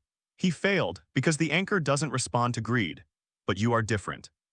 Wei Yuan looked at Lin Yan, and there was an indescribable emotion in those light blue eyes. You are a fake, but you have awakened. You have your own conviction to live and protect those you care about. Your conviction is not greedy, not distorted, it is simply the purest instinct for survival. So the anchor point chose you. Lin Yan's throat tightened. I didn't choose it, it came to me. None of those selected by the anchor point are active participants, Wei Yuan said, but you can choose how to use it. You can use it to protect yourself and to protect your father. You can also use it to find the source and become its container. Or you could use it to help those who, like Lin Kang, are trapped by their obsessions. The choice is yours. Lin Yan lowered his head, looking at the silvery white lines on his palm. The small, dark red dot in the center sat there quietly. Lin Zhenhai is dead, but his men are still around. They say more people will come looking for me. Yes, Wei Yuan said, the spirit Ferromen aren't just from Lin Zhenhai's faction. There are many others secretly watching you. They will come. Maybe tomorrow, maybe the day after, maybe tonight. But you're safe here. Only the core members of the Ferromen know the location of this base. The outer tunnel has 3 layers of protection. No one can enter without my authorization.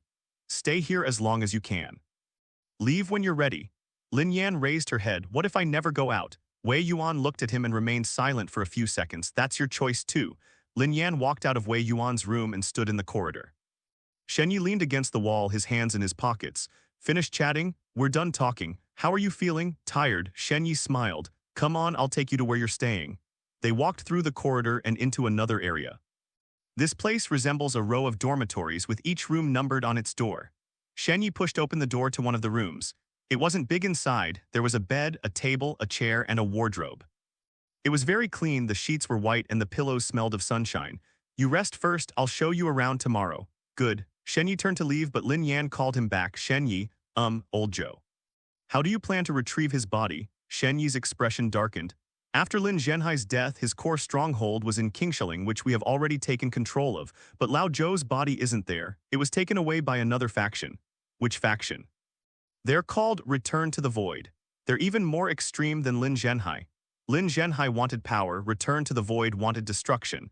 They believe that the energy of obsession shouldn't be used, nor should it be channeled. It should be completely destroyed along with the souls of the dead. What do they want old Joe's body for? I don't know, but whatever I do, it's not a good thing.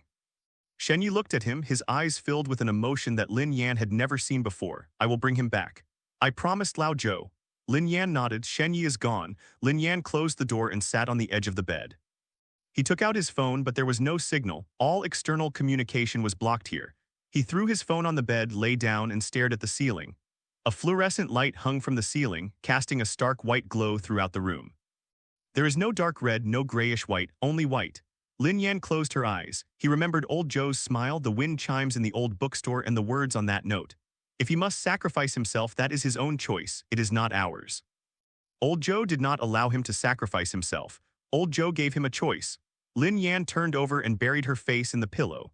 The pillow really does smell of sunshine. He hadn't smelled this scent in a long time. He didn't dream that night. But when he woke up the next morning, he found that the small dark red dot in his palm was gone. Instead, there was a line of characters as thin as mosquito legs.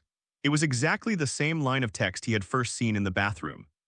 "You're long dead, what exists now is a fake, borrowing your body." But this time, below the main text, there was a new line of text. The handwriting is finer and lighter, as if it were engraved with a needle tip. "But you are alive now." Lin Yan stared at the line of words on his palm for a long time. "You died long ago, what exists now is a fake, borrowing your body, but you are alive now." The first sentence is a curse, the second is salvation. He couldn't tell who had carved those words. Is it the true soul of Lin Yan? Is it that eye, or is it the anchor point itself? Perhaps they are all of them, perhaps neither. Lin Yan sat up in bed and stretched his shoulders. "After a good night's sleep, most of the fatigue in my body had subsided, but the aches that seeped into my bones were still there." He went into the bathroom and looked at himself in the mirror. His complexion had improved, his lips were no longer purple, and the dark circles under his eyes had faded. The man in the mirror was 24 or 25 years old, no, 28, the real Lin Yan's age. But he felt much older than 28. Lin Yan washed her face, changed into clean clothes, and left the room. People were walking in the corridor, dressed in casual clothes or white coats, their pace neither hurried nor slow. Everyone who sees him nods slightly, but no one stops to speak to him. It's not indifference, it's respect. Lin Yan walked through the corridor and into the medical area. Dr. Chen was examining Lin Yuanshan, holding a flashlight and shining it into the old man's pupils. "He woke up once last night," Dr. Chen said without looking up. Lin Yan's heart skipped a beat. Did he speak? No, he just opened his eyes, looked at the ceiling for a while and then closed them again. But his consciousness is returning, which is a good sign. Lin Yan walked to the bedside and looked down at Lin Yuanshan. The old man's face was still pale, but his brows were more relaxed than yesterday. His lips were slightly parted and his breathing was light and slow. Lin Yan reached out and gently touched Lin Yuanshan's fingers. The old man's fingers were cold, but his fingertips twitched slightly. It's like a response. Lin Yan withdrew his hand, turned around and walked out of the medical area. He found Shen Yi in the open space. Shen Yi was squatting next to a car, checking the tires. Seeing Lin Yan approach, he stood up and dusted off his hands. "Did you sleep well?" "It's all right. Did you sleep last night?" "I slept for a while." Shen Yi's eyes looked tired, but his voice was still quite energetic. "Come on, I'll take you for a walk." They crossed the open space and entered another corridor. Shen Yi explained as he walked. This outpost was built 70 years ago, originally as an air raid shelter and later converted into a base by the ferrymen. Currently, there are over 40 permanent residents, including medical, research, logistics, and field personnel. Field work, they are spirit guides who go out on missions. Their job is to find the dead trapped by their obsessions in the city, help them fulfill their last wishes, and send them to rest in peace. They don't harvest, they ferry them across. Completely the opposite of what Lin Zhenhai did. Yes. Lin Zhenhai harvests obsessions, we fulfill ours. He uses the dead to support himself, we use ourselves to help the dead. Lin Yan remained silent for a while. "Aren't you worried about being discovered by other factions?" "I'm worried, but our covert measures are excellent. Only core members know the location of this outpost, and all field agents have disguised identities and maintain single-line communication. Even if we're caught, the outpost won't be exposed." They walked to the end of the corridor and Shen Yi pushed open a door. Inside is a small library. The bookshelves stretched from floor to ceiling, crammed full of books. Most of them are old books, but there are also quite a few new books, as well as some file boxes and archive folders. In a corner of the library, a few people were sitting, some were reading and some were writing. Shen Yi walked to the innermost table where a map was spread out. "This shows the known strongholds of the Gixu faction." Shen Yi pointed to several red dots on the map. "They have fewer people than us, but their combat power is stronger. Because they don't harvest obsessions, they destroy them along with the souls of the dead. This practice consumes a great deal of obsession energy, but they don't care. Their goal isn't to gain power, but to completely erase all obsessions. Why? Because their leader believed that attachment is the root of human suffering. As long as attachment exists, the dead will not find peace and the living will be tormented by it. His logic was, destroy all attachment and you will destroy all suffering. But that would also destroy the soul of the deceased. Yes, in his view, the dead are already dead and the existence of their souls is meaningless. Rather than letting them be used by people like Lin Zhenhai, it's better to eliminate them completely." Lin Yan stared at the red dots on the map. "They took Lao Zhou's body away, right?" "Yes." They occupied one of Lin Zhenhai's outposts and stole several bodies stored there, including old Zhou's. Why did you try to steal the body? The Gixu faction has a ritual that uses the remains of the dead to trace back their obsessions and then destroy them at their source. What is old Zhou's obsession? It's protecting you, protecting Lin Yuanshan, and protecting the Ferryman. If Gixu destroys old Zhou's obsession, his soul will completely dissipate without even a chance to rest in peace. Lin Yan's fingers clenched tightly. When should we take action? Shen Yi looked at him, a hint of hesitation in his eyes. You don't need to participate. I want to go. Lin Yan, I promised Lao Zhou I'd bury me and Yuanshan together. Yuanshan is still alive. Lao Zhou's body can't be left unburied. Shen Yi was silent for a few seconds, then nodded. Okay, but I have conditions. What are the conditions? Follow my orders. If I say retreat, then retreat. No recklessness allowed. Make a deal. Shen Yi took out a more detailed map from the drawer and spread it on the table. The stronghold occupied by Gixu is in an abandoned factory in the north of the city. Lin Zhenhai used to use it to store some unstable obsession energy containers, but it was later abandoned. There are about 7 or 8 people from Gixu, led by a woman called Crow. She is dangerous. The obsession energy on her hands is black, unlike anyone else's. Black. Yes, not dark red, not silver white, it's pure black. She destroyed too many obsessions, and the negative emotions left behind when those obsessions dissipated, resentment, despair, fear, were all absorbed by her body. Her energy is pure negative obsession. Lin Yan's palms felt slightly warm. The silvery white patterns brightened slightly. I have silver white, perhaps it can subdue her. Perhaps, but don't rely on that assumption. Shen Yi put away the map. The operation is scheduled for tonight. Rest well during the day and familiarize yourself with the area. Meet at the parking lot at 8 p.m. Lin Yan returned to her room and lay down on her bed. My mind is a mess, but I'm much clearer than I was a few days ago. He tried to understand his current situation. He is the anchor point. The projection of the origin is attached to his body. He was a fake, but he awakened and developed his own convictions. He was Lin Yuanshan's son. Although not his biological son, Lin Yuanshan treated him as the real Lin Yan. He is the Ferryman's guest, safe for now, but could be found by other factions at any time. He is the one who carries on old Zhou's last wishes. He is a collection of identities, each carrying a responsibility. Lin Yan rolled over, facing the wall. The walls were white and very clean, without any marks. He stared at the white wall and remembered the mirror in the bathroom. My reflection in the mirror is melting. The reflection in the mirror is filled with fear. My reflection in the mirror is screaming. But now he sits here on a clean bed in a room without a mirror. He will not melt anymore. At least it won't get as out of control as it did that night. Lin Yan closed his eyes and took a short nap. At 3 p.m. He went to the medical area. Lin Yuanshan woke up. She's really awake. The old man's eyes were open, though still cloudy, but no longer unfocused. He turned his head slightly, looking in Lin Yan's direction. His lips moved, uttering a hoarse, almost inaudible syllable. Inkstone. Lin Yan walked to the bedside, squatted down, and brought his line of sight to the old man's. I am not the real Lin Yan, I am a fake. Lin Yuanshan blinked. I know. The sound was very soft but very clear. Your eyes are different from his eyes were warmer. Your eyes are even colder, but being cold doesn't mean being devoid of emotion. Lin Yan's throat tightened. Do you hate me? I possessed your son's body. Lin Yuanshan remained silent for a long time. So long that Lin Yan thought he had fallen asleep again. Then the old man spoke, his voice even softer than before. My son is dead when his spirit was still alive. I spoke with him in the stronghold.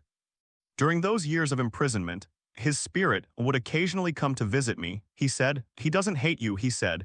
You are the last trace he left in this world. He didn't want even this trace to disappear. Lin Yan lowered his head and looked at his hands. The silvery white lines on the palm gleamed slightly under the fluorescent light. The small, dark red dot in the center reappeared. It didn't disappear and then reappear. It's always been there, but it was too dark to notice this morning. That little dot is jumping. It's exactly the same frequency as my heartbeat. Lin Yuanshan's eyes were fixed on Lin Yan's palm, his cloudy pupils reflecting a silvery white light. That's the anchor point, my father. Lin Kang's also had that, but it lay dormant inside me for a lifetime. It chose you. You should use it carefully. Lin Yan clenched his fist, obscuring the light from his palm. I will. Lin Yuanshan closed his eyes and his breathing became steady. He fell asleep. Lin Yan stood up and walked out of the medical area. In the evening, Shen Yi came to find him. Are you ready? Lin Yan took the silver-plated dagger from under his pillow and tucked it into his belt. Ready? They walked to the parking lot. Shen Yi drove a black SUV, not the van from before. There were 2 other people in the car. A man and a woman both dressed in dark clothes with calm eyes and serious expressions. This is Aju and this is Fang Yuan. They're both from the field operations team. Lin Yan nodded and sat in the back seat. Aju sat next to him and Fang Yuan sat in the passenger seat. Shen Yi started the car and drove out of the tunnel. The iron gate slowly closed behind us. The car drove through the night, heading towards the north of the city. The city lights outside the car window were bright, but there were few pedestrians, and occasionally a night bus would pass by. Lin Yan looked out the window, the lines on his palms still slightly warm. It wasn't burning, it was a warm feeling like being held in someone's hand. He looked down at his palm. A silvery white light shone in the darkness. The small dark red dot in the center was jumping faster than before. It was as if it was reminding him, danger ahead, but I'm also telling him, you are not alone. The car drove through the industrial area in the north of the city. The buildings on both sides became shorter and more dilapidated, and the spacing between the streetlights widened, resulting in intermittent light. Some sections of the road had no lights at all, only the beams of car headlights illuminated the bumpy road ahead. Shen Yi drove very slowly as if he was looking for something. Fang Yuan sat in the passenger seat, holding a tablet that displayed a satellite map. Turn right in 300 meters ahead, he said. Shen Yi turned on his turn signal even though there were no other cars on the road, and turned right onto a narrower road. The road is lined with abandoned factory buildings, their windows either broken or sealed with bricks, and the walls are painted with red demolish signs, just like those in the old streets of the west of the city. Looking at the demolished signs, Lin Yan thought of old Joe's used bookstore, that faded wooden signboard, that tinkling wind chime, that dim yellow table lamp. They're all gone. We've arrived, Fang Yuan said.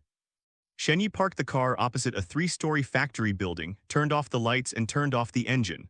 4 people sat in the dark, letting their eyes adjust to the surrounding light. The moon was obscured by clouds and there was almost no light. The factory was pitch black and it was impossible to tell if anyone was inside. The people of Giksu don't like having lights on, Aju began, her voice low and hoarse. They believe light interferes with the perception of their obsessive energy. So they move in the dark and they dwell in the darkness. Lin Yan looked at the factory building through the car window. Where is the entrance? Behind the factory building, there's an entrance to a basement, Fang Yuan said. Lin Zhenhai converted that basement into a storage room back then, and after Giksu occupied it, he used it as a temporary stronghold. Old Joe's remains should be inside. What's the guard situation? There aren't any outside, they're all inside, Shen Yi said.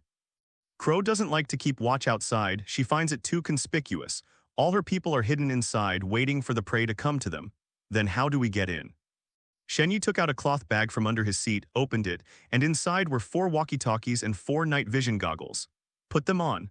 Fang Yuan and a Jiu will enter from the front to draw attention. Lin Yan and I will go in through the ventilation duct at the back and go straight down to the basement. Ventilation ducts? Lin Yan glanced at the exterior wall of the factory building. Is it even wide enough for a person to pass through? Yes. When Lin Zhenhai built it, the pipeline was designed to be very wide to transport large equipment. It was later abandoned, but the structure remained unchanged. The 4 men put on their night vision goggles and checked their weapons. Lin Yan gripped the silver-plated dagger, the lines on his palm glowing faintly in the green light of his night vision goggles. Shen Yi frowned as he looked at the light in his palm. Can you cover it up? It's too conspicuous. Lin Yan tried to retract the energy. The silvery light dimmed slightly but did not disappear completely. It can't be hidden, it's shining on its own. Then try not to reach out. The 4 people got out of the car, crouched down, crossed the road, and moved close to the factory wall. The night wind was cold, it felt like knives cutting my face. The air smelled of rust and mildew, mixed with an indescribable, cloyingly sweet odor of decay. Lin Yan followed Shen Yi around to the back of the factory. There was a square vent in the wall, the iron bars had been removed, revealing a dark, gaping opening. Shen Yi took the lead and went inside. Lin Yan followed. The pipe is narrow but wide enough for a person to pass through. He bent over, his knees and hands braced against the bottom of the pipe, and moved forward step by step. The inner wall of the pipe is made of rusty iron sheet, and in some places the rust has penetrated through, exposing the brick wall behind it. The air was thick with the smell of rust and a strong, nauseating, fishy odor. It's different from the putrid stench of obsessive energy. This is the real taste of blood, fresh. Lin Yan's heart sank. Ahead, Shen Yi stopped. He turned around, his expression was obscured by the night vision goggles, but his gestures were clear. We've arrived. Below the pipe is a room. Through the ventilation grill, which is still there, you can see what's inside the room. The room wasn't large, about 20 square meters. The lights weren't on, but everything was clearly visible under the night vision goggles. The room was filled with wooden crates and iron barrels, and a row of shelves against the wall held various bottles and jars. In the very center of the room stood an iron table. A person is lying on the table. He was covered with a white sheet on which were large dark stains, dried blood. Old Joe, Lin Yan's breathing became rapid. Shenyi gestured for him to calm down, then took out a screwdriver from his waist and began to tighten the screws on the ventilation grill. The screw was tight. He tightened it slowly, almost silently. The fence was removed and Shenyi jumped down first, followed by Lin Yan. When he landed, his foot stepped on something. Looking down, I saw a pool of blood that hadn't completely dried. There were more than just them and Lao Zhou in the room. In the shadows of the corner stood a person. The person emerged from the darkness, their steps light like a cat's. It's a woman. Around 30 years old, short hair, wearing a black bodysuit with no expression on her face. Her eyes appeared eerily black under the night vision goggles. It's not dark brown, nor is it grayish white. It's pure black. Even the whites of his eyes were black. It looked like two black glass beads embedded in their eye sockets. You arrived later than I expected. Her voice was calm, even tinged with a hint of languor. I've been waiting for you for 2 hours. Without wasting words, Shenyi drew his dagger. Crow, we need to take old Joe's body with us. Crow tilted its head, looking at Shenyi, then at Lin Yan. Her gaze lingered on Lin Yan's palm for a moment. You are that anchor point. It's not a question, it's a statement. Silver white, it's really beautiful. More beautiful than any obsessive energy I've ever seen. Give it to me. Lin Yan gripped the dagger tightly. Come and get it yourself. The crow laughed. Her smile was beautiful, but it sent chills down your spine. No rush. I'll deal with these obstacles first. She raised her right hand and a ball of black light appeared in her palm. The light wasn't a thick, dark red, blood-like substance. It was pure black, as if it had absorbed all the light. Even glancing at it feels like something is tugging at my eyes. Black light shot out from her palm, not towards Lin Yan, but towards the ceiling. A hole had been punched through the ceiling and debris and dust rained down. Footsteps came from upstairs. Fang Yuan and a Jew entered through the main entrance. They rushed into the room and stood on either side of Lin Yan. 4 people against 1 person. But the crow's expression remained unchanged. She raised her hands, each palm containing a ball of black light. Do you know where black energy comes from? She spoke as if she were having a casual conversation. It wasn't harvested, it wasn't inherited. It's from digestion. I digested hundreds of destroyed obsessions. The resentment, despair, and fear of those obsessions all became nourishment for me. Every digestion feels like swallowing a piece of burning coal. It hurts a lot, but after a while you get used to the pain. Now this energy has become a part of my body. Do you really think you're silver white, you're dark red, your ordinary weapons can hurt me? She didn't wait for a reply. Black light shot out from her palms like 2 whips lashing towards Fang Yuan and a Jew. Fang Yuan dodged to the side, but a Jew wasn't so lucky and was hit on the arm. The black light touched her skin, making a sizzling, corrosive sound. Aju grunted and took a few steps back. A large patch of her clothes on her arm was scorched, and a charred mark was visible on her exposed skin. She gritted her teeth and didn't scream. Shenyi rushed forward, his dagger aimed at Crow's throat. The Crow did not hide. She raised her hand and grabbed the blade of the dagger. Black light surged from her palm, enveloping the dagger. The metal blade of the dagger began to melt, dripping down like wax. Shenyi released his grip and took a step back. The dagger had completely melted, and black droplets dripped onto the ground, corroding small pits. The Crow shook its hand as if nothing had happened. Is there anything else? Lin Yan stepped forward. He walked up to the Crow, less than 2 meters away. The silvery white light in his palm shone in the darkness, forming a stark contrast with the black of the raven. The Crow gazed at the silvery white light, a flicker of emotion appearing in its black eyes. It's not fear, it's greed. You're really beautiful, she whispered, even more beautiful than I imagined.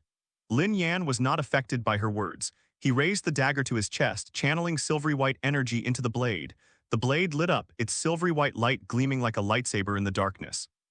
We'll take Lao Zhou's body with us. Get out of my way now and I won't kill you. The Crow tilted its head and looked at him. You're not going to kill me? You think you can kill me? Lin Yan did not answer. He took a step forward. A silvery white light emanated from his palms, spreading along his arms to his shoulders and then throughout his entire body. His entire body was enveloped in a silvery white halo. Under the silvery white light, the raven's black energy seemed to be scalded, shrinking slightly. The Crow's expression changed. It's not fear, it's excitement. Finally, I've met someone who can fight. She rushed forward. Black light and silvery white light collided. There was no explosion, no sparks. The two energies are like two incompatible liquids. Upon collision, they repel and corrode each other. Lin Yan felt an immense pressure emanating from the black light, as if he were being crushed by a mountain. His knees bent and cracks appeared in the concrete beneath his feet, but he did not back down. He plunged the dagger into the crow's chest. The crow used its black light to block the dagger. The silver and black colors remained locked in a stalemate on the blade's edge, emitting a piercing squeak. Lin Yan gritted his teeth and poured all his energy into the dagger. The silvery white light grew brighter and brighter, almost blinding the night vision goggles. The black light began to recede. For the first time, a look of surprise appeared on the crow's face. She took a step back. Lin Yan took a step forward. The dagger pierced her shoulder. Not the chest, but the shoulder. She shifted her body slightly at the last moment. The silvery white blade pierced her collarbone and black blood gushed from the wound. He looked down at the dagger on his shoulder, then looked up at Lin Yan. Her expression was complicated. It wasn't anger, it wasn't pain. Rather, it was a strange, almost gentle confusion. You really can hurt me. Lin Yan drew his dagger and took a step back. One last time, get out of the way. Crow clutched his shoulder, black blood seeping from between his fingers. She looked at Lin Yan and the greed in her dark eyes disappeared, replaced by something Lin Yan couldn't understand. You can leave now, she said. Take old Zhou's body with you. Shen Yi, Fang Yuan, and a Jew were all stunned. Lin Yan was not surprised. He walked to the iron table and lifted a corner of the white cloth. Old Zhou's face was revealed. His face was ashen, his lips were purple, his eyes were closed, and his expression was serene. It looks like she's asleep, but he had a deep wound on his neck. That was a fatal wound. Lin Yan's fingers trembled slightly. He covered the body with the white sheet again and carried old Zhou's body off the iron table. He was a little heavier than Lin Yuanshan, but not by much. Old Zhou was very thin even before he died. Let's go, Lin Yan said. Shen Yi supported a Jew, while Fang Yuan brought up the rear. The four of them went up the stairs from the basement, passed through the factory, and walked onto the road outside. The black SUV was still parked there. They placed Lao Zhou's body in the back seat with Ajiu sitting beside him. Shen Yi started the car and drove away from the industrial area. Lin Yan glanced back at the factory building. It was pitch black like a crouching giant beast. The crow did not chase after them. She stood at the bottom of the basement stairs, her dark eyes watching the direction he had left in the darkness. The wound on my shoulder was still bleeding, but she didn't try to cover it up. She just stood there watching. Until the car lights disappeared at the end of the road. She turned around and went back to the basement. A person emerged from the shadows in the corner. The man was wearing a dark gray trench coat and black gloves. His face was expressionless. The eyes are grayish-white. You let them go. The man's voice was hoarse and devoid of emotion. The crow did not look at him. What I released was the anchor point. It wasn't them. What's the difference? The crow fell silent. He's different, she finally said. What's different? The crow did not answer. She looked down at the black energy in her palm. A crack appeared in the black mass where it had just been touched by the silvery white light. It's very fine, very faint, almost invisible, but a sliver of silvery white light shone through the crack. The crow stared at that glimmer of light, a slight smile playing on its lips. Interesting, she said. Then she clenched her fist and crushed the sliver of light, but she knew it would come again. Shen Yi turned on the headlights only after the car had left the industrial area and returned to the main road. No one spoke. In the back seat, Ajiu leaned back, the burns on her arm still oozing fluid, but she gritted her teeth and remained silent.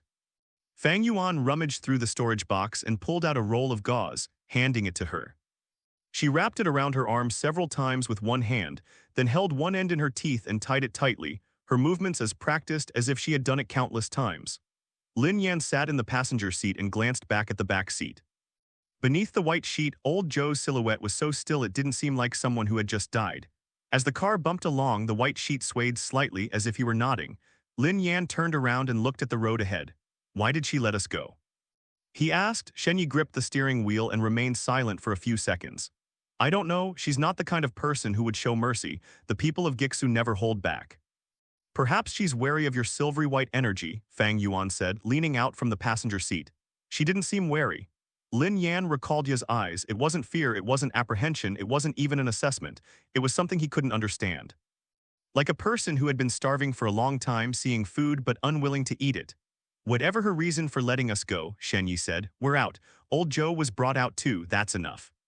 The car drove back into the mountains, entered a tunnel, passed through 3 iron gates and returned to the ferryman's underground base. The parking lot lights were on and several people in white coats were already waiting there. Dr. Chen stood at the front, carrying a medical kit. Shen Yi parked the car and together with Lin Yan carried Lao Zhou's body out of the back seat. Where to send it? Shen Yi asked. Dr. Chen walked to the stretcher, lifted the white sheet, glanced at the patient and showed no other expression. Come with me. They followed Dr. Chen across the open space and into a corridor that Lin Yan had never been to before. At the end of the corridor was a white door with a bronze plaque bearing the words, Resting Place. Dr. Chen pushed open the door. Inside was a small room, very cold, with a strong smell of formaldehyde in the air. In the center of the room was a metal table covered with a white sheet. Around the room were shelves filled with bottles, jars, and medical instruments. Lin Yan and Shen Yi placed Lao Zhou's body on the metal platform. Dr. Chen put on gloves and began her routine examination. She examined old Zhou's pupils, checked the wound on his neck, listened to his chest with a stethoscope, and then straightened up.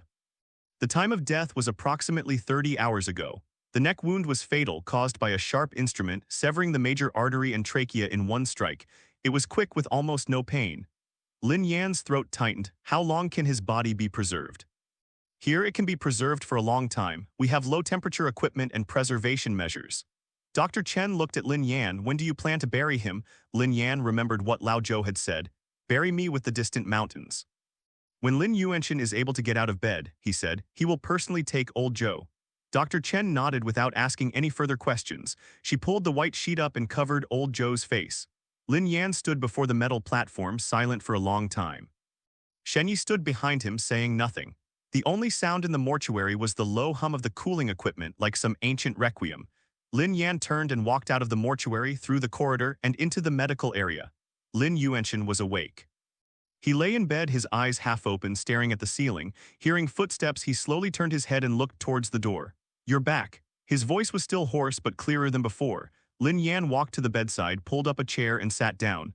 You're back. Old Zhou is back too. Lin Yuanchen's eyes widened slightly. Where is he? The mortuary. Dr. Chen is preserving his body. We'll send him off together when you're better. Lin Yuanchen remained silent for a long time. His lips trembled and his eyes were red, but no tears fell. Perhaps it was because his body was too weak and he no longer had the strength to shed tears. Old Zhou followed my father his whole life. His voice was low, as if he were talking to himself. After my father died, he followed me. He could have stayed out of it. He could have lived a quiet life, running that used bookstore, selling old books, drinking tea, and waiting to die. But he didn't. He chose this path. He chose you. Lin Yan lowered his head, looking at his palm. The silvery white lines shone quietly, and the small dark red dot in the center had stopped flickering, as if it were listening. He left me a final message, Lin Yan said. He said that if he had to sacrifice himself, it would be his own choice, not ours. Lin Yuanchen closed his eyes. A tear slid from the corner of his eye down his gaunt cheek and into the pillow. Lin Yan stood up, gently patted Lin Yuanchen's hand, and then walked out of the medical area. He stood in the open space for a while, unsure of where to go. The base was large, but he had only been to a few places: the parking lot, the medical area, Wei Yuan's room, the dormitory, and the mortuary. Each place carried a heavy weight on its walls. Lin Yan, he turned around. Shen Yi stood behind him, holding 2 glasses of water, and handed him one. Drink some water. You haven't had anything to drink since you got back. Lin Yan took the water glass and took a sip. The water was cool and had a faint, sweet taste, like it had honey added. This was prescribed by Dr. Chen to replenish your energy, Shen Yi said. You've used up too much energy and need to recover. Lin Yan took a few more sips and handed the cup back to Shen Yi. What do you think of what Crow said? Which sentence? He said, I'm different. How am I different? Shen Yi leaned against the wall, hands in his pockets, and thought for a moment. Perhaps she's never encountered silvery white obsessive energy before. Perhaps your energy has some kind of restraining effect on her blackness. Perhaps she just thinks you're good looking. Lin Yan glanced at him. Shen Yi shrugged. Just kidding. Seriously though, I suspect the Gixu isn't a monolithic entity. You might be wavering in her beliefs about Gixu. Letting us go might be her way of securing her own escape route. Will someone who has destroyed hundreds of obsessions waver? The more she destroys, the more easily she wavers. Because she understands better than anyone what she's destroying. With each obsession she destroys, she has to digest the resentment, despair, and fear. These things don't disappear, they accumulate within her, gradually changing her. Perhaps one day, when they reach a critical point, she will no longer be the same person she once was. Lin Yan recalled the silvery white crack in the palm of Crow's hand. My energy is already inside her. Shen Yi was stunned for a moment. What? When the dagger pierced her shoulder, a silvery white energy remained in her wound. I saw that glimmer of light embedded within her black energy, small but not extinguished. Shen Yi's expression turned serious. What does that mean? I don't know. But perhaps that glimmer of light will slowly spread within her, just like the anchor point spreads within me. Are you saying she'll awaken too? No. Lin Yan shook her head. She didn't awaken, she was infected. Infected by an energy she'd never encountered before. I don't know what it will turn her into. Shen Yi was silent for a moment, then sighed. One crow is troublesome enough. If she turns into something even more terrifying, we really won't be able to handle it. He straightened up and patted Lin Yan on the shoulder. Go and rest, you have things to do tomorrow. What's up? Wei Yuan wants to see you, 8 o'clock in the morning in his office. Shen Yi is gone. Lin Yan returned to her room and lay down on her bed. He closed his eyes but couldn't sleep. His mind was filled with images. Old Zhou lying on the iron table, the greed and confusion in his dark eyes, the tear in Lin Yuanshan's eye and the words on his palm, "But you are alive now." He rolled over and buried his face in the pillow. The pillow still smells of sunshine, but this time he detected a different scent. Faint, almost imperceptible, like the smell of ashes left after something had burned. That's the taste of Lao Zhou, the smell of an old bookstore. Lin Yan opened her eyes and stared at the white wall. He didn't cry, he simply kept his eyes open until dawn. The next morning at 7:30, Lin Yan finished washing up, changed into clean clothes, and went to Wei Yuan's office. He knocked on the door. Come in. Wei Yuan sat behind his desk, a cup of tea in front of him. The tea had gone cold, and a thin layer of tea stains had formed on the rim of the cup. He looked a little older than yesterday, but his pale blue eyes remained clear. Sit.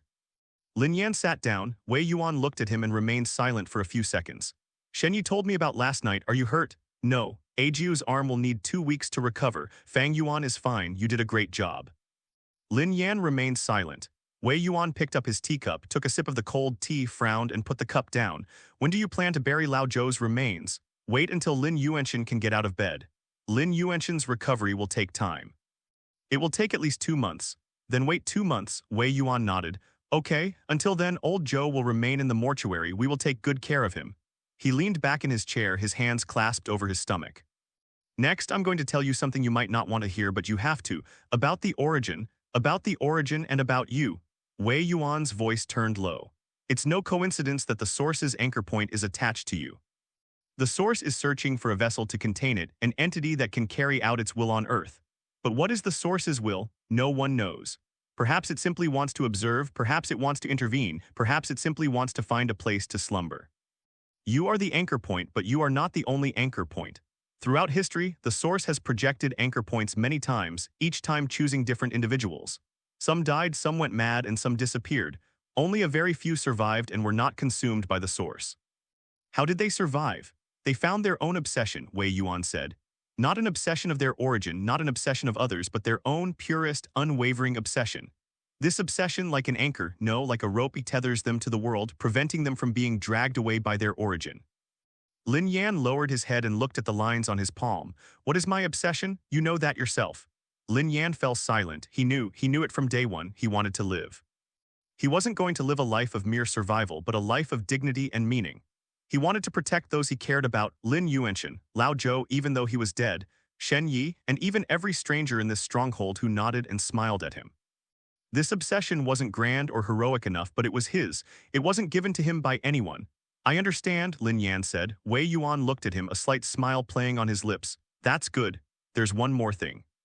The ruins of Gixu won't let this go. The crows may have let you go, but that doesn't mean the leaders of Gixu will. They will come, maybe tomorrow, maybe next month. You need to be prepared. What preparations are needed? Preparation for battle, preparation for escape. Preparation for survival. Wei Yuan took something out of the drawer and placed it on the table. It was a palm-sized stone, grayish-black in color with a smooth surface, as if it had been washed by river water for many years. But in the center of the stone there is a silver-white pattern. The lines on Lin Yan's palm are exactly the same. What's this? A fragment of the anchor point, Wei Yuan said. Left by your grandfather Lin Kang. Before he died, he gave this stone to me. He said that if the anchor point ever reappears, give this stone to the new anchor point. It will help you. Lin Yan picked up the stone. The moment my fingertips touched the stone's surface, the lines on my palm suddenly lit up. A silvery white light emanated from the palm of the hand, resonating with the silvery white patterns within the stone and producing a buzzing sound. The grayish-black surface of the stone began to peel away, like a cicada shedding its shell, revealing its true form. It is a transparent crystal. At the center of the crystal, a drop of blood is sealed, dark red, very small like a frozen teardrop. Lin Yan stared at the drop of blood, feeling a familiar energy emanating from the crystal. It's not silvery white, nor is it dark red. It was a warm, sunshine-like energy he had never felt before. That was Lin Kang's obsession. It was a gift left to the last person who had seen the source. The drop of blood trembled slightly in the center of the crystal, as if it were alive. Lin Yan held the transparent crystal, feeling the lines on his palm and the energy within the crystal communicating in a way he couldn't comprehend. It's not language, not sound, but some deeper, almost instinctive form of communication. It's like two strings vibrating at the same frequency. They can resonate without touching each other. Your grandfather gave this to me before he died. Wei Yuan's voice was very soft, as if he was afraid of disturbing the drop of blood. He said the anchor point wasn't a curse but a gift. Most people just don't know how to use it. Does he know how to use it? He doesn't know, but he believed that one day someone would find out. Lin Yan held the crystal in her palm. Silvery light shone through the gaps in their fingers, bathing the entire room in a silvery hue. Wei Yuan's white hair turned silver in the silver light, and his pale blue eyes became even brighter like two stars. I felt it, his obsession. It's not a specific memory, not a picture, but a feeling. It's so warm like the winter sun. Who is he protecting? It's not just one person, it's many people. Before he died, he wasn't thinking of himself, but of others. Wei Yuan's eyes reddened slightly. That's just the kind of person he is. He spent his whole life thinking of others. When he was a ferryman, he ferried more souls across than all of us combined. When he died, all the spirits, those he had sent away, came back. We're not here to harm him, we're here to send him off. The entire stronghold was filled with light of all colors, emanating from his body and floating upwards. That was the most beautiful scene I've ever seen. Lin Yan remained silent for a long time. He placed the crystal on the table and pushed it back in front of Wei Yuan. This should stay with you. You need it more than I do. Wei Yuan looked at the crystal and shook his head. What he leaves you is yours. I've kept it for him for 70 years, that's enough. He pushed the crystal back in front of Lin Yan. Lin Yan did not refuse again. He put the crystal in his pocket and carefully tucked it away from his body. Even through his clothes, he could feel that warm, sun-like energy seeping into his body through his skin. What should I do next? Wait, Wei Yuan said. Wait for Lin Yuanshan to recover, wait for Gixu's next move, wait for the anchor point within your body to stabilize. The anchor point is most unstable immediately after it is attached. It will create fluctuations in your energy field, causing your emotions to spiral out of control and your body to malfunction. You've experienced melting, that's a sign that the anchor point is being activated. Next, something even stranger might happen. For example, you might see things you shouldn't see. The deceased's obsession, their unfulfilled wishes, the last glimmer of light before they faded away. You will hear sounds and see images, unable to distinguish between dreams and reality. You'll feel like you're becoming someone else. But don't be afraid, those are normal reactions from the anchor points. It will gradually stabilize and integrate with your body. By then, you will no longer melt. Lin Yan recalled the newly engraved words on her palm. But you are alive now. Who carved those words? Is it the anchor point itself? Is it Lin Kang, or was it himself? There's one more thing. Wei Yuan's voice turned serious. Regarding your identity, a fake. No, it's about your relationship with Lin Yuanshan. You're a fake, you've taken over his son's body. But legally and emotionally, you are now his son. His own son is dead, his soul has vanished, but he entrusted his final wish to you. He wants you to live on in his place and take care of his father. I know, you know that, but you may not accept it. Wei Yuan looked at him, his eyes holding a kind of wisdom unique to the elderly. You keep thinking to yourself that you don't deserve it. You are not the real Lin Yan, you have no right to call him father, no right to fulfill his last wishes. But you must understand the real Lin Yan chose you. It wasn't forced, it wasn't accidental, he chose you of his own accord. He was inside you, he knows who you are, he knows what you're going to do. He entrusted everything to you because he trusted you. Lin Yan's throat tightened. He remembered that voice, the true soul of Lin Yan, and its last words, thank you. It contains only 2 words, but it contains everything. I will take good care of him. Lin Yan said, I know. Wei Yuan leaned back in his chair and closed his eyes. Go ahead. I need to rest. Lin Yan stood up, walked to the door and glanced back. Wei Yuan sat behind his desk, his hair white and his face serene, like an old man sitting in the depths of time. The glass of iced tea on the table hadn't been poured out yet. Tea stains had formed a brown ring around the rim of the glass. Lin Yan gently closed the door and left. The next few days passed uneventfully. Lin Yan visits Lin Yuanshan in the medical area every morning. The elderly person's recovery was slower than expected. Dr. Chen said that this was because his body had been overworked for too many years and the damage to his organs was irreversible. It was a miracle that he survived. He may never be able to get out of bed and walk again. He might be able to take a few steps with crutches, but he will never be able to run, jump, or climb mountains like a normal person. Lin Yan didn't care. As long as he's alive, that's enough. During the day, Lin Yan followed Shen Yi to familiarize himself with the environment at the base. He met many more people, researchers in the lab, archivists in the library, cooks in the cafeteria, and several spirit guides in the field team. They were all friendly to him but maintained a subtle distance. It's not rejection, it's respect. They knew he was the anchor, knew he was different from others, so they didn't bother him. That night, Lin Yan stayed alone in his dormitory studying the crystal. He placed the crystal on the table and sensed it using the lines on his palm. The silvery white light resonates with the light within the crystal, causing the drop of blood to beat even faster. Sometimes he would see images in the crystal. It's not a complete picture, it's fragments. A young man stood on the beach, the wind blowing through his hair. He held a stone in his hand, a stone exactly like the crystal, only it hadn't been peeled open yet. He looked at the stones, then at the sea, his face bearing an expression that Lin Yan couldn't decipher. It wasn't sadness nor happiness, it was a very calm expression, one that showed acceptance of everything. That's Lin Kang, his grandfather, seen change. The same man, now old, with white hair and a face full of wrinkles. He lay in bed, surrounded by many people. There is Wei Yuan in his youth with black hair. There was old Zhou and an even younger Zhou Yuanshan who wasn't wearing round-framed glasses and was wearing a white shirt. There were also some faces that Lin Yan didn't recognize. Lin Kang was speaking, his voice very soft, but Lin Yan heard every single word. The anchor point will not disappear. It will keep being passed down until it finds the right person for it. That person wasn't the strongest, the smartest, or even the kindest, but that person has one characteristic. He won't give up. No matter what happens, he will survive. Not for himself, but for those who need him. Lin Yan pulled herself out of the scene and found her face covered in tears. He didn't know why he was crying. Perhaps it was because of Lin Kang's words. Perhaps it was because of that drop of blood. Perhaps it's because he finally understands why he has become the way he is now. It wasn't for myself. It is for those who need him. Lin Yan put the crystal back into her pocket, wiped away her tears, and lay down on the bed. The fluorescent lights on the ceiling were still so white, illuminating the entire room.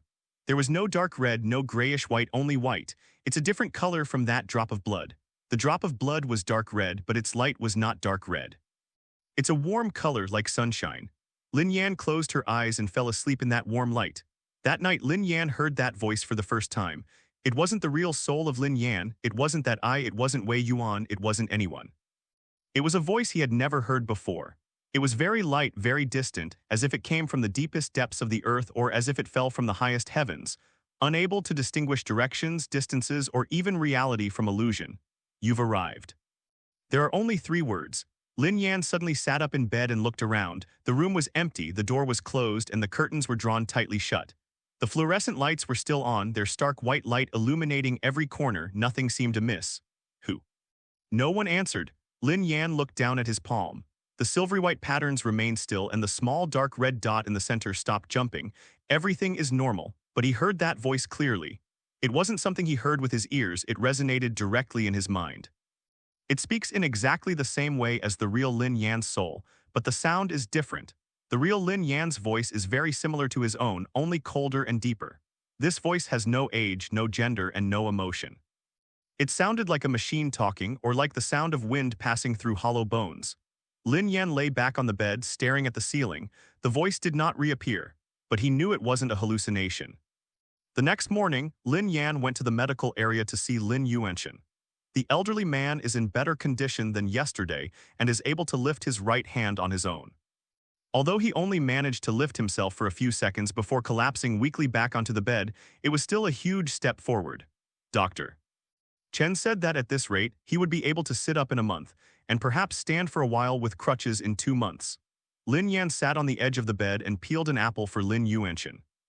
Cut it into very small pieces, pierce it with a toothpick, and feed it to him 1 piece at a time. Lin Yuanshan ate very slowly, chewing each bite for a long time before swallowing. But his eyes now shone with a light, no longer the murky, unfocused light, but a genuine, living light. Did you sleep well last night? Lin Yuanshan asked. Good, I dreamt of your grandfather. Lin Yan paused for a moment. What did you dream about? I dreamt that he was standing on the beach holding a stone in his hand. He threw the stone into the sea and then the waves washed it back. He picked it up, threw it again, and then rushed back. He threw it many times and the stone always came back. Finally, he stopped throwing it, put the stone in his pocket, and turned to leave.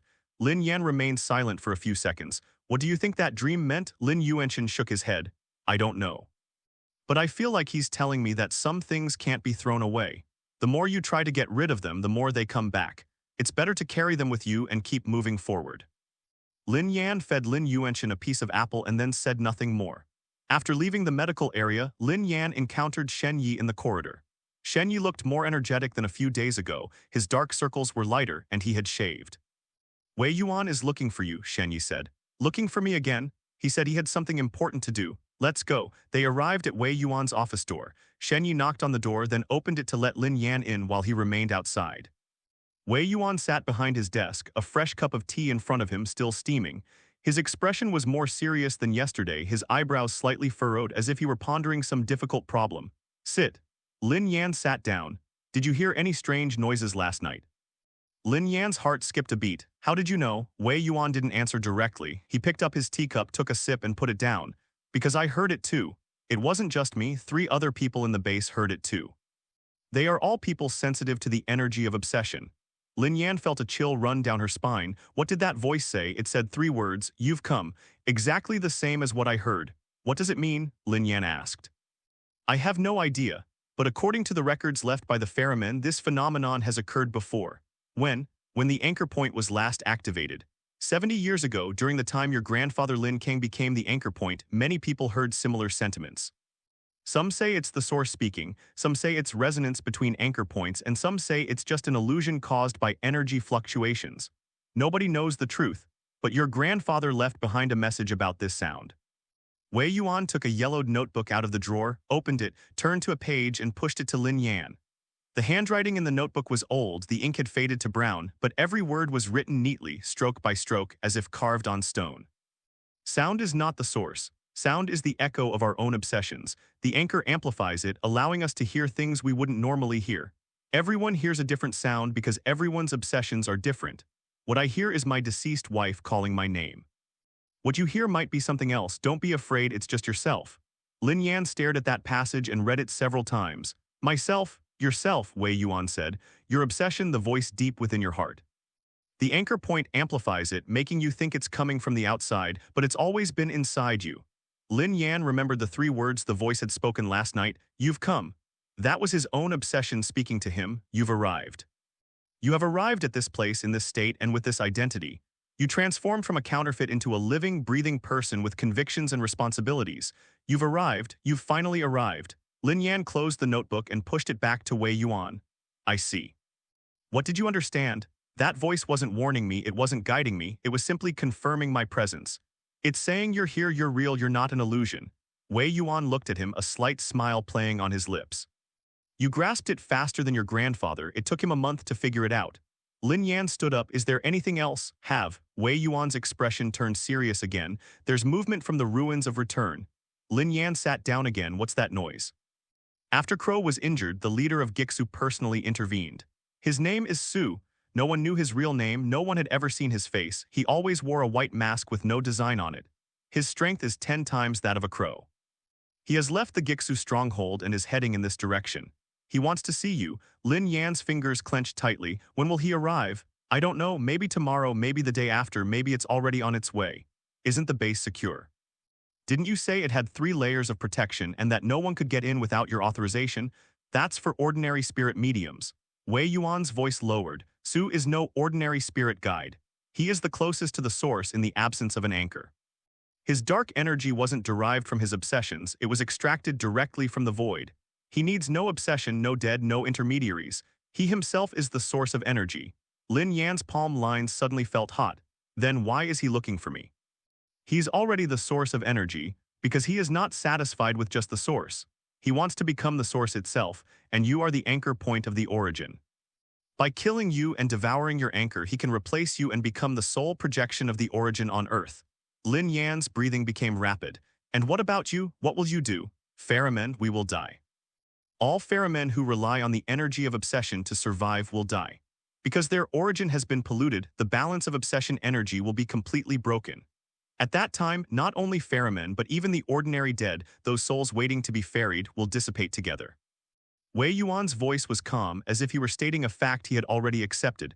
So Lin Yan, you're not fighting for yourself. You are fighting for everyone. Lin Yan remained silent for a long time. He looked down at his palm, at the silvery white lines, and at the small dark red dot in the center. He remembered Lin Kang's drop of blood, the crystal, and the words, "He won't give up." What do I need to do? Enhance your strength. How to enhance it? To fulfill one's obsession.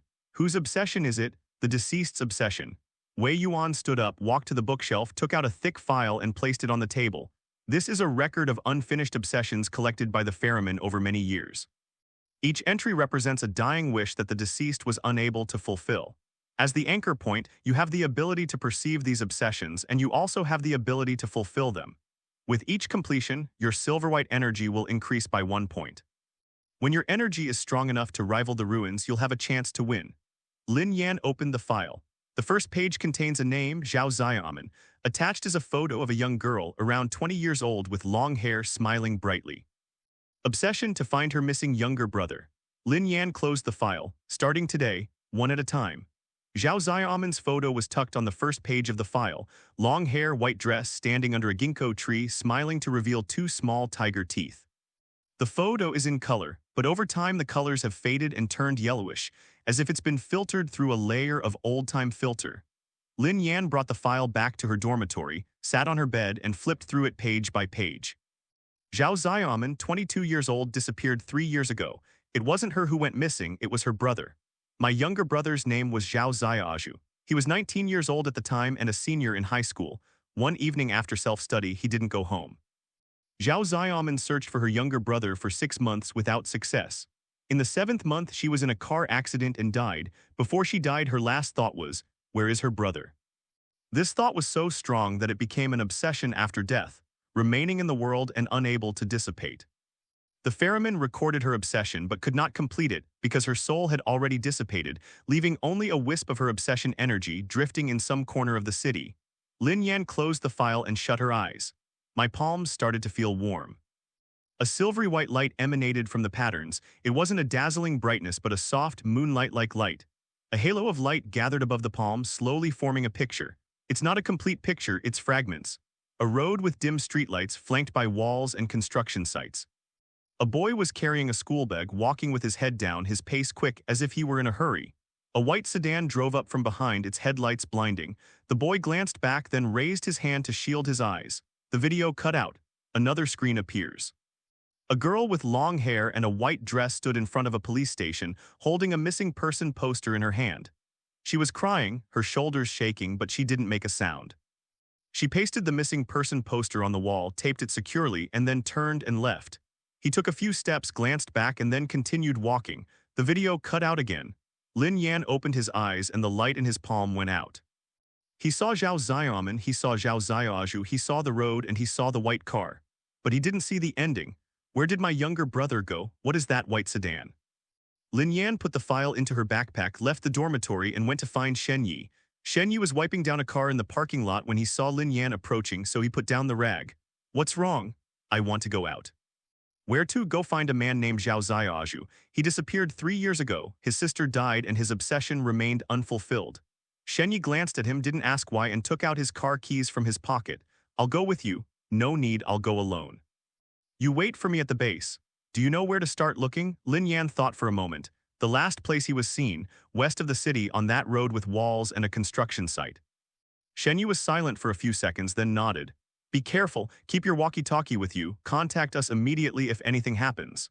Lin Yan took the walkie-talkie, clipped it to his belt, and drove an inconspicuous gray sedan out of the stronghold.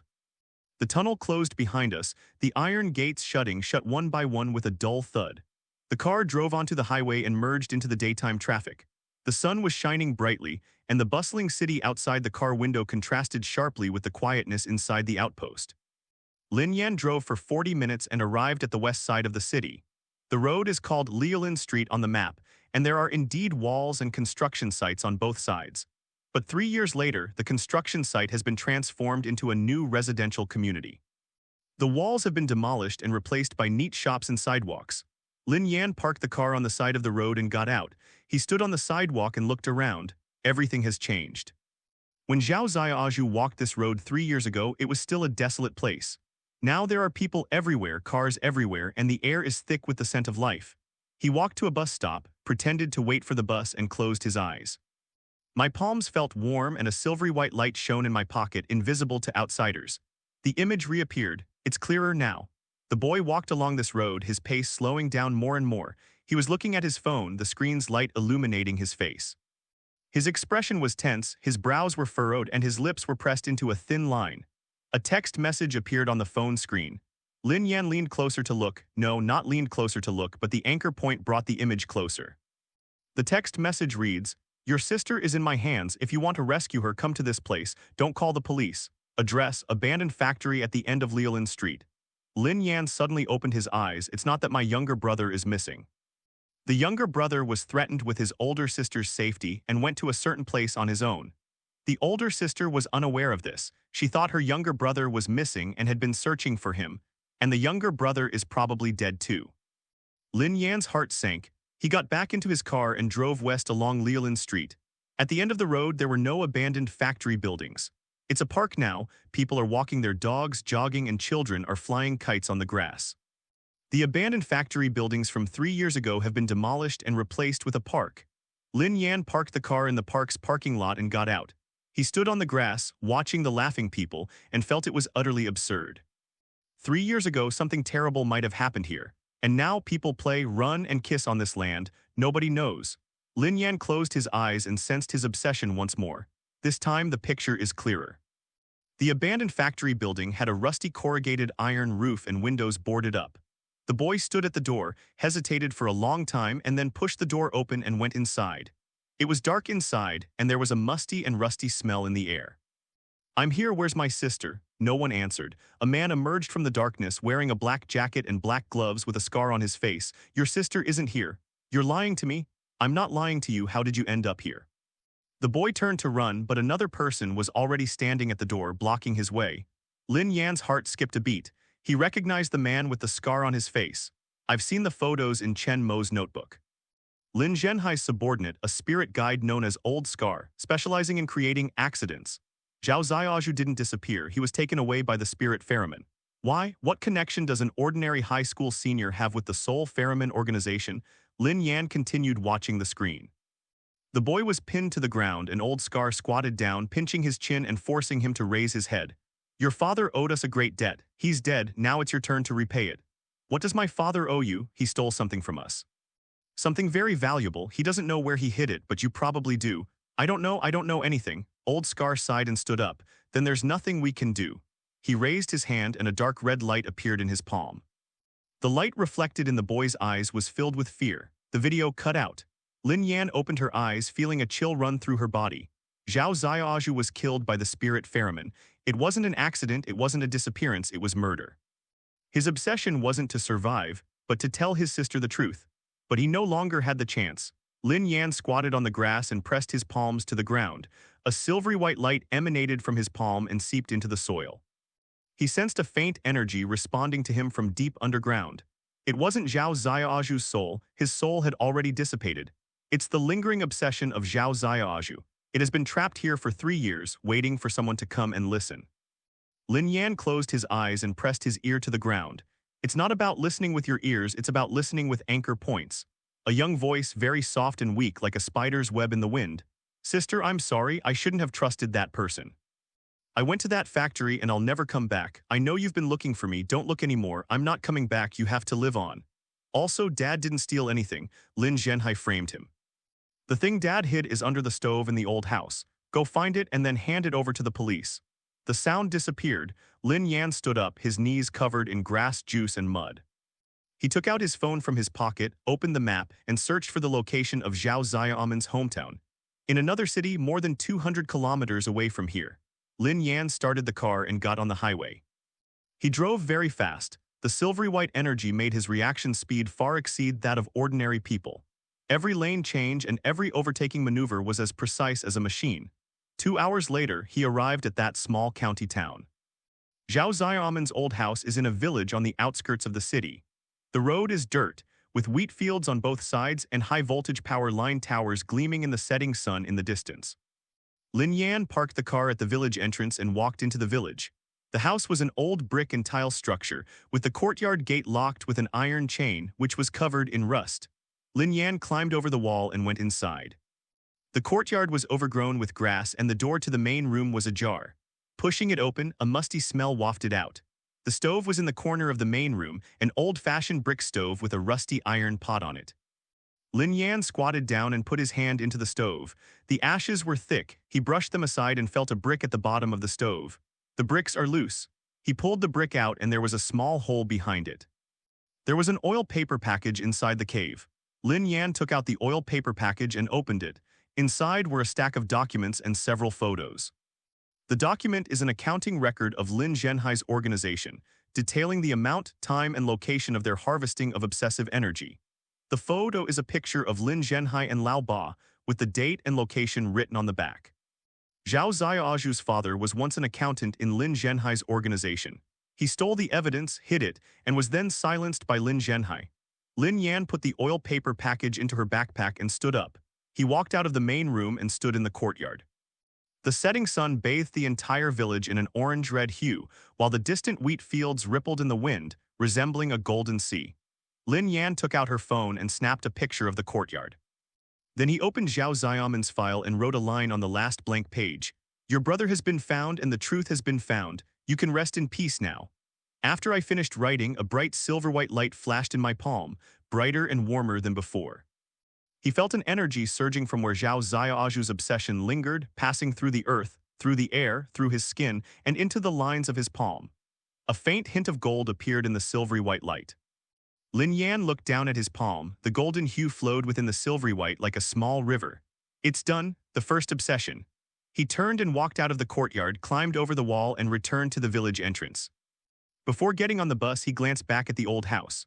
The setting sun shone on the rooftops and the tiles reflected an orange-red light. A blurry shadow stood on the roof. Long hair, white dress. She stood there, looked at Lin Yan, and smiled. Two small canine teeth were showing, then she disappeared. Lin Yan blinked. There was nothing left on the roof. He didn't know if it was Zhao Xiaoman's spirit or an illusion created by the anchor point, but he remembered that smile. Lin Yan started the car and drove away from the village. The walkie-talkie suddenly rang. Shenyi's voice was urgent and low. "Lin Yan, where are you? On the way back, what's wrong? We've arrived at the market. Didn't you say it would be tomorrow?" "He arrived early. He's not at the base. He's with you." A piercing static crackled from the walkie-talkie. Then came an unfamiliar voice. It was heavy and slow, like a bell being slowly tolled. "Lin Yan, I'm waiting for you." The walkie-talkie broke. It wasn't shattered by the sound itself, but by the energy carried within that sound. The fragments landed on the passenger seat, with wisps of smoke still rising from their edges. Lin Yan gripped the steering wheel, his fingers tightening. He glanced at the rearview mirror. There was nothing on the road ahead, but the sky ahead is turning dark. It's not the black of night, but a thick ink-like black.